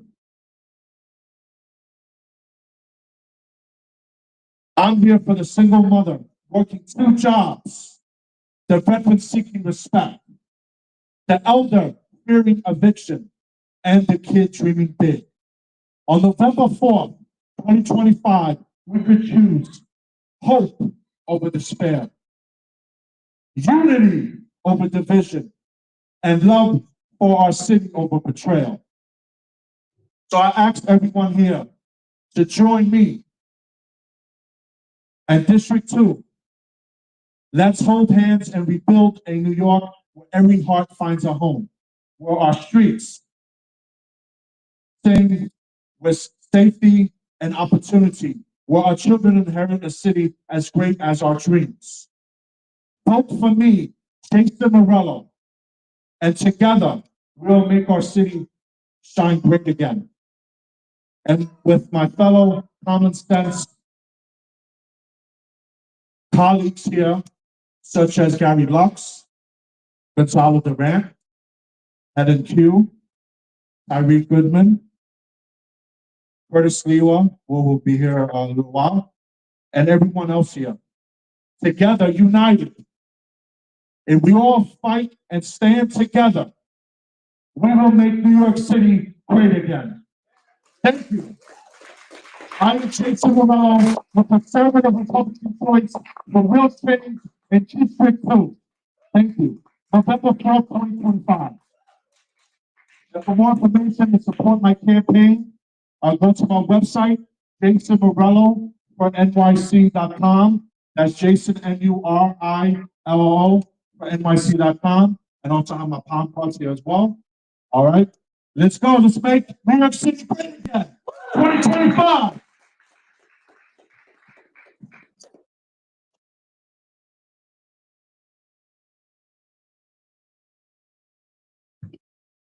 Look, I'm just glad he didn't throw a chair or something like that last time. Yeah, I went for the debate. The debate tonight.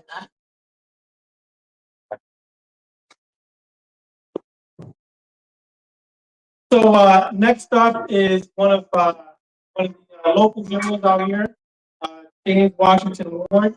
And the last election, he graciously gave up his seat so that another candidate can run.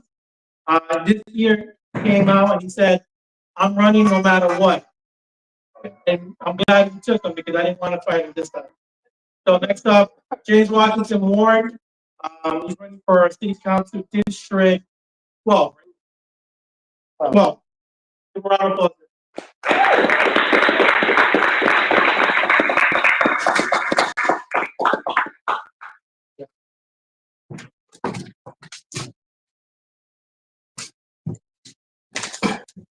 Good evening, everyone. How are you? Good. Hope you guys can hear me through this. I can hear myself and I need the feedback.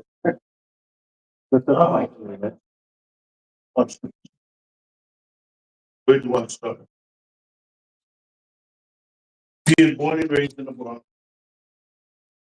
I did my time on the streets like any young Bronx guy. Dabbled and dabbled here and there, found my way into college. Came back home from college after being in Pennsylvania for about 10 to 15 years. Raised a family, realized the streets still the street. Politicians got worse. And my city has gotten dirty. So I did what I did, what most people do, they go back to their roots. I grew up in Sea Cadet Corps, or started to see Sea Cadets. So I went back and became a mentor. At first I figured if I could reach the youth first, then I might have a chance to get to the future. That was going very well, and then I met Gonzalo. Opened my own photography business, doing pictures for Gonzalo. And then I was like, what else can be done? Because I wasn't satisfied. I see Gonzalo around busting his hump. He's introduced me to plenty of people, and they're busting their humps, but nothing's getting done. And like Chris, I do hate politics. All right. I think about politics, there's probably being many, it could be a little annoying people break the deal. Hey, put that together, you got politics right there. Not a good thing. But I had to change, so I figure we all have to change. My slogan going forward is change starts with us. And as I explain to everybody, when I say change starts with us, as small as walking by something on the floor, picking it up to clean your city, that's how change starts. Because we can walk down 42nd Street and watch another New Yorker throw a tissue or a hot dog wrap on the floor and be okay with it. We'll step over it, we'll walk right by it. But the moment the tourist does it, they will walk up in arms. How dare you come to my city, make my city dirty, but yet 5 steps ago, which is the same thing I tell you. A lot of youth growing up, public housing, you gotta take pride in where you live at. You know, it's an embarrassment that the people that work in your building can't break your grass because people want to throw things out the window. Like you don't have a garbage can, garbage chute, anything like that. That's embarrassing. It's embarrassing for me to escort a female home and there's 15 people all standing in front of the door, smoking, drinking, and carrying on. That's embarrassing. You know? I can see it in her face. Stop worrying about it. You know, we're supposed to turn around and say, it's New York. You know, and I tell the youth, we can't keep treating that as a norm. We have to.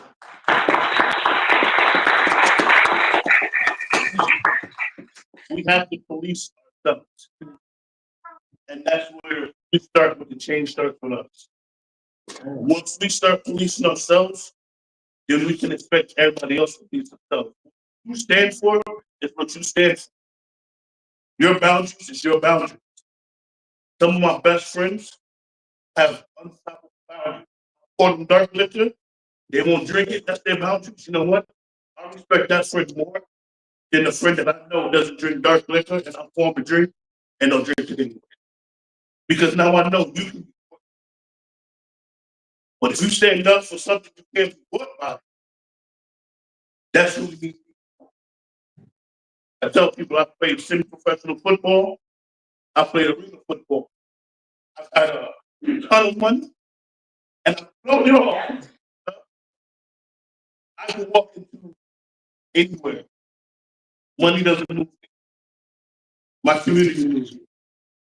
I started a nonprofit called Bronx, which is acts of random kindness. Acts of random charity and kindness, which we go around, and it's a resource. We help people in need because That's what moves. That's what gets me up in the morning to see my daughter going, here, go get something to eat. With another little child. And then I go, yo, how much money you gotta deposit? That's what moves me. Because when you're able to give your ends to the next person, then you're doing something right. So me running is because I want to change New York. From the way we treat our veterans who sacrifice God knows what, to the way we treat our elderly who are about 5 steps out the door. A lot of us don't think about that. It's kind of messed up, but I didn't think about it until earlier this year when I started.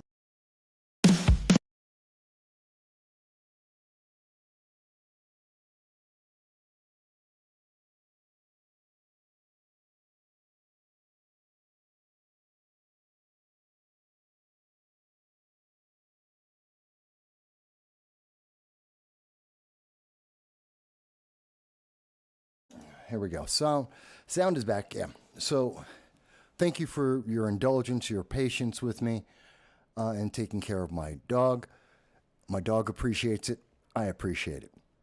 And I hope that gave people a chance to know something about just a few of the candidates that appeared on Friday that the mainstream news media did not want you to hear from, did not want you to know exist. These individuals are Republicans, conservatives, and independents. And for some reason, rather than talk about them, let them have a chance to let you know what they think, the mainstream news media has decided that they don't exist. They don't qualify. They aren't up to the standards of CBS, NBC, the New York Times, and so forth. They're not worthy of getting your attention or your vote. You may or may not want to vote for any of these individuals that you'll see on the video, as you saw just before. That's on you. That's your choice. You're an adult. We think you deserve to have the information so that you can make an adult choice, to make a decision for yourself. Hopefully, you will check out those candidates, find out more about them, and speak to them directly on whether or not they earn your vote. Because unlike the mainstream news media, we think it is your choice. That being said, thank you. No, the microphone's back. Microphone's back. I did catch that early. Thank you, DeJean. I was paying attention. I got thrown off. But when we had last, I made a donation. I know that I made a donation to the Jericho Project to help the homeless, veterans, and families in need. You saw me do that live with you. I also had mentioned about the attack, a American, Joseph Neumeyer, who had tried to firebomb the U.S. Embassy in Israel. And I think we were talking a little bit about what was going on with some of the protests in Portland and other parts of America, where the left, the far left, are pretty actively trying to convince you to support BLM, Antifa, their ideas. The same people who had the Summer of Love, created riots across this entire nation, threatened people merely because they exist. And that's kind of what we saw happening, and what we saw with the individual allegedly arrested for trying to firebomb the U.S. Embassy. Again, you don't have the same feeling that he does. He supports Hamas, a terrorist organization. Whether you agree or disagree with Hamas, that's up to you. Whether you agree with Israel in total or in part is up to you. I'm not making that choice for you.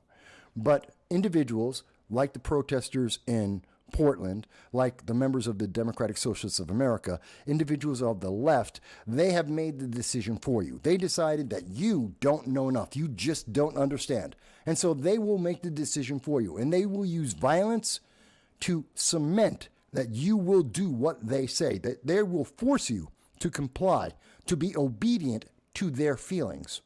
And that's dangerous. That is authoritarian.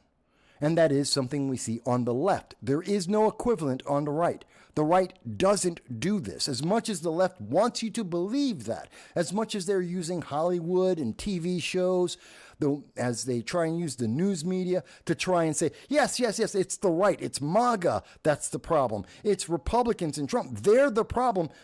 But it's the left that's burning down buildings. It's the left that are invading colleges and threatening their fellow students. It's the left that are having 120-day riots in Portland. It is the left that is trying to firebomb our embassies.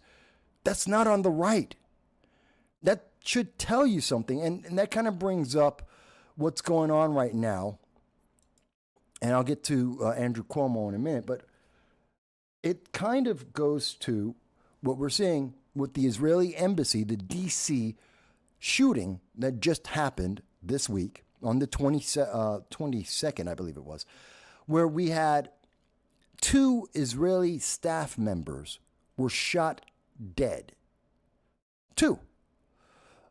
And there's from a man who's saying, hey, he wants to go with the whole free Palestine. He is a pro-Hamas supporter. He supports the terrorism of the Hamas terrorist organization, supports Hezbollah and Houthis, and he decided to kill people because of it, because you didn't share his feeling.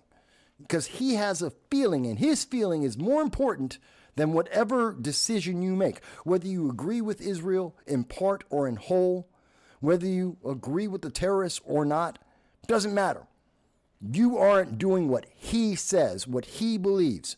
And he has been taught and trained and indoctrinated by our colleges and our schools and the news media and Hollywood that he's on the right side of history. So it's okay to use violence against you and anyone else that he deems an enemy to his message. Now, this individual, Mr. Elijah, his name is Elias Rodriguez, is a dangerous, deranged maniac. And I say that about anyone. I say that also equally about Joseph Neumeier. If they have committed these crimes, they are deranged, dangerous individuals. They are dangerous to society. And rather than say, well, it's because Israel, no. Just because someone else does something that you may think is wrong, that might actually be wrong or might not, does not give you the right to try and kill people, to harm people. You don't get that right just because you don't agree with them. That's just not the way it works. And it's not if you have a society, not if you have a nation. You can't do that. That's the Wild West. That's anarchy. That is might makes right. And while that worked in the Middle Ages, we would like to believe that we are in an enlightened age and we know better than just simply might makes right. And if I'm willing to use violence against you, you will submit. At least that's what we would like to believe about the society. And there are plenty of people out there like Sabby Sabs, like the Party for Socialism and Liberation.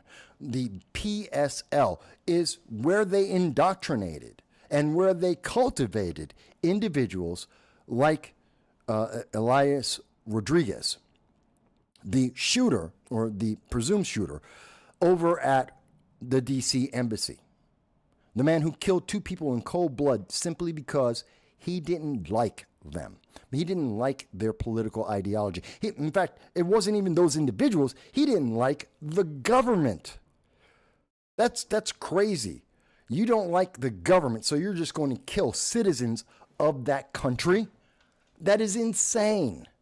Just like it's insane for Joseph Neumeier to try and firebomb the U.S. Embassy in Israel because he doesn't like Donald Trump, because he doesn't like the United States. You know, you can vote. You could vote in whatever candidate you want. There's plenty of progressive candidates who want to be in there. And they all, the Democratic Socialists of America, have come out clearly and said they want to get rid of the Constitution. They want to rewrite our government. Vote for them if you think that's the way that America should be run. If you believe in socialism, then go ahead and vote for those fanatics.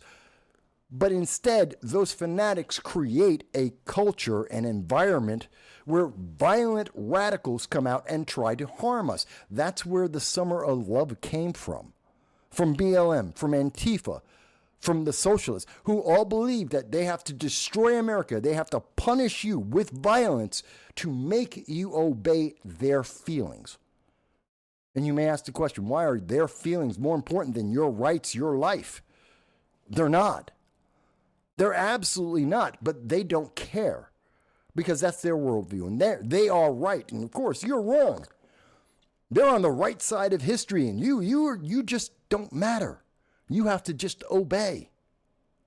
And the left, because they are sold on this idea, are frantically trying to find a way to excuse the violence that they do. You saw that with BLM. It was Jerry Nadler, Representative Jerry Nadler, remember in 2020 and 2021, he denied repeatedly that Antifa even exists. Mind you, there is video. He said that right after there was a American citizen that was shot dead in the street by a self-avowed Antifa member simply because he was wearing a Donald Trump hat. And they killed him. And Jerry Nadler said it didn't exist, wasn't real. Well, the guy who got arrested, he admitted he was a member of Antifa. He admitted that he did the crime. There's video of him doing it. And he point blank said, yeah, I'm a member of Antifa. They're members of Progressive Leaders of Tomorrow. They've been out on the protests. I've covered them many, many times. I've been threatened by them many, many times. They exist. Jerry Nadler said, no, they don't exist. I don't want to talk about that. You hear that from Bernie Sanders. Don't want to talk about that. AOC avoids the subject altogether, or they try to justify it. And sadly, this is Sabby Sabs. Some people may be familiar with her. She is a left-leaning political commentator, very much like me, except she's on the left, and she's a progressive. I think that's a fair statement to say she's a progressive. She's further on the left than just Democrat. And she supports this ideology overall. She supports this movement. She supports Hamas. She calls it pro-Palestine, and you hear that all the time. That's the nice way of saying it. I support Palestine. What's the government of Palestine, by the way? Oh, it's Hamas. And what did Hamas put in writing and have said consistently? They want to genocide another group of people because they have a different belief. Yeah, that's called terrorists. That's terrorism, and that is antithetical to peace. So yeah, you support Palestine, then you support Hamas, their government, which is a terrorist organization. You support terrorism. It's that simple. It is that direct and that simple. Now, I'm not saying that Sabby Sabs is a bad person. Please don't. I don't know her directly. I think I've been at a couple of events covering the same event as her.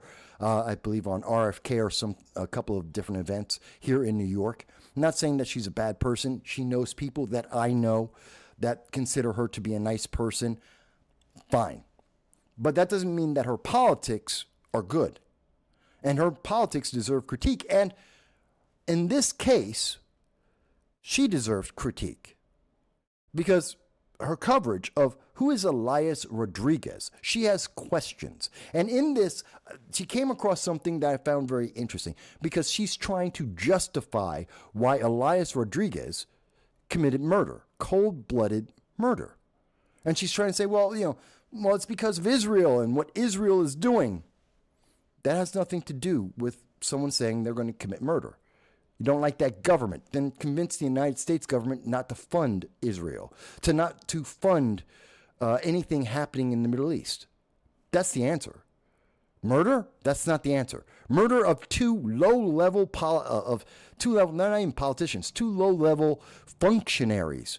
Yeah, they're embassy members, but they're low-level individuals. No policy changes because of what they were going to do. Although policy may well change now because of what the killer did. But it's organizations like the Party for Socialism and Liberation, the PSL, that helps to fund and organize Antifa and BLM and other radical organizations like the Progressive Leaders of Tomorrow, Indivisible New York, and many others, that they get trained and taught and groomed and cultivated in this atmosphere, this bubble of far leftist activist violence that creates these individuals who go and try and firebomb an embassy or go out and murder individuals for no reason, no justifiable reason. There is none.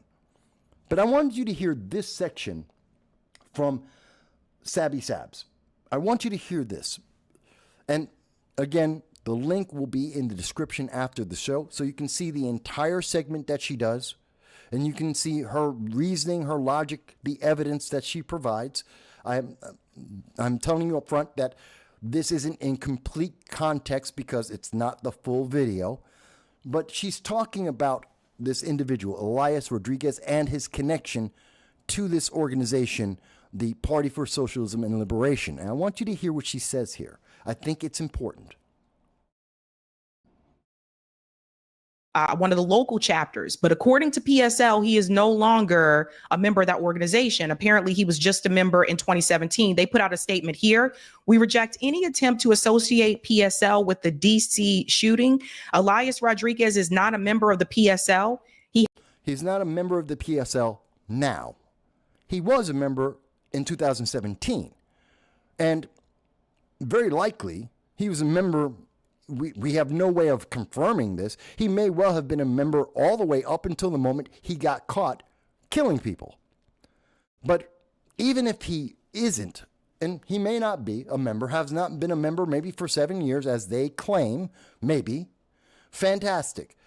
What was he taught when he was there? What was he trained? What was he motivated to do? What did their culture in that organization, which is responsible for training and cultivating Antifa and BLM and many of the far left protests we see across this nation right now to support Hamas, what were they putting in his head? What indoctrination did they provide? They don't mention any of that. So just because he hasn't been there for the last 7 years doesn't mean you didn't program him and this was just festering, looking for an opportunity.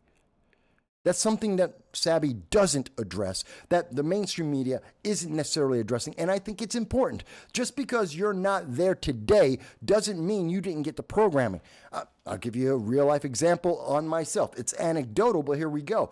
You know what? I still remember my training from the Marine Corps. They put that into my head, and it stuck.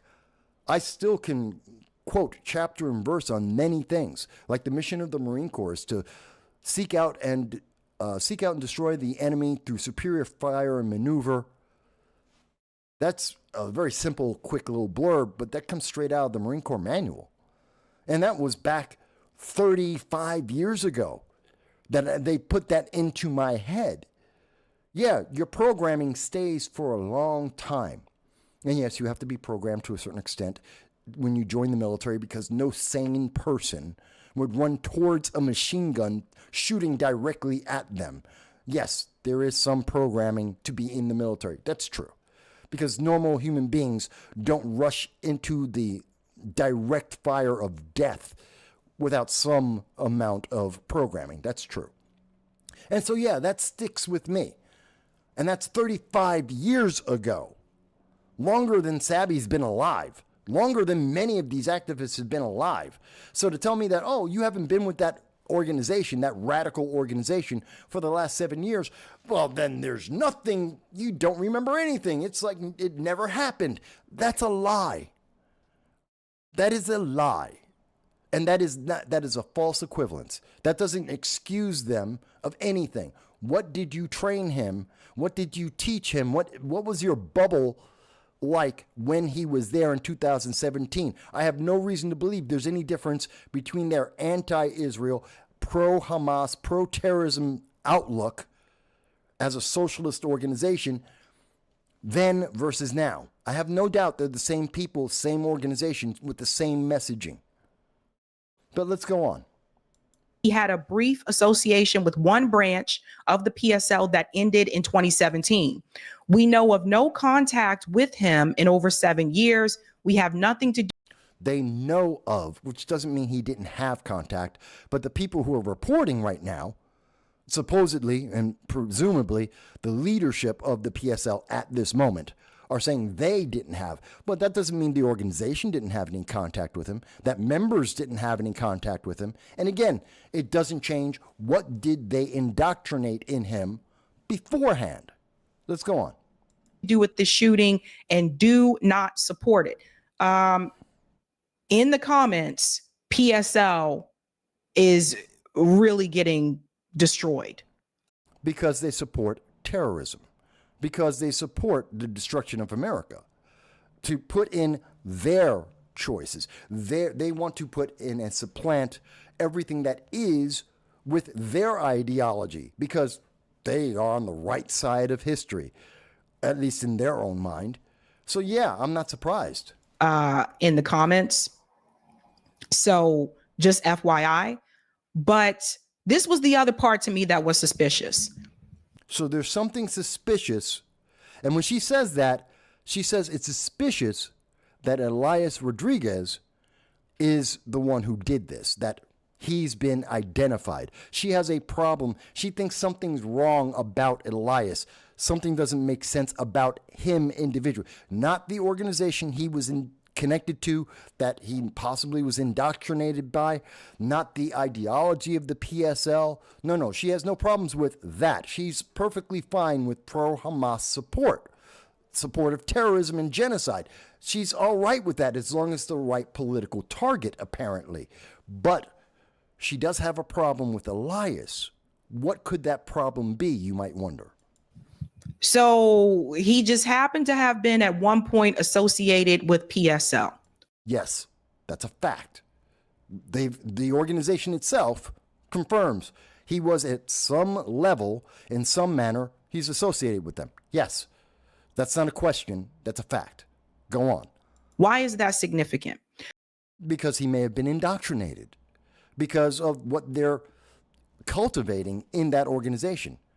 Were they reinforcing his desire to kill random human beings and to be able to justify it by saying that he agrees with a terrorist ideology? That's why it could be significant. And how many others, how many hundreds, if not thousands of others, got the same indoctrination, have the same mindset as Elias Rodriguez, but lack the opportunity or perhaps the will to commit the same kind of atrocity? PSL, along with Answer Coalition, they are the organizations that organizes these massive pro-Palestinian protests that you've seen. Okay, so these are from, and by the way, Sabby Sabs does her homework.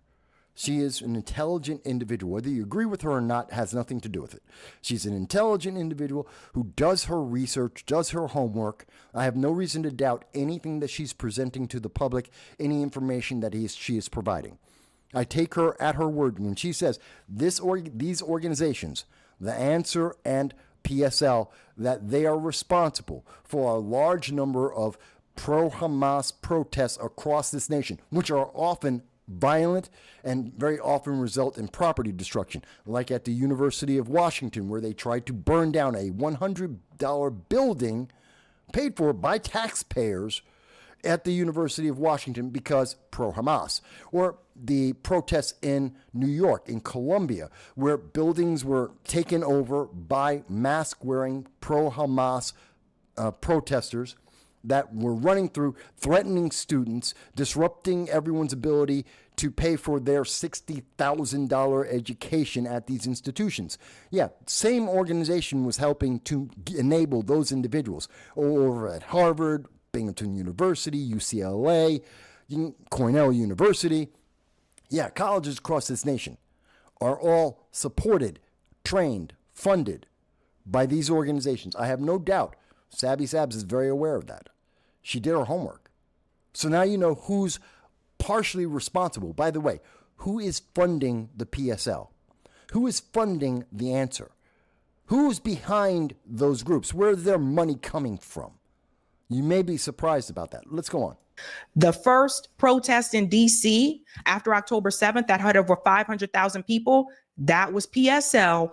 So after the greatest single event of terrorism to the nation of Israel since World War II,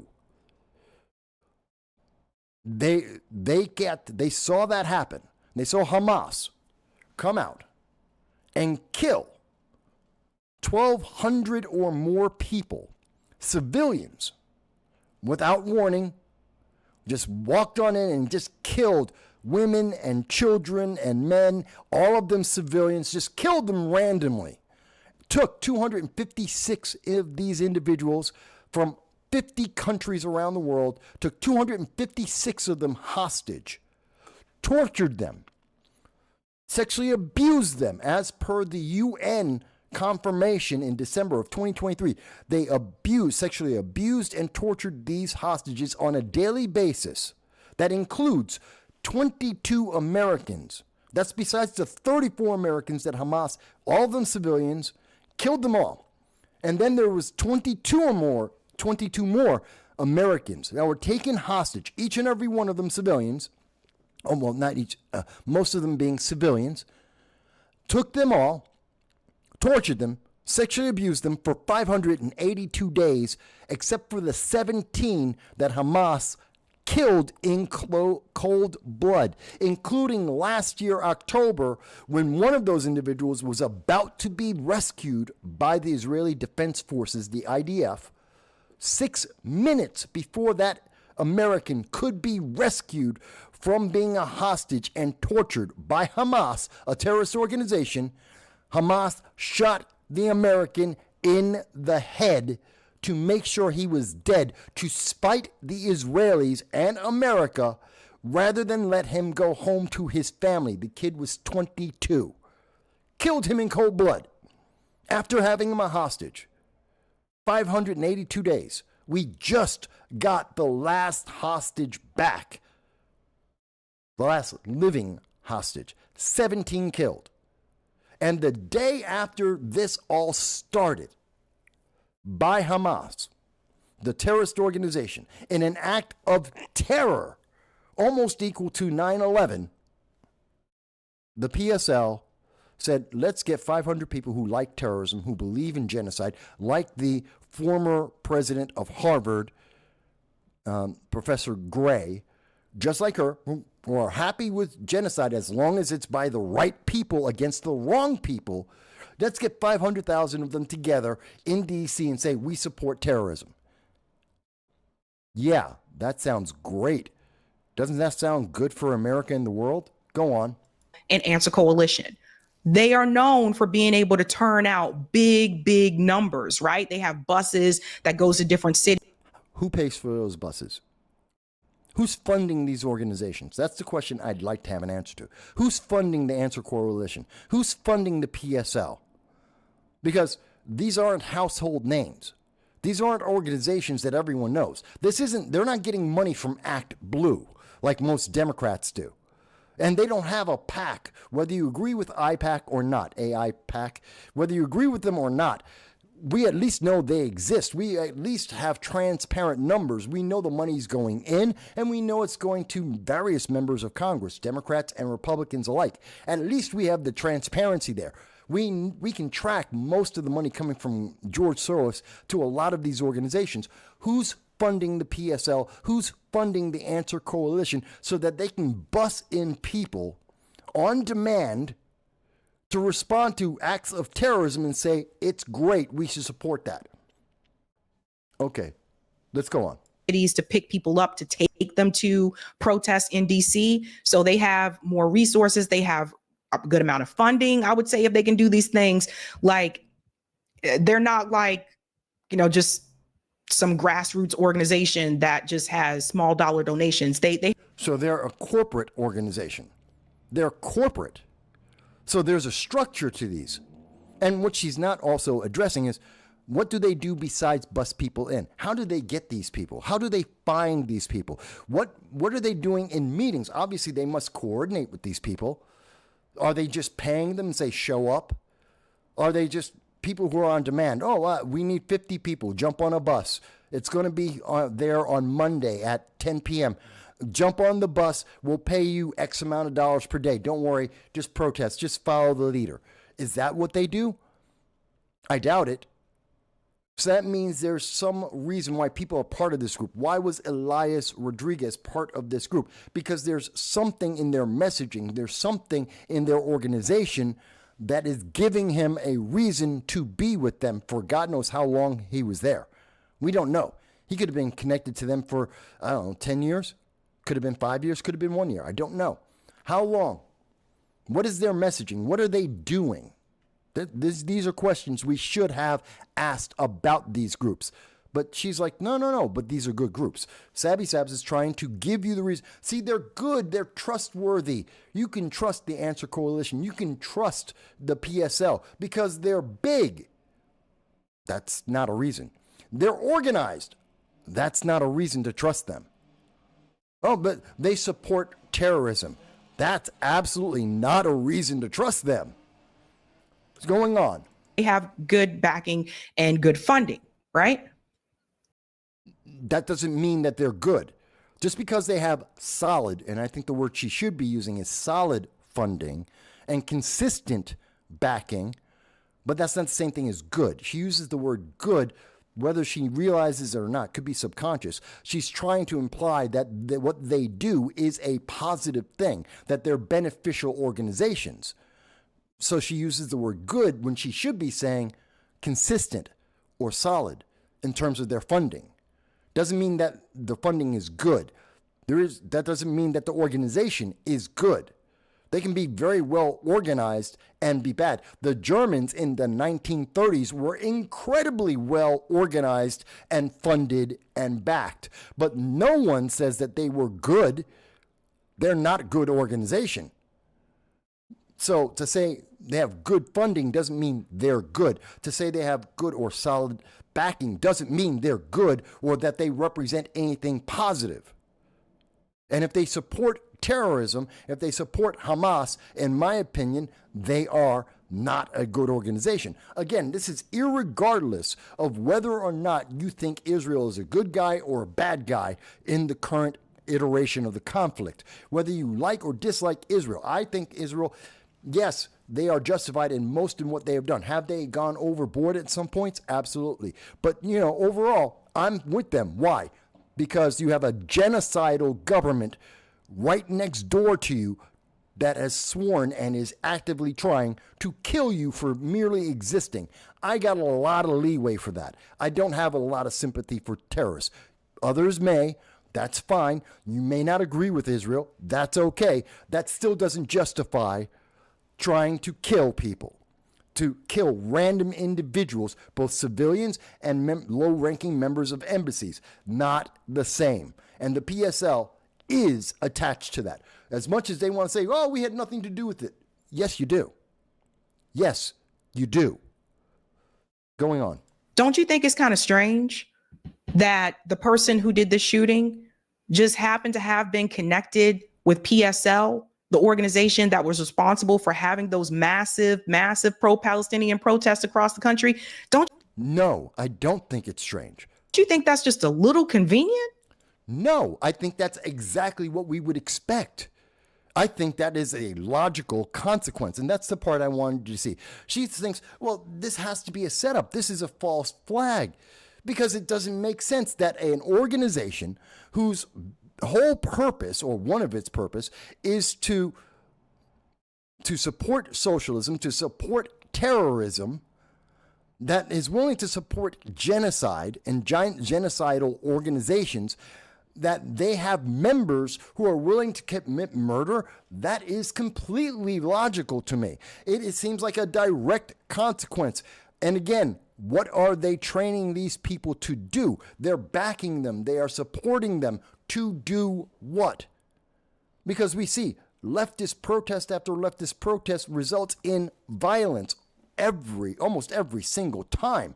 I believe 538, the organization 538, did a study on this, and I believe it's somewhere around 50%, might have been it was either 38 or 50% of every leftist protest is violent.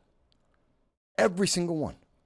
Now, this is back in 2022, and I'm remembering this off of memory right this second, so I could be slightly off on the numbers. But we're not talking like 5% or 10%. We're talking about fully a third to a half of all the leftist protests are violent. And now you may say, well, Mike, but that was 2020, 21, 22. Things were a lot more violent then. Okay, let's ratchet the numbers down by half. You're still talking about 15, 20% of every leftist protest are violent. And when I say violent, just in the last 2 weeks, alone, you saw that the same leftist pro-Hamas terrorist supporting organizations that the PSL supports and helps to organize went into Columbia College threatening students and trying to occupy buildings and destroying property.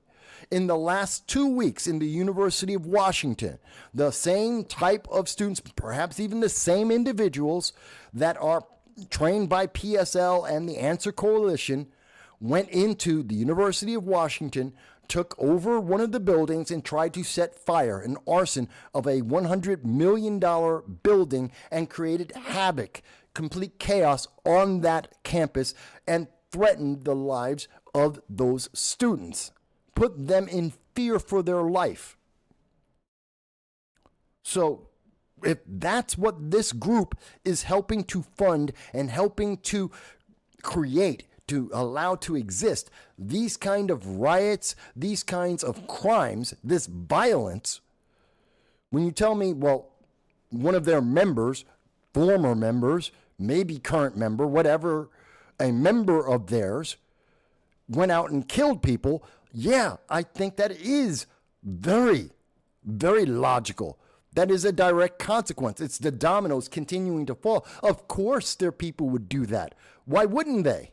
It seems to be what they're there for.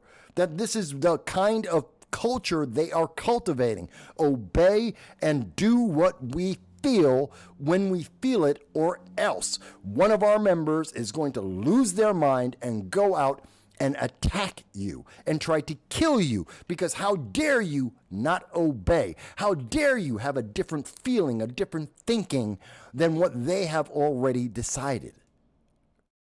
This is very much like the authoritarianism of what we see in the DNC ramped up to the next level. This is the next step. It's the same thing that we're seeing in the Democratic National Committee at this moment. Democrats are doing it. You're going to accept Kamala Harris. Why? Because they said so. There's not going to be a primary against Joe Biden because they said so. Bernie Sanders is out and Hillary Clinton is in because they said so. Hillary Clinton's out and Obama is in because they said so. It's not about whether you chose them or not. It has nothing to do with you. You don't have a choice in that. You're just going to obey. That's it. That's your only choice. And what's the next level after that? Now not only are they deciding who you're going to vote for, and how dare you be black? How dare you be a woman and not vote Democrat? How could you possibly do that? You don't have the right to not vote Democrat. You're black. As Joe Biden told you, if you're not black if you don't vote Democrat. When did he get that right? When did that become a law? When was that put in with the 15th Amendment, the 14th Amendment? When did they put that in and say, oh, by the way, you're going to vote Democrat for the rest of your life? You have no choice in this. When did that ever happen? According to these people, that's what's supposed to happen. In fact, they're the next step forward. Not only are you going to vote the way they tell you to, now you're going to get rid of the Constitution and all those rights that people died for, people bled for, that we have this holiday for. Yeah, everything that they stood for, all those black people in the Civil War, all those black people in every conflict America has ever had, yeah, they died for nothing because these guys say, well, none of those rights matter. Everything they fought for, all of the freedoms that they fought for, nothing. And I had this argument recently. I was part of the chat in a Larry Sharp has a program. Yesterday was his AMA, Ask Me Anything. And I was having a chat with someone, and we were talking, it was about race. And someone said, but Mike, you got to understand, you're black. I'm like, what the hell is that supposed to mean? And, well, America's racist. You know, black people are downtrodden. They have no rights. They have no freedoms. Well, first of all, it's been over 120 days of Trump. Guess what? I can still vote, and I can vote for anyone that I want to. Women are not chained to the kitchen. They're still working jobs. They still own businesses. No one has been stopped from doing a damn thing that they want to do as American citizens. You can say, oh, well, what about those foreigners who have their visas revoked? They're foreigners. They're not American citizens. That's a different argument. What about the illegal aliens being mass deported? Those are criminals from other countries. They're not American citizens. It's not the same thing. So you can't tell me that. And American, by the way, black people in America, you're not downtrodden. You may not be perfect. Life is not, I'm not going to say it's perfect, but I can tell you what, the richest, most successful, with the most opportunity in the world of all black people in the world are in America. That's a fact. We have the highest quality of living in the world. We have the most opportunity for advancement in the world. We have the best, you name it, in the world. The most rights, the most freedoms in the world are in America. If being black in America is being, I don't know, a serf, being a second-class citizen, then black people in the rest of the world don't exist. They have no life whatsoever. There is that much of a chasm between America and the rest of the world. Go to Angola and see if you can do what you do here in America and you're black. You can't. You can't. It's not even a question. It's not even a choice. It's not an option. This is why we have so many people from Angola, from Botswana, from Chad, Nigeria, that are trying to come into America illegally. Because even as an illegal alien, the quality of their life is superior to their life as citizens in their home country. They have more rights, they have more freedoms, they have a better quality of life. Even as second-class citizens, criminals in America hiding in the shadows, and they have a better quality of life. There is no black person in America, well, virtually no black person in America, that has less opportunity than anywhere else in the world. That is a fact. So that's not an excuse. Also, not an excuse. It's something the left wants you to think, but it's not real. It's not a fact. The exact opposite is the truth. But when you are in the bubble of the progressive mindset, when you have been indoctrinated by schools and Hollywood and television and politics to believe these things, that's your world. And so when someone says, oh no, but there is no factual basis to what you're saying, I understand that's how you feel, and you can feel whatever way you want, but there's no logical, consistent, substantive reason for what you're saying. They lose their minds, and that's when we get the violence. When someone challenges their worldview and says, no, it doesn't make sense, I don't agree with you, then their answer is be violent. They either dismiss and discredit you, and that's just your regular Democrat will just dismiss and discredit you. You just don't understand. You just don't get it. And then if you ask them, well, then educate me. What don't I understand? I'm not going to waste my time. Yeah, that's their answer every time. You're so beneath me. You're not intelligent enough to understand. Really? I mean, we got a taste of it for those who came in late. Look at the beginning of the show. Look in the chat. We had a gentleman, Chris, who came out and said, but Mike, you're talking nonsense. Really? And when I asked, Chris, tell me where what I said was nonsensical. Tell me how the evidence I provided isn't factual. Explain to me why you don't see the conclusion. You may not agree with the conclusion, perfectly fine, but how is it that you don't see the logic in what I have put before you? No answer. Zero answer. Oh, well, You're just nonsense. Really? And so Sabby is trying to justify this. She's trying to put the question in your head because it has to exist in her head because she believes in progressivism. She believes in socialism to some degree. And she's saying, well, it can't be that the policies and the principles that are being put forth by Answer Coalition, by PSL, by their socialist ideology, that can't be the reason why people are committing cold-blooded murder. It has to be something else. This can't be real. It has to be government intervention. It can't be the policies because the policies are good because she believes them. She believes in it. She thinks it's worthwhile. And her worldview would be crushed if she's wrong. Everything she believes suddenly has to change. And that's the problem with the left.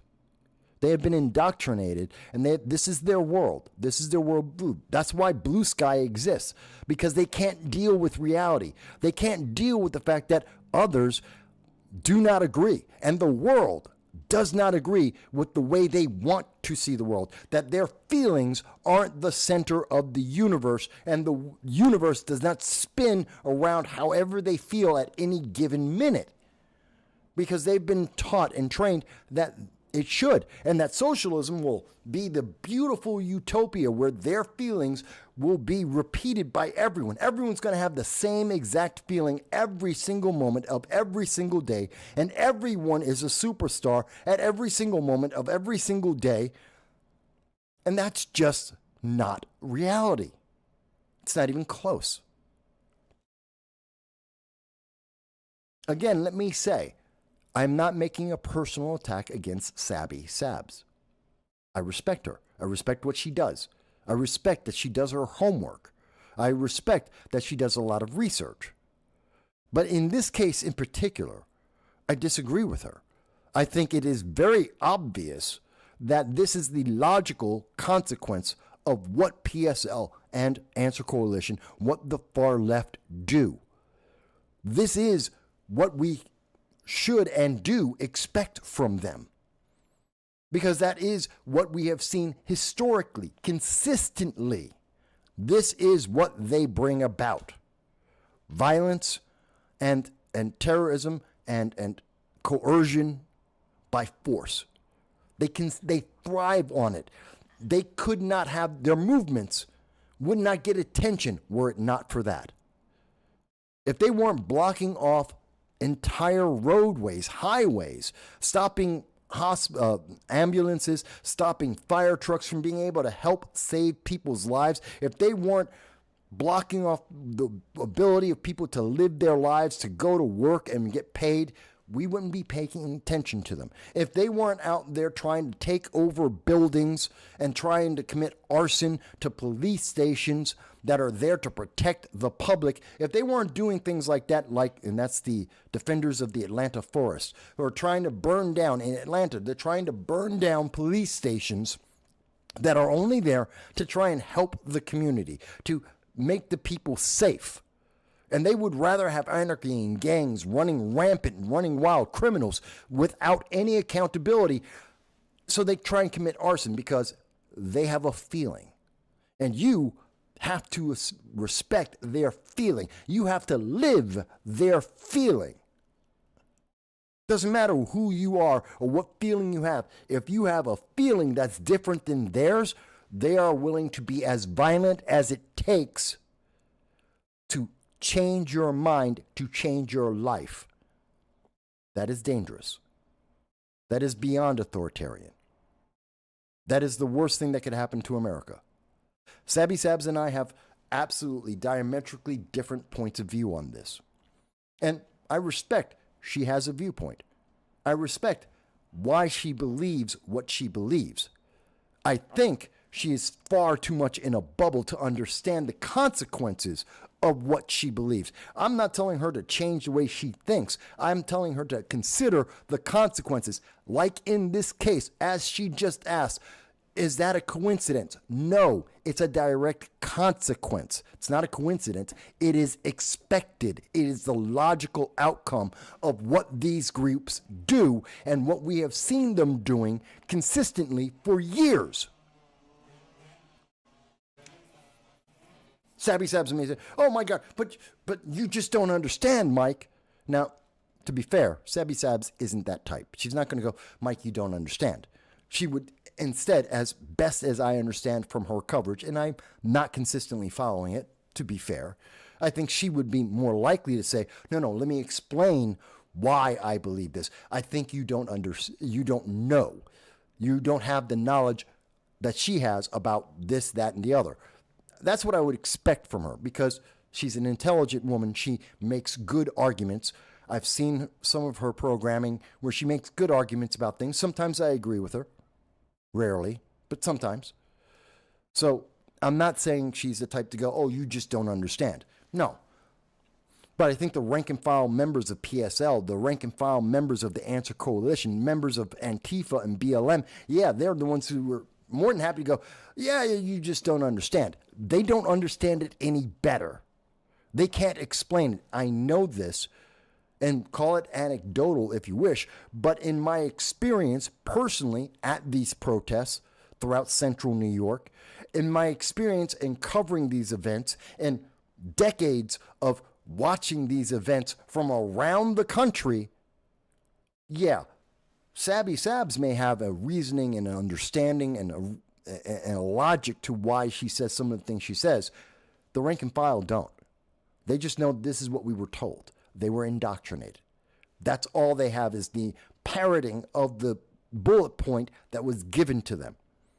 And they were told, if you want a better life, you have to obey. You just have to obey. And they do. And they expect everyone else to do it too. Because they're told their life would be better if everyone obeys. So how dare you not obey? And Sabby's here going, but it sounds like it's a setup. It has to be a setup. This guy, Elias Rodriguez, he's just been a sleeper agent for a decade, for at least 7 years. He's not a real progressive. She goes on to say, he's not a real progressive. He's probably a plant by the federal government. That's why he murdered 2 people in cold blood. Her reasoning for that is, well, he didn't run away. Why would he run away? He's proud. A lot of these activists are proud of what they do. They're happy to try and commit arson, to try and burn down buildings, to try and threaten other individuals, to force them to believe what they feel at any given moment. There's a lot of pride and joy in groups like the Progressive Leaders of Tomorrow, in terms of groups like BLM and Antifa. They have been convinced, they have been told and reassured that they're on the right side of history. Why wouldn't they be proud of the crimes that they commit? Of course they're proud. Of course they would stay at the crime scene and say, yeah, I committed that crime. I did it. Aren't I a hero? Am I not going to be celebrated? Look at George Floyd. He's getting celebrated. He was a violent criminal his entire adult life. He made all the wrong choices every step of the way. A violent felon, a drug dealer, a violent criminal. Up until the moment he died, did he deserve to die the way he did? Maybe, but it is a direct consequence of his life that he died that way. And as someone who grew up in the Bronx, and I remember the crack epidemic, I've known drug dealers. I had guys who were dealing drugs back in high school with me that I grew up with. Ordain Williams in particular, just for one name, who is dead. Ordain died in high school while wearing a bulletproof vest doing a drug deal about a mile and a half from where I live in the Bronx right now. Mile and a half away. Doing a drug deal in high school, shot dead through a bulletproof vest. Why? Because Ordain was a drug dealer. Ordain was a bad guy. He was a criminal. I grew up with him. Knew him from kindergarten. Was Ordain a bad guy to me? No. To me, he was just Ordain. I mean, I knew him all his life. I knew his criminality. We all did. All of us that grew up together. Am I surprised that Ordain died as a result of his criminality of being a drug dealer? No. A bunch of our friends died or went to jail because they were criminals. I know a bunch of guys. I know the guys who robbed Archie Bunker's car. This is old. No one's going to remember this except old people older like myself. This is back in the 80s when Carol O'Connor, who played Archie Bunker, he was in Manhattan. He was at an event and somebody stole his car. And it happened to be people that I knew, people I grew up with. I know exactly who it was. I know who did it. I know when they did it. I know what weapons they were using. I know why they ran away. I know where they ran away to. Yeah, okay, that's life. Not everyone we know is an angel. Not everyone is a saint. They made choices. And you know what? A lot of those guys, they went to jail. Not that they were bad people, to me at least, but they weren't good people, at least at that point in their life. Some of them have since turned their lives around, but they weren't all good people. They weren't all saints. They were doing bad things, and they had bad consequences, and some of them died because of it.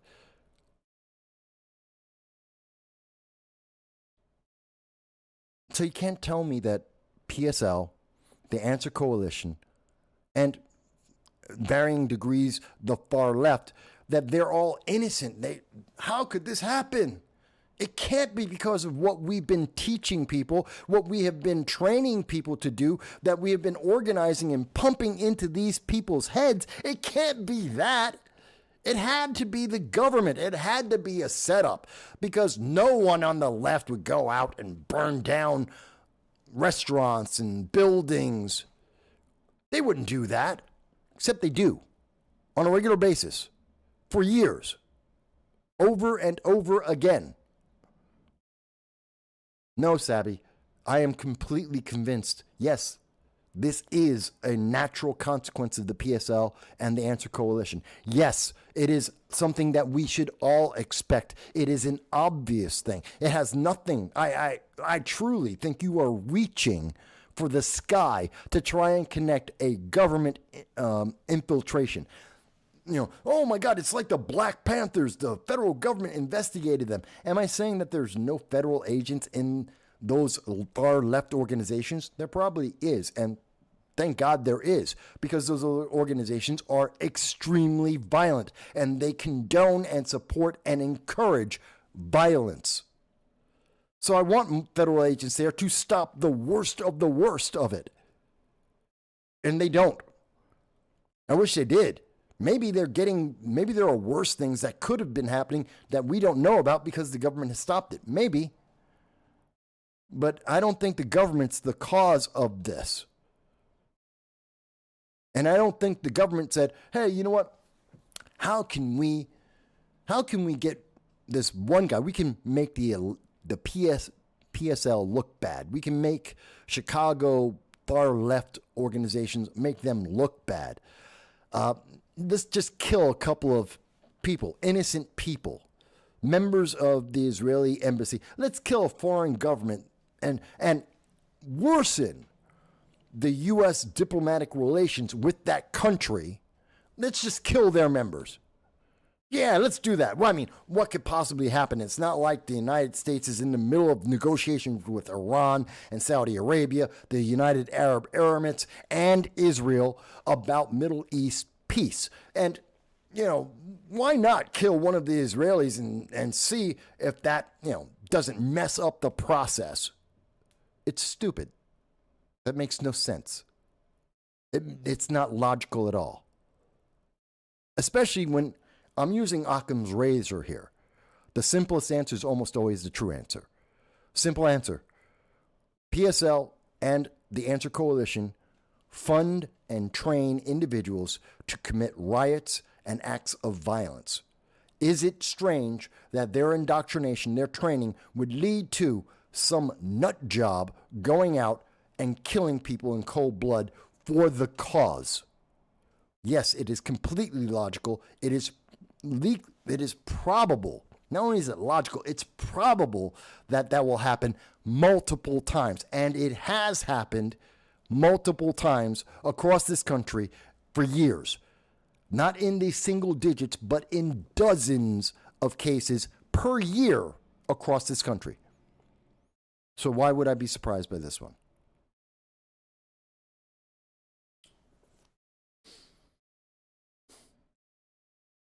Not everyone's going to agree with me.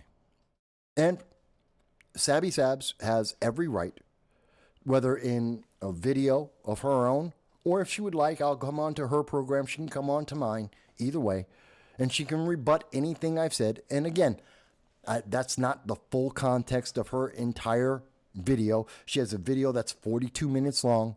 We looked at about 2.5 minutes, but that part I felt was highly egregious. I found that to be absolutely mind-blowingly wrong. And I had to point it out. I had to bring that up. That she's wrong. It is absolutely logical. And no, I don't think it's the government. I don't think it's the Trump administration or the government in general. It wasn't the CIA or the FBI. No, it's the left. Because this is what the left does. And we should call that out for what it is. Elias Rodriguez, if he committed the murders, as we believe and seems to be by every bit of evidence available at this moment, he committed this, death penalty. I have no problem with that. Give him the death penalty. If it is correct that Joseph Neumeier was trying to burn down a United States embassy overseas, jail. Absolutely. Congresswoman McIver, who assaulted law enforcement, jail. And Newark Mayor Ross Baraka, who was illegally trespassing for a gimmick for his election as hopefully for him hoping to be New Jersey governor, should go to jail. Adam Schiff, who appears to have committed the same kind of mortgage fraud that Letitia James has done, they both send him to jail. Judge Dugan, who broke the law and helped a criminal escape from the law, aided and abetted the escape of a criminal from law enforcement, she goes to jail. It's that simple. And I know there's a lot of people in the left that are going, but Mike, you just don't understand. I do.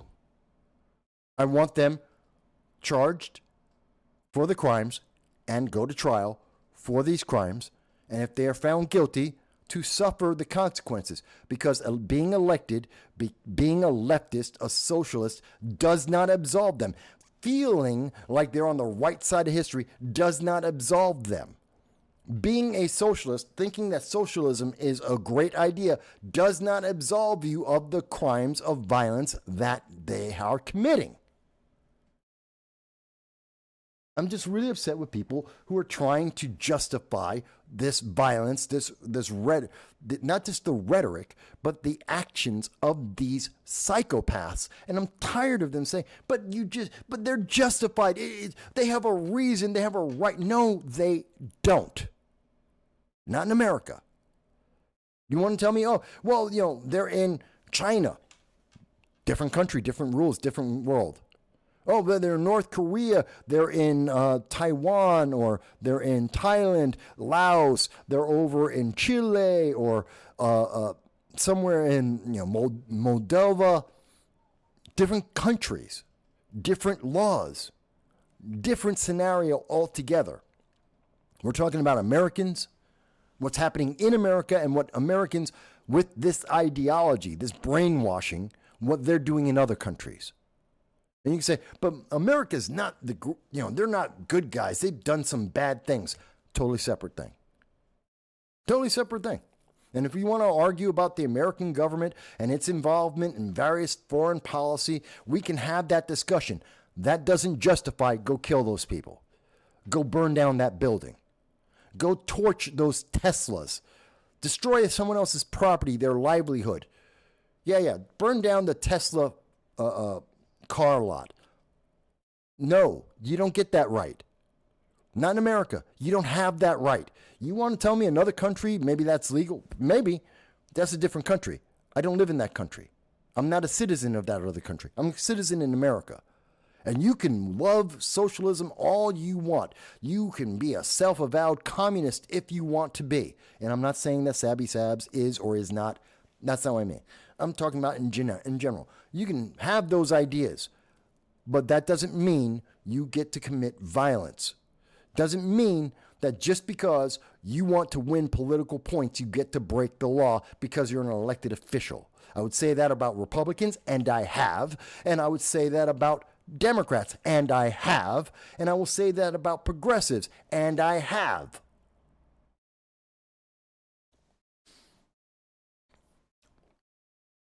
Again, I'm not trying to mischaracterize Sabby Sabs, and I don't think I have. If I'm wrong, Sabby, you can contact me publicly or privately and tell me if I have. If you want to have a conversation about this, I'm more than happy to go onto your program. You can come onto my program. We can discuss it in detail and tell me if I'm wrong. I'll tell you why I think I'm right. I'm more than willing to have the conversation.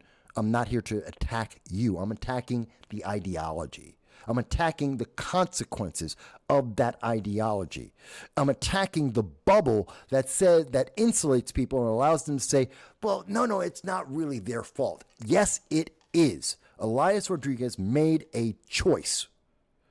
Joseph Neumeier made a choice. McIver, Representative McIver, Mayor Baraka, they made choices. BLM, Antifa, the people who are breaking the pro-Hamas movement at the University of Washington, at Columbia, at Harvard, at Cornell, they've made choices. They made decisions. And they need to be held accountable for them. No excuses, no justification.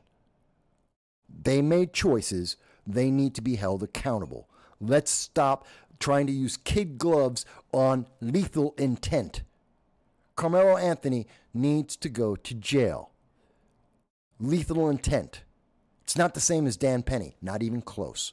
Someone else was arguing with me about that, trying to say there's no difference between the two, except one guy had a knife and had no provocation. That's Carmelo Anthony. He stabbed someone with no reason. Murderous intent, lethal force. Another guy held someone down while he was being helped by two other individuals in a car full of people in a subway, waiting for the police to come and to resolve the situation. Not the same. They're not equivalent. Not even close. We gotta stop trying to justify violence and this criminality in our nation. You want to be a leftist? Fantastic. Knock yourself out. I've never told people you can't be. You want to support socialism? I think it's completely misguided and stupid, but that is your right as an American citizen. I'm not taking that away from you. I think you should be more educated about it, but hey, that's my feeling on it. That's not your obligation. I won't force you to. Sadly, the socialists, the communists, the left in this nation won't return that respect to me.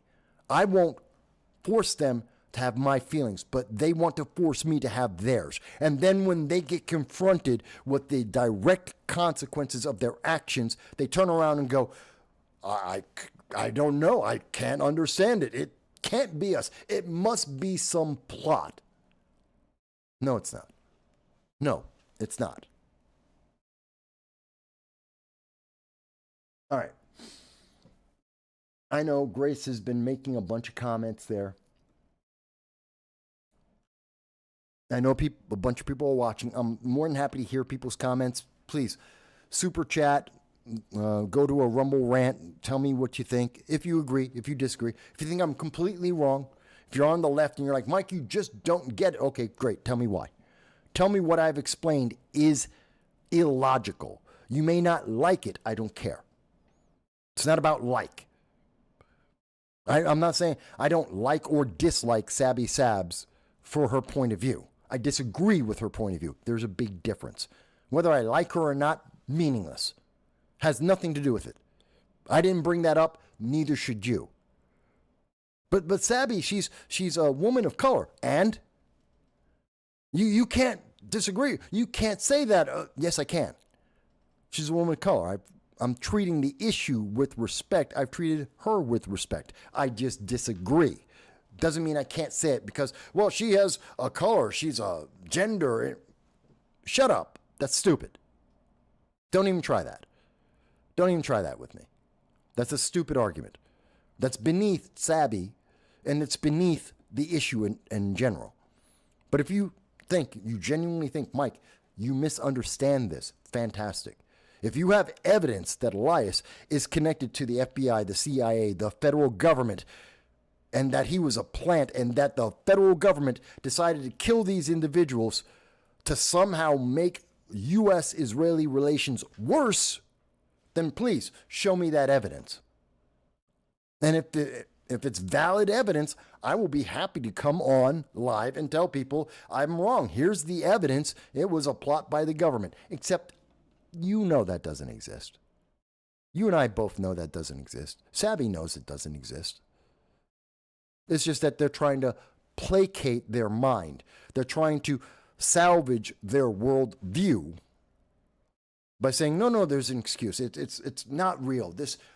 My worldview wouldn't do that. Yes, your worldview does. And we should stop sugarcoating this for them.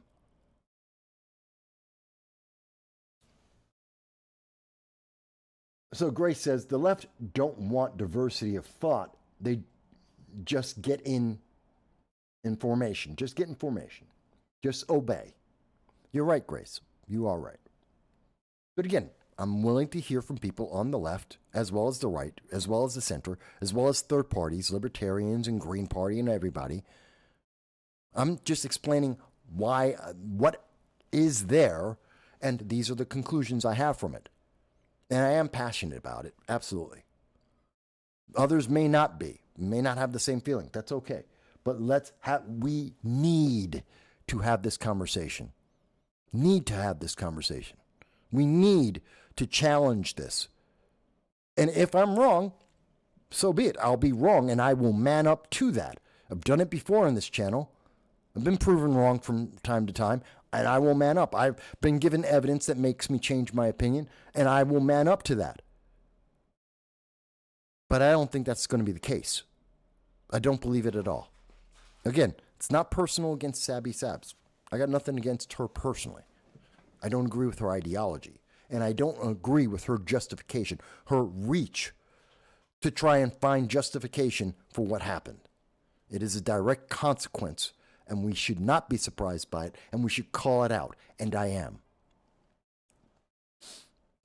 That being said, I'm going to move forward, because I know we went a little bit long. I'm going a little bit long today, but I think we need to.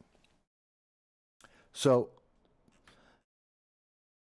there is, I want to address this because I think it's important. And it's in reference to President Donald Trump. And some people will be angry with me on this. Some will agree with me, some will be angry. But we know that Donald Trump and Harvard University, Harvard is the proxy right now in the nation for the left, the government institutions, the indoctrination of the left. Harvard is basically their champion, fighting against the Trump administration. And we've gone through a couple of phases of this so far. So Trump is saying they have foreign students who are disruptive to our society, who are promoting and supporting Hamas, a terrorist organization, and the destruction of our Constitution. Many of them are socialists. Many of them are progressive. They don't believe in the Constitution. They don't believe in the amendments. They want to scrap all that and put in human rights, which are agreed to by the UN and other organizations, and they want to redo everything. And many of these students from foreign countries that don't have the right to say what they say here in their own home country. They're not trying to fix their country. They're not trying to make their country the socialist utopia they think is possible. No, they want to change America. Why? Change your own country. If your country is so bad that you had to come to America to get educated, to have a better life, then America's not the problem. Fix your country. Go back to your country and fix it. Use this propaganda, gather up your people, and fix your country. So I understand Donald Trump had the right, as a president, to rescind their invitation and their privilege to be in America. But then it escalated. And Harvard's like, no, you can't do that. Oh, how dare you? It's free speech. That's not free speech. We didn't stop them from speaking. We stopped them from speaking in our country as a guest of our country. They're denouncing our country, trying to disrupt our livelihood. And we said, fine, do it somewhere else. We didn't say you had to go to your home country. You can go to Canada, England. You can go to anywhere else in the world. No one's stopping you. Go wherever you want, just not in America. Thank you. You're no longer welcome. Get out my house. And then Harvard, and they go back and forth. So Trump says, okay, I'm going to take away the funding, and took away $2 billion of federal funding because Harvard's like, no, I want these people to say these things about America, not their country, and try and change our politics. Okay, they have the right to say that. They're a private institution. But Trump reminded them, well, if you're private and you don't want to do what the government is asking you to do, don't ask for government money. You have $52 billion in assets. You made $2.5 billion in 2024 alone. You don't need government money. You don't need $2 billion of taxpayer money. We can put that money toward the homeless. We can give it to the Jericho Project. We can go and help children eat across America. We don't need to give you $2 billion so that you can continue to subvert the American government and disrupt the American people, which I think is a fair statement. You don't want the influence that's attached, the strings that are attached to the money. Fantastic. Don't take the money. It's your choice. And if someone's giving you money, there are strings attached to it. Just is. That's just the rules of the game everywhere in the world. You may not like that, but that's just the rules. That's the reality. You get strings attached to it. You don't want the strings? Fantastic. Don't take the money. And Harvard wasn't satisfied with that. And they're fighting against that. And they're saying it's all, but we don't have free speech. Harvard has a TV station, a radio station, a newspaper. And their graduates influence all of the mainstream news media. That's why almost every form of news media in this country are left-leaning. Graduates from Harvard, Princeton, the Ivy League schools dominate the mainstream news media. Dominate it with the ideology that they were given by these colleges. They have more than enough tools and weapons at their disposal to be able to keep on putting out whatever message they want. I'm not telling them to stop. I'm saying they don't need federal funding to keep doing it. And yeah, some of their students are going to have their visas revoked, which is the right of the United States like any other country. You disrespect those countries, you get punished. It's like, what is that, nuisance streamer, Johnny Somali? He's going to jail. He should. He's an American citizen. Go to jail. He's been committing crimes in South Korea. And I have no sympathy for him. And I know there's been a lot of coverage. Hard Lens Media has a lot of great coverage. Kit does a great job of covering that. And he's right. This guy's doing bad things. He's breaking the law. He doesn't deserve any kind of privilege of being an American to absolve him of the criminality of what he did. He needs to go to jail. He should be punished by South Korea, and he should go to jail in South Korea. I got no problem with that. Just like you're in America, you got a visa, you can get revoked. Commit a crime, you go to jail. Period. We have no obligation. Just because you got a visa at one point, just because we said, yeah, we'll let you in, that doesn't mean that you get to stay here for the rest of your life. We don't have an obligation to you. You're not our citizen, period. And that means you don't get all the rights and privileges that go with being an American citizen. If you want to be an American citizen, go through the process to become a naturalized citizen. Give up your citizenship in your foreign country. Devote yourself to America. Fantastic. You become an American citizen, say whatever the hell you want. That's your right. You're not an American citizen, you don't have that right. You don't. Whether people like it or not, you don't. Does that stop American citizens from saying anything? Absolutely not. That's why we have a Constitution and the First Amendment. You can say whatever the hell you want as an American citizen. No one has stopped any American citizen from saying anything. And again, Harvard can keep saying what they have been saying. No one's stopping them from the indoctrination because they have the right, a private business. They just don't have the right to demand taxpayer money to push their private message at their private business. They don't get that right. I don't care how big and prestigious they are. You want to play that game that you're a private business and you have a right to say and do whatever you want, fantastic. You don't have a right to taxpayer money to do that.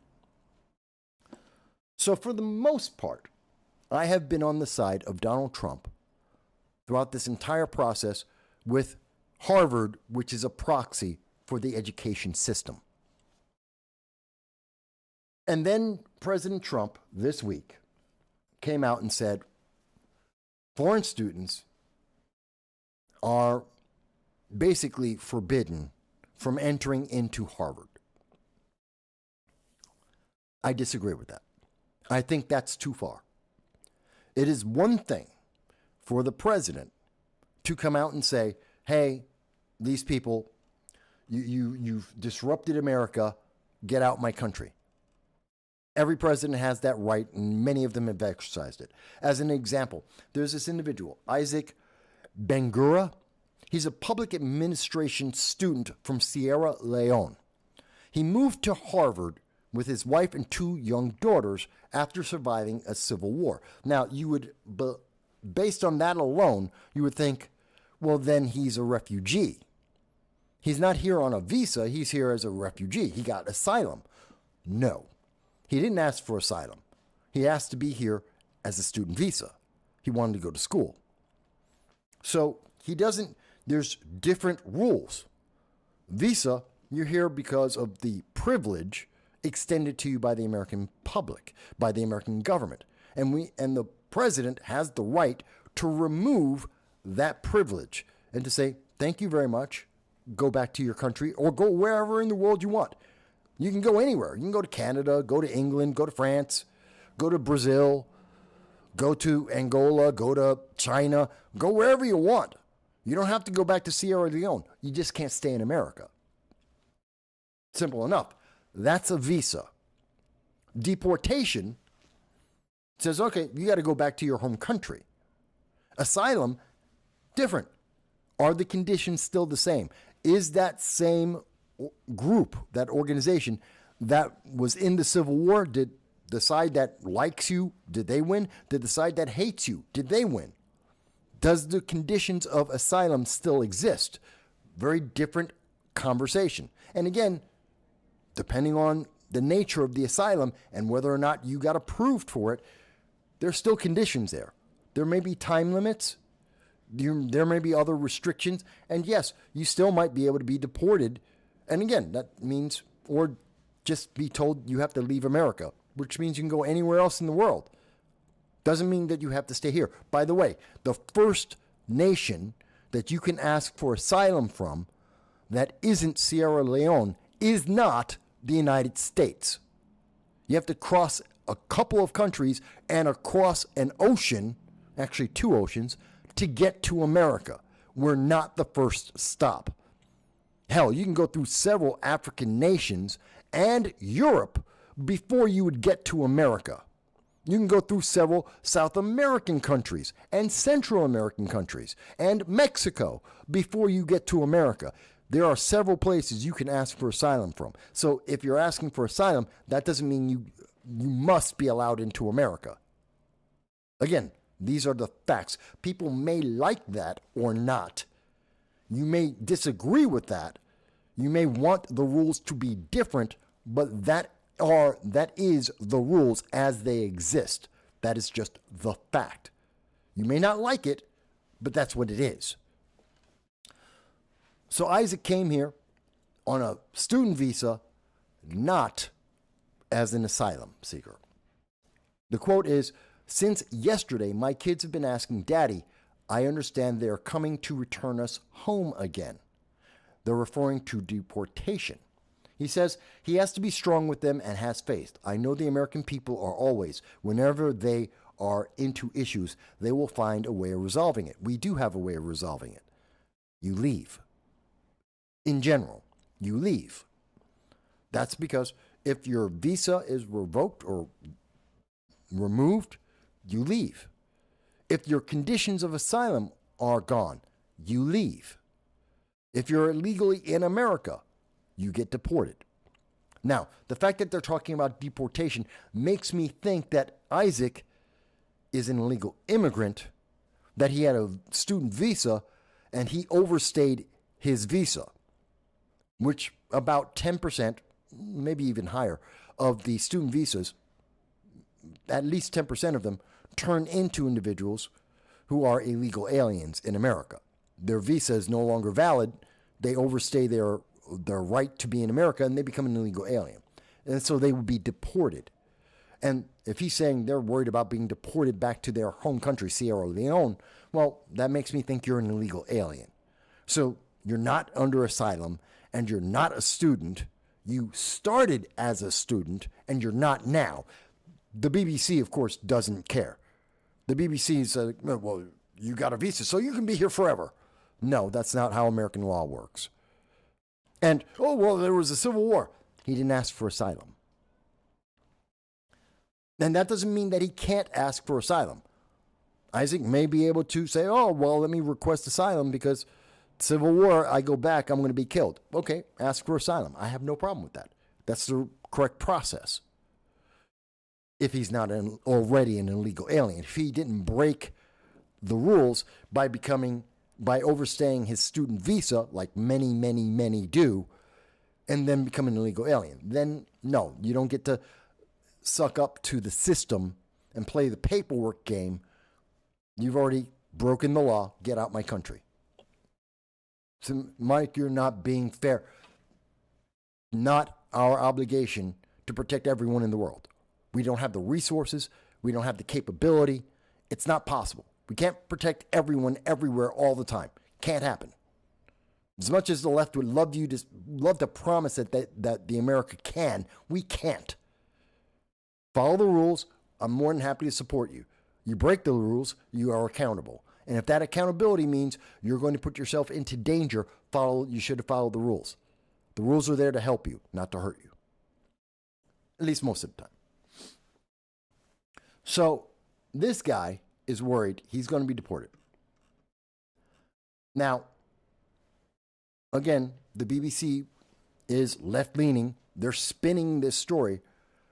But I agree that Isaac should not be deported simply because Harvard, the institution, are idiots. That they're trying to play a political game when they're a educational institution. They want to get into politics, great. Create a PAC and go into politics. If you want to teach, teach. If you want to indoctrinate, stop. But I don't think the president, Donald Trump, or any president, has a right to go to a private business, which Harvard is, and say, you can't have these people in using your services.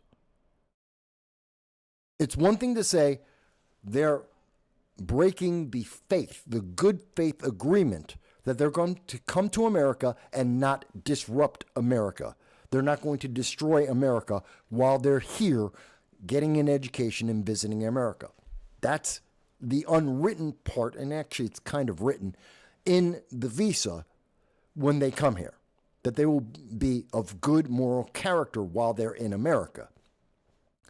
And if they're not of good moral character, if they're disrupting our nation, then they've broken that contract, they get out of our country. I agree with that. But I don't agree that the president can say Harvard can't have these foreign students in their college.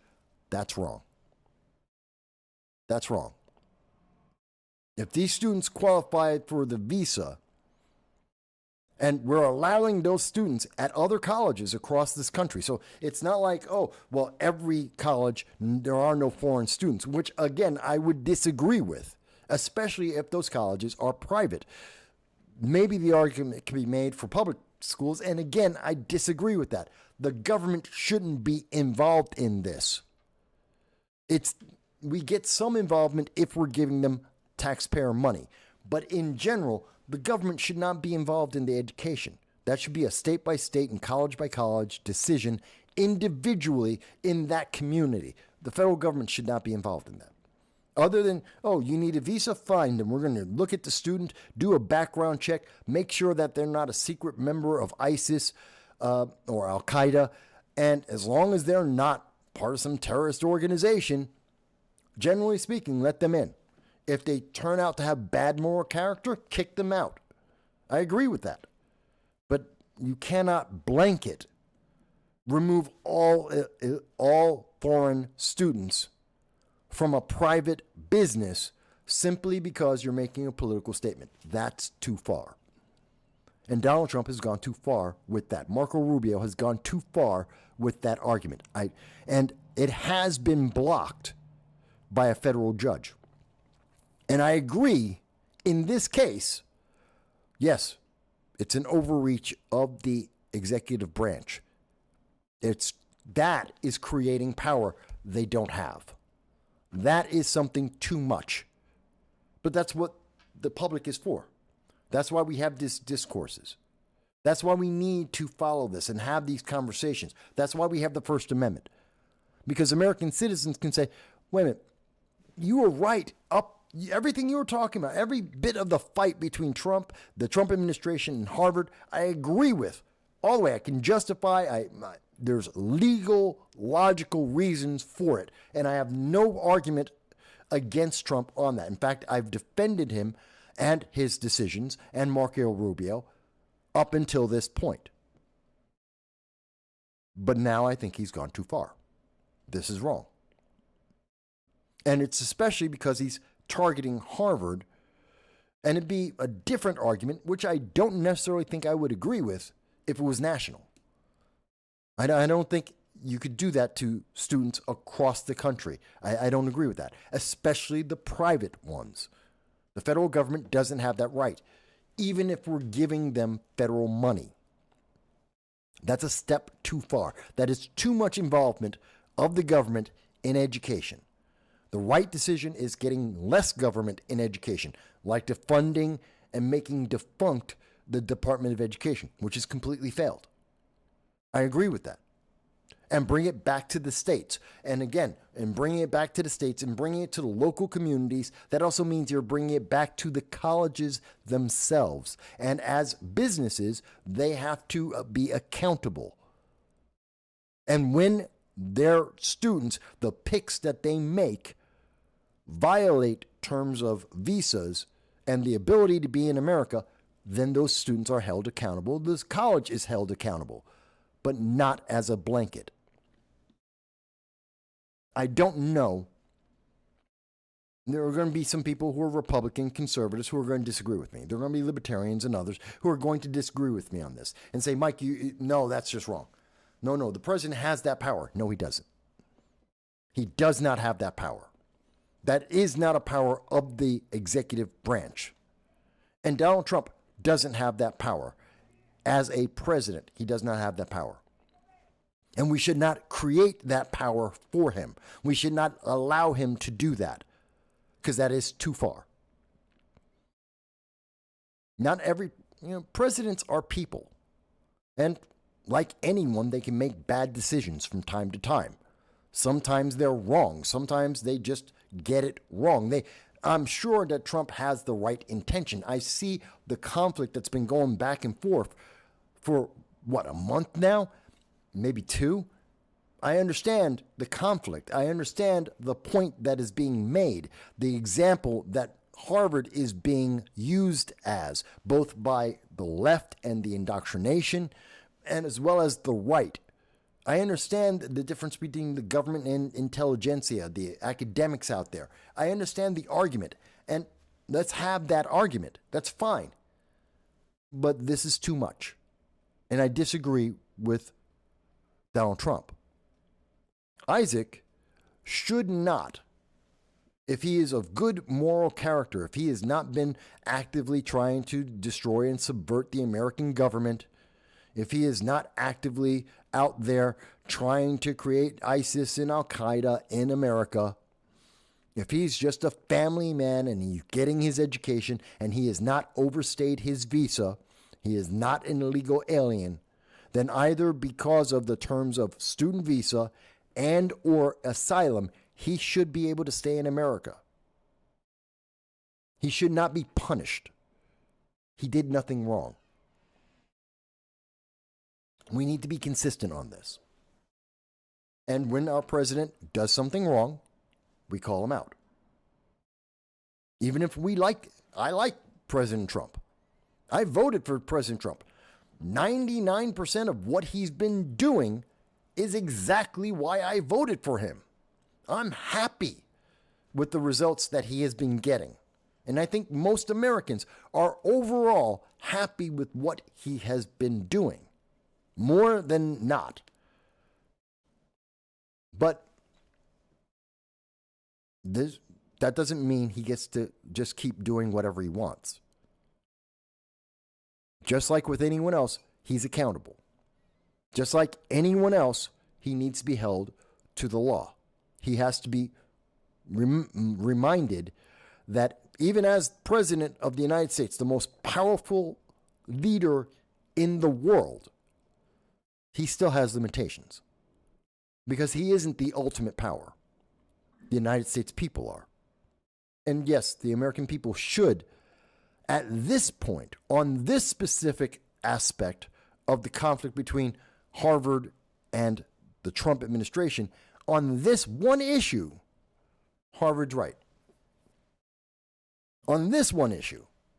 The rest of it, no. All the other arguments, First Amendment, no, it's not. That's just a smokescreen. It's just a way to try and get sympathy. Oh, you're going to silence Americans. No, they're not. You're going to deport American citizens. That is hype. That is propaganda. Nowhere near accurate. You just want to protect illegal aliens. I get it. Don't make up stories. Don't make up these horror stories to fear-mongering to try and get your way. That doesn't work. Not with me. But when the president has gone too far, that's what we need political commentary. That's what we need news reporting. That's where we should be stepping in and saying, no, no, no, this actually is too far. Not because of my political bias, but because it is too far. It is a power the president doesn't have. And there are going to be people who are going to say, Mike, you're just wrong.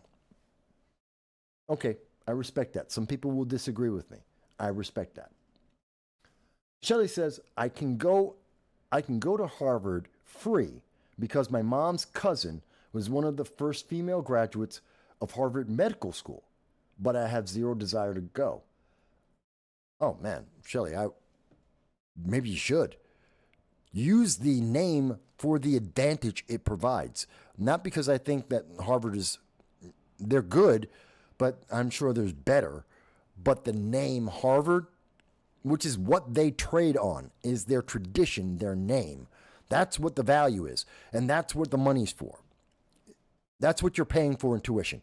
You pay over $60,000, $70,000 a year for the name Harvard.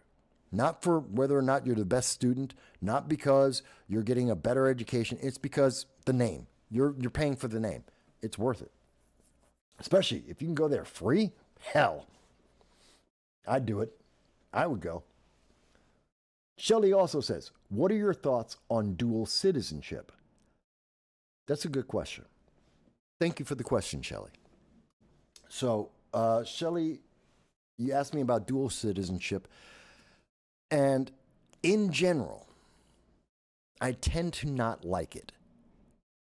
In general, I understand it. And I respect that it exists. I understand why it exists. I respect why it exists.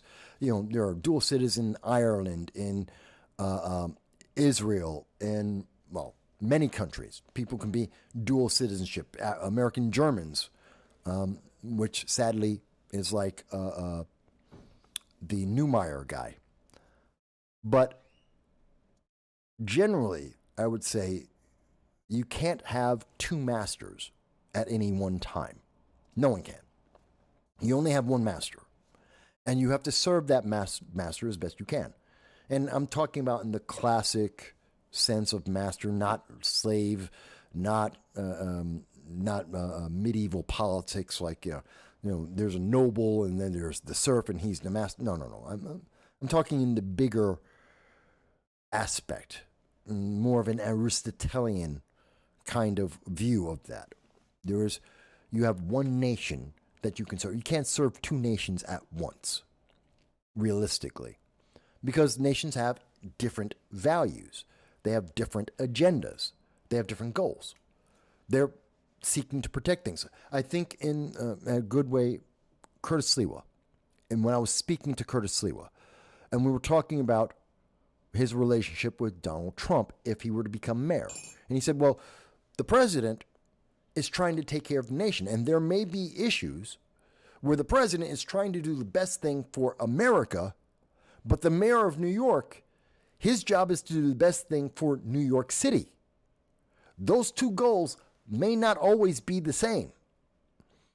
And so the mayor of New York City, regardless of the relationship they have with that president, their goal is to say, well, Mr. President, I understand this may be great for the country. It's not great for my constituents. That's not what they voted me to do. That's not my obligation. My oath is to take care of my city. And so given that that's my obligation, my sworn oath, I have to fight you on this issue. I have to try and do something better for my citizens that I represent as a mayor. That's what Curtis Sliwa said, and I respect that, and I kind of look at it in the same way for dual citizenship. One country, each country is going to do what they think is best for their people. And generally, you as an individual have to pick one of those countries. And this isn't like a swap meet. You don't get to mix and match, checking back and forth on a regular basis. It's one or the other. You got to support one or the other. When I joined the Marine Corps, I swore an oath to the United States, not to the Republican Party, not to the Democratic Party, not to third parties. I didn't swear an oath to any organization. I swore an oath to the United States government in particular, and more importantly, to the Constitution, to uphold the Constitution. That's my allegiance. That's my loyalty, my fealty is to the Constitution, first and foremost, followed by the amendments. Marine Corps, my God, my country, my family, my Corps. In that order. That's your fealty, that's your allegiance. And I believe in that. So for dual citizenship, I tend to look at it in the same way. You have to pick one. I understand there are religious reasons and other reasons why countries allow, including the United States, allow dual citizenship. But I think that individual, at some point in their life, once they become an adult, by the time you hit 30, because at 18, you don't know crap. The average person doesn't know anything, especially in the youngest generations now. They really don't know anything at 18. They haven't had enough experience in the world. And even at 21, most people don't have enough experience in the world or even understand or even know politics. Most people don't even start paying attention to politics until their 30s, when they start a family. Then they tend to start paying more attention to politics. So I would say by the time you hit 30, pick one. That's your country. Whichever country it is you choose, pick one. That's your country. I'm not a fan of dual citizenship. So I hope that answers your question about that, Shelley. And I know some people will disagree. And there's many arguments that can be made about dual citizenship. I don't say that they can't be, but that's my reasoning on it, my understanding of it, and my reasoning for it. So, again, people may disagree. All right, we're just about done. I talked about the Israeli shooting. So the only thing I think I haven't talked about, and I'll be brief here, we're a little over 6 hours today. But I did, and I know people are there. Again, please like, share, subscribe. If you have been entertained, if you have been informed, if you agree, if you just respect the First Amendment and want to defend my right to be able to speak to you and for you to yell at me if you hate what I say, or even if you agree with me, if that's your reason, like, share, and subscribe. Help us to get to 5,000 subscribers. Not a lot. We're not asking for the sky. 5 to 10,000 subscribers. That's what I'm looking for. Please do it. If you respect that I made a promise on April 6th to make a donation, and today, live with everyone, I made that donation. As soon as the money cleared, as soon as I got the money cleared from YouTube, I made the payment.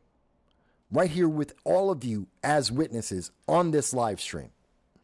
So maybe you agree. Maybe that's the reason why you subscribe. Whatever your reason is, please do. Like, share, subscribe. I appreciate if you would. But, and Shelley, if I didn't answer your question, please let me know. And I'll try and be more consistent. Or I'll try and give you a better answer if I haven't given a good one yet.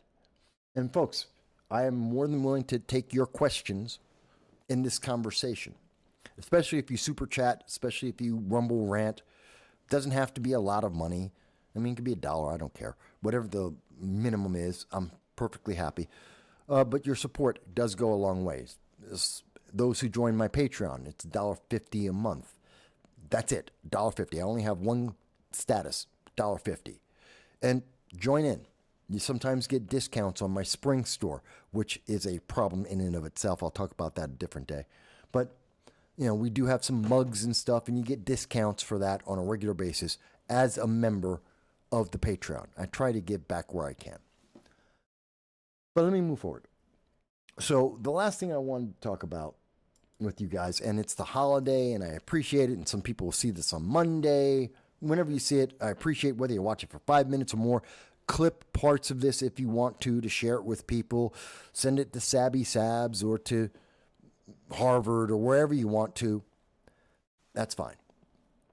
So, Justice Department, there's a Justice Department investigation of Andrew Cuomo, the disgraced former governor of New York. And I say it that way because that's what happened. He's not just the former New York governor. He didn't just end his term and got voted out of office. And he should have been convicted, or I believe convicted, but at least tried for the multiple crimes that Letitia James, a Democrat attorney general from New York, says he committed. That we have evidence that he committed. He should have been tried. He wasn't. Instead, he resigned in disgrace with sexual assault on his head, with the belief of corruption on his head, with the death of 16,000 people on his head, and a cover-up of those deaths on his head. He is a disgraced individual. He is infamous. He is not famous. He is infamous. And that should be emphasized when we talk about Andrew Cuomo. And the left, the media, who have already made up their mind and want him as governor, no matter what, they're trying to do everything they can to minimize and to downplay his actual record, what he actually did. I'm holding him to his record. So the Justice Department is investigating the disgraced former governor of New York, Andrew Cuomo, over his testimony in front of Congress, which, as you heard from Curtis Sliwa, seems to have perjured himself. He committed a crime. And again, he should be held accountable. I think I highlighted a part of this, did I? I thought I did. Where was it?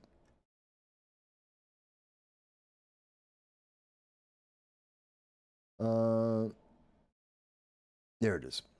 So, according to the AP, the inquiry into Andrew Cuomo, the left is saying it's all because of politics.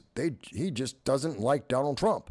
Donald Trump doesn't like Andrew Cuomo. Well, a lot of people from New York don't like Andrew Cuomo with great reason, because he killed 16,000 New Yorkers by his regulations and rules, and then he covered it up. He committed 11 acts of sexual assault, something that Democrats are supposed to be against.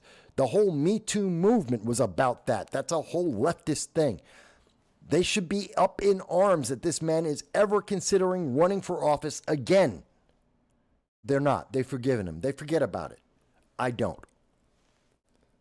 And this isn't about whether or not President Trump likes the disgraced former governor Andrew Cuomo.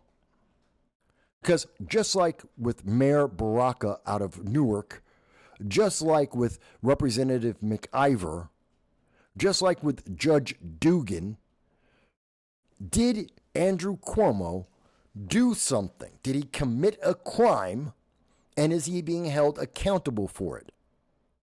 The answer is yes. At the very least, accountable enough to have an indictment, to have charges, and to go to trial. There is enough evidence for that. Whether or not he wins, that's another argument altogether. You know, Adam Schiff could possibly win his mortgage fraud case. Could. Probably shouldn't, but he could. Andrew Cuomo might win. I don't think he will, but just because he's running for an election, and Democrats made this very clear, just because you're running for an elected office doesn't mean you can't be tried for a crime. You're still accountable. Even if you're running for an elected office, even if you were formerly an elected official. They made that clear. And if the former president of the United States can be brought in on charges that everyone resoundingly agrees was just political, and he can be tried in a courtroom and he can be found guilty right before an election, so can Andrew Cuomo.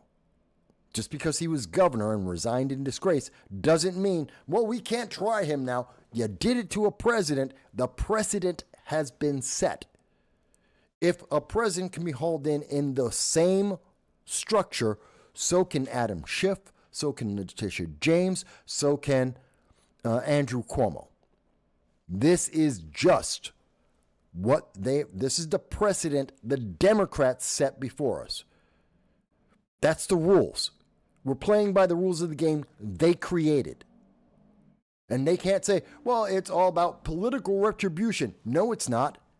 Is there an underlying crime? Is there something that he did, Andrew Cuomo, that is criminal?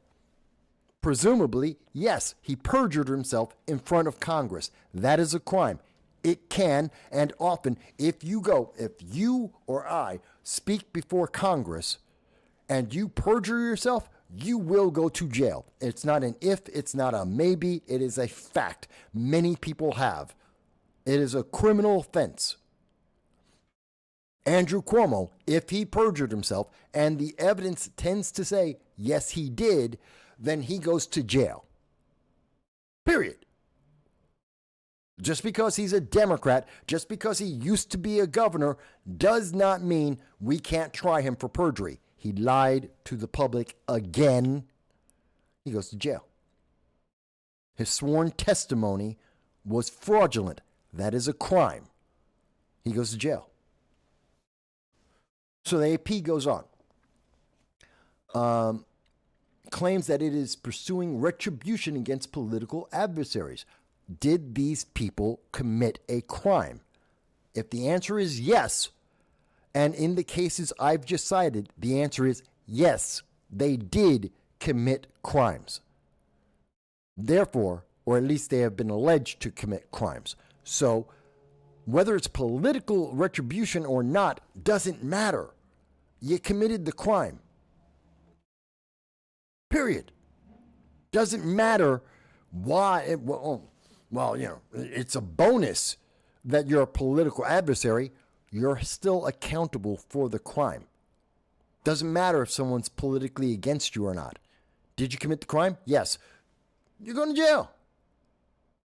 Doesn't matter if it's, but it's politically advantageous to me to send you to jail. You committed the crime. You're going to jail.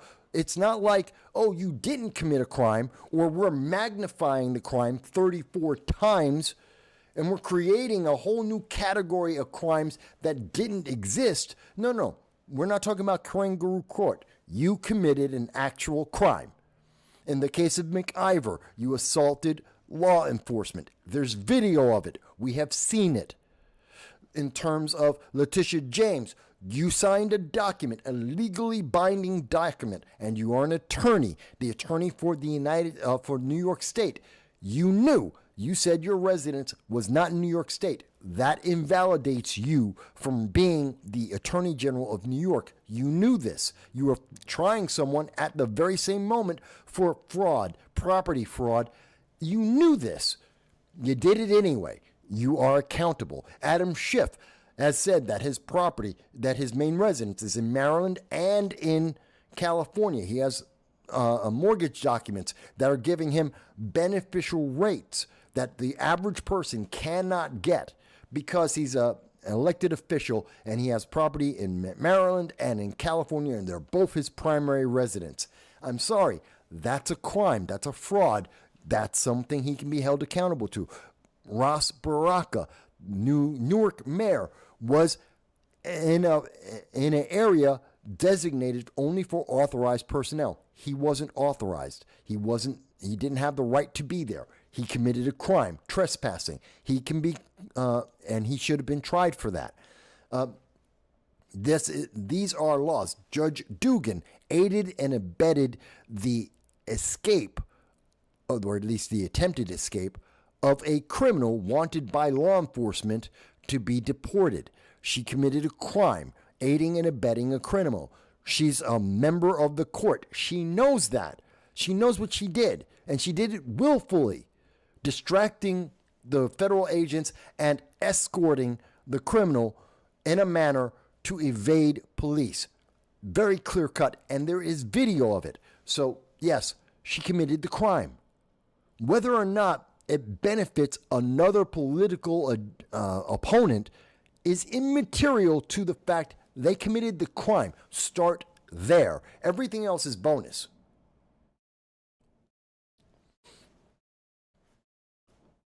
And I'm really annoyed that they're trying to make this about, it's because Andrew Cuomo is going to be mayor. Aren't you afraid he's going to be mayor? Republicans are afraid he's going to be mayor. What are you talking about? New York State's been run by Democrats for decades. Republicans aren't afraid. We're just trying to do something better. At least some of us are. We're not afraid that Andrew Cuomo is going to be in. We expect if Andrew Cuomo wins, he'll be just as corrupt as every other mayor that's been in New York for the last several decades. Just as corrupt as when he was in charge of the state. It's just less corruption because it's New York City versus the entire state of New York. We have no expectation. We're not afraid of him. We know exactly what to expect. We just have no expectations that are positive. And if we get someone better, great. But the fact is, he committed a crime. Period. Full stop. He committed a crime.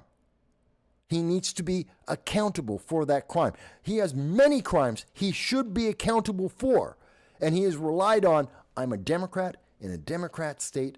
I'm an elected official with a $25 million war chest of donations that I can divvy out to my friends.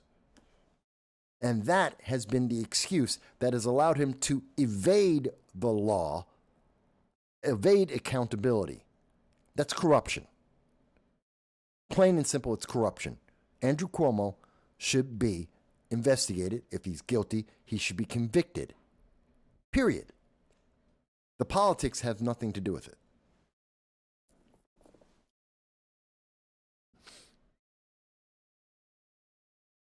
So, that's my thoughts on Andrew Cuomo. Shelley also mentions that what I was talking about, serving two masters, is biblical. Yeah, it's in there. So I just wanted to bring that up. So it did make sense. Now, we've covered a lot of ground today. It's the holiday. I got my family here and probably got to walk my dog yet again. I've tried to answer a lot of things in terms of what's going on with politics currently. I've tried to show you where the evidence at every step that leads to the conclusions that I've come to. You will agree with some of them. You will disagree with some of them. You will agree in part or disagree in part with some of what we've said today. And that's all fine. I'm perfectly happy with all of that. And I'm happy to see the comments. After the show is done, after the live stream, you can come back into the comments, tell me, Mike, I agree with this part. I think you're wrong on that part. I see this a different way. Perfectly fine. I'm happy for that. Truly, I am. I love the interaction and the conversation because this is a conversation.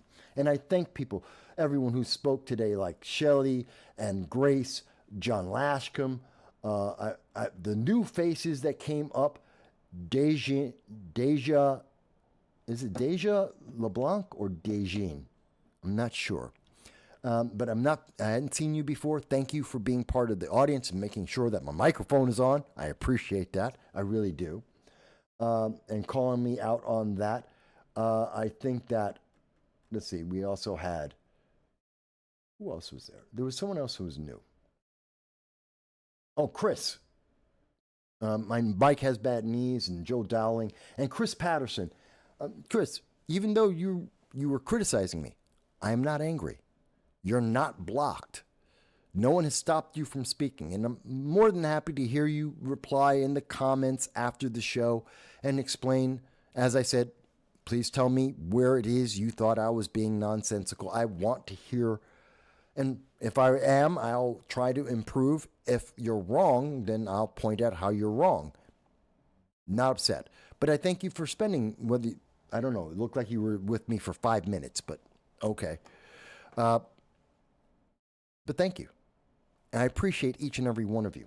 I thank you, and I thank everyone again for those who made the donations on my birthday to help fund the Jericho Project, which we gave the money to today.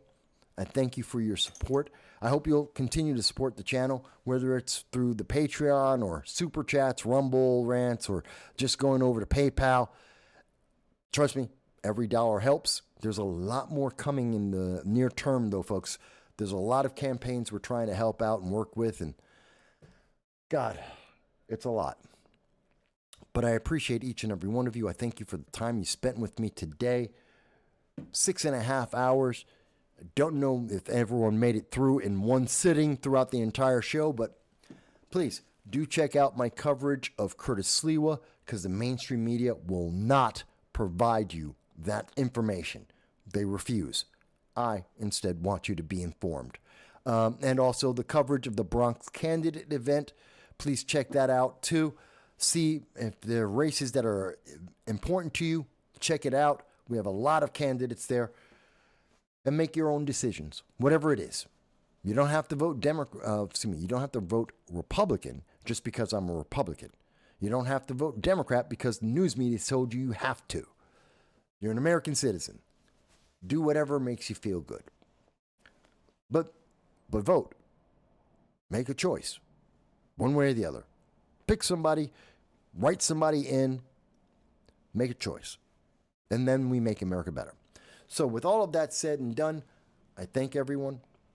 I want you to have a great holiday tomorrow. Please keep the veterans and those who served our country with the ultimate sacrifice, keep them in mind, kind of like with my dad,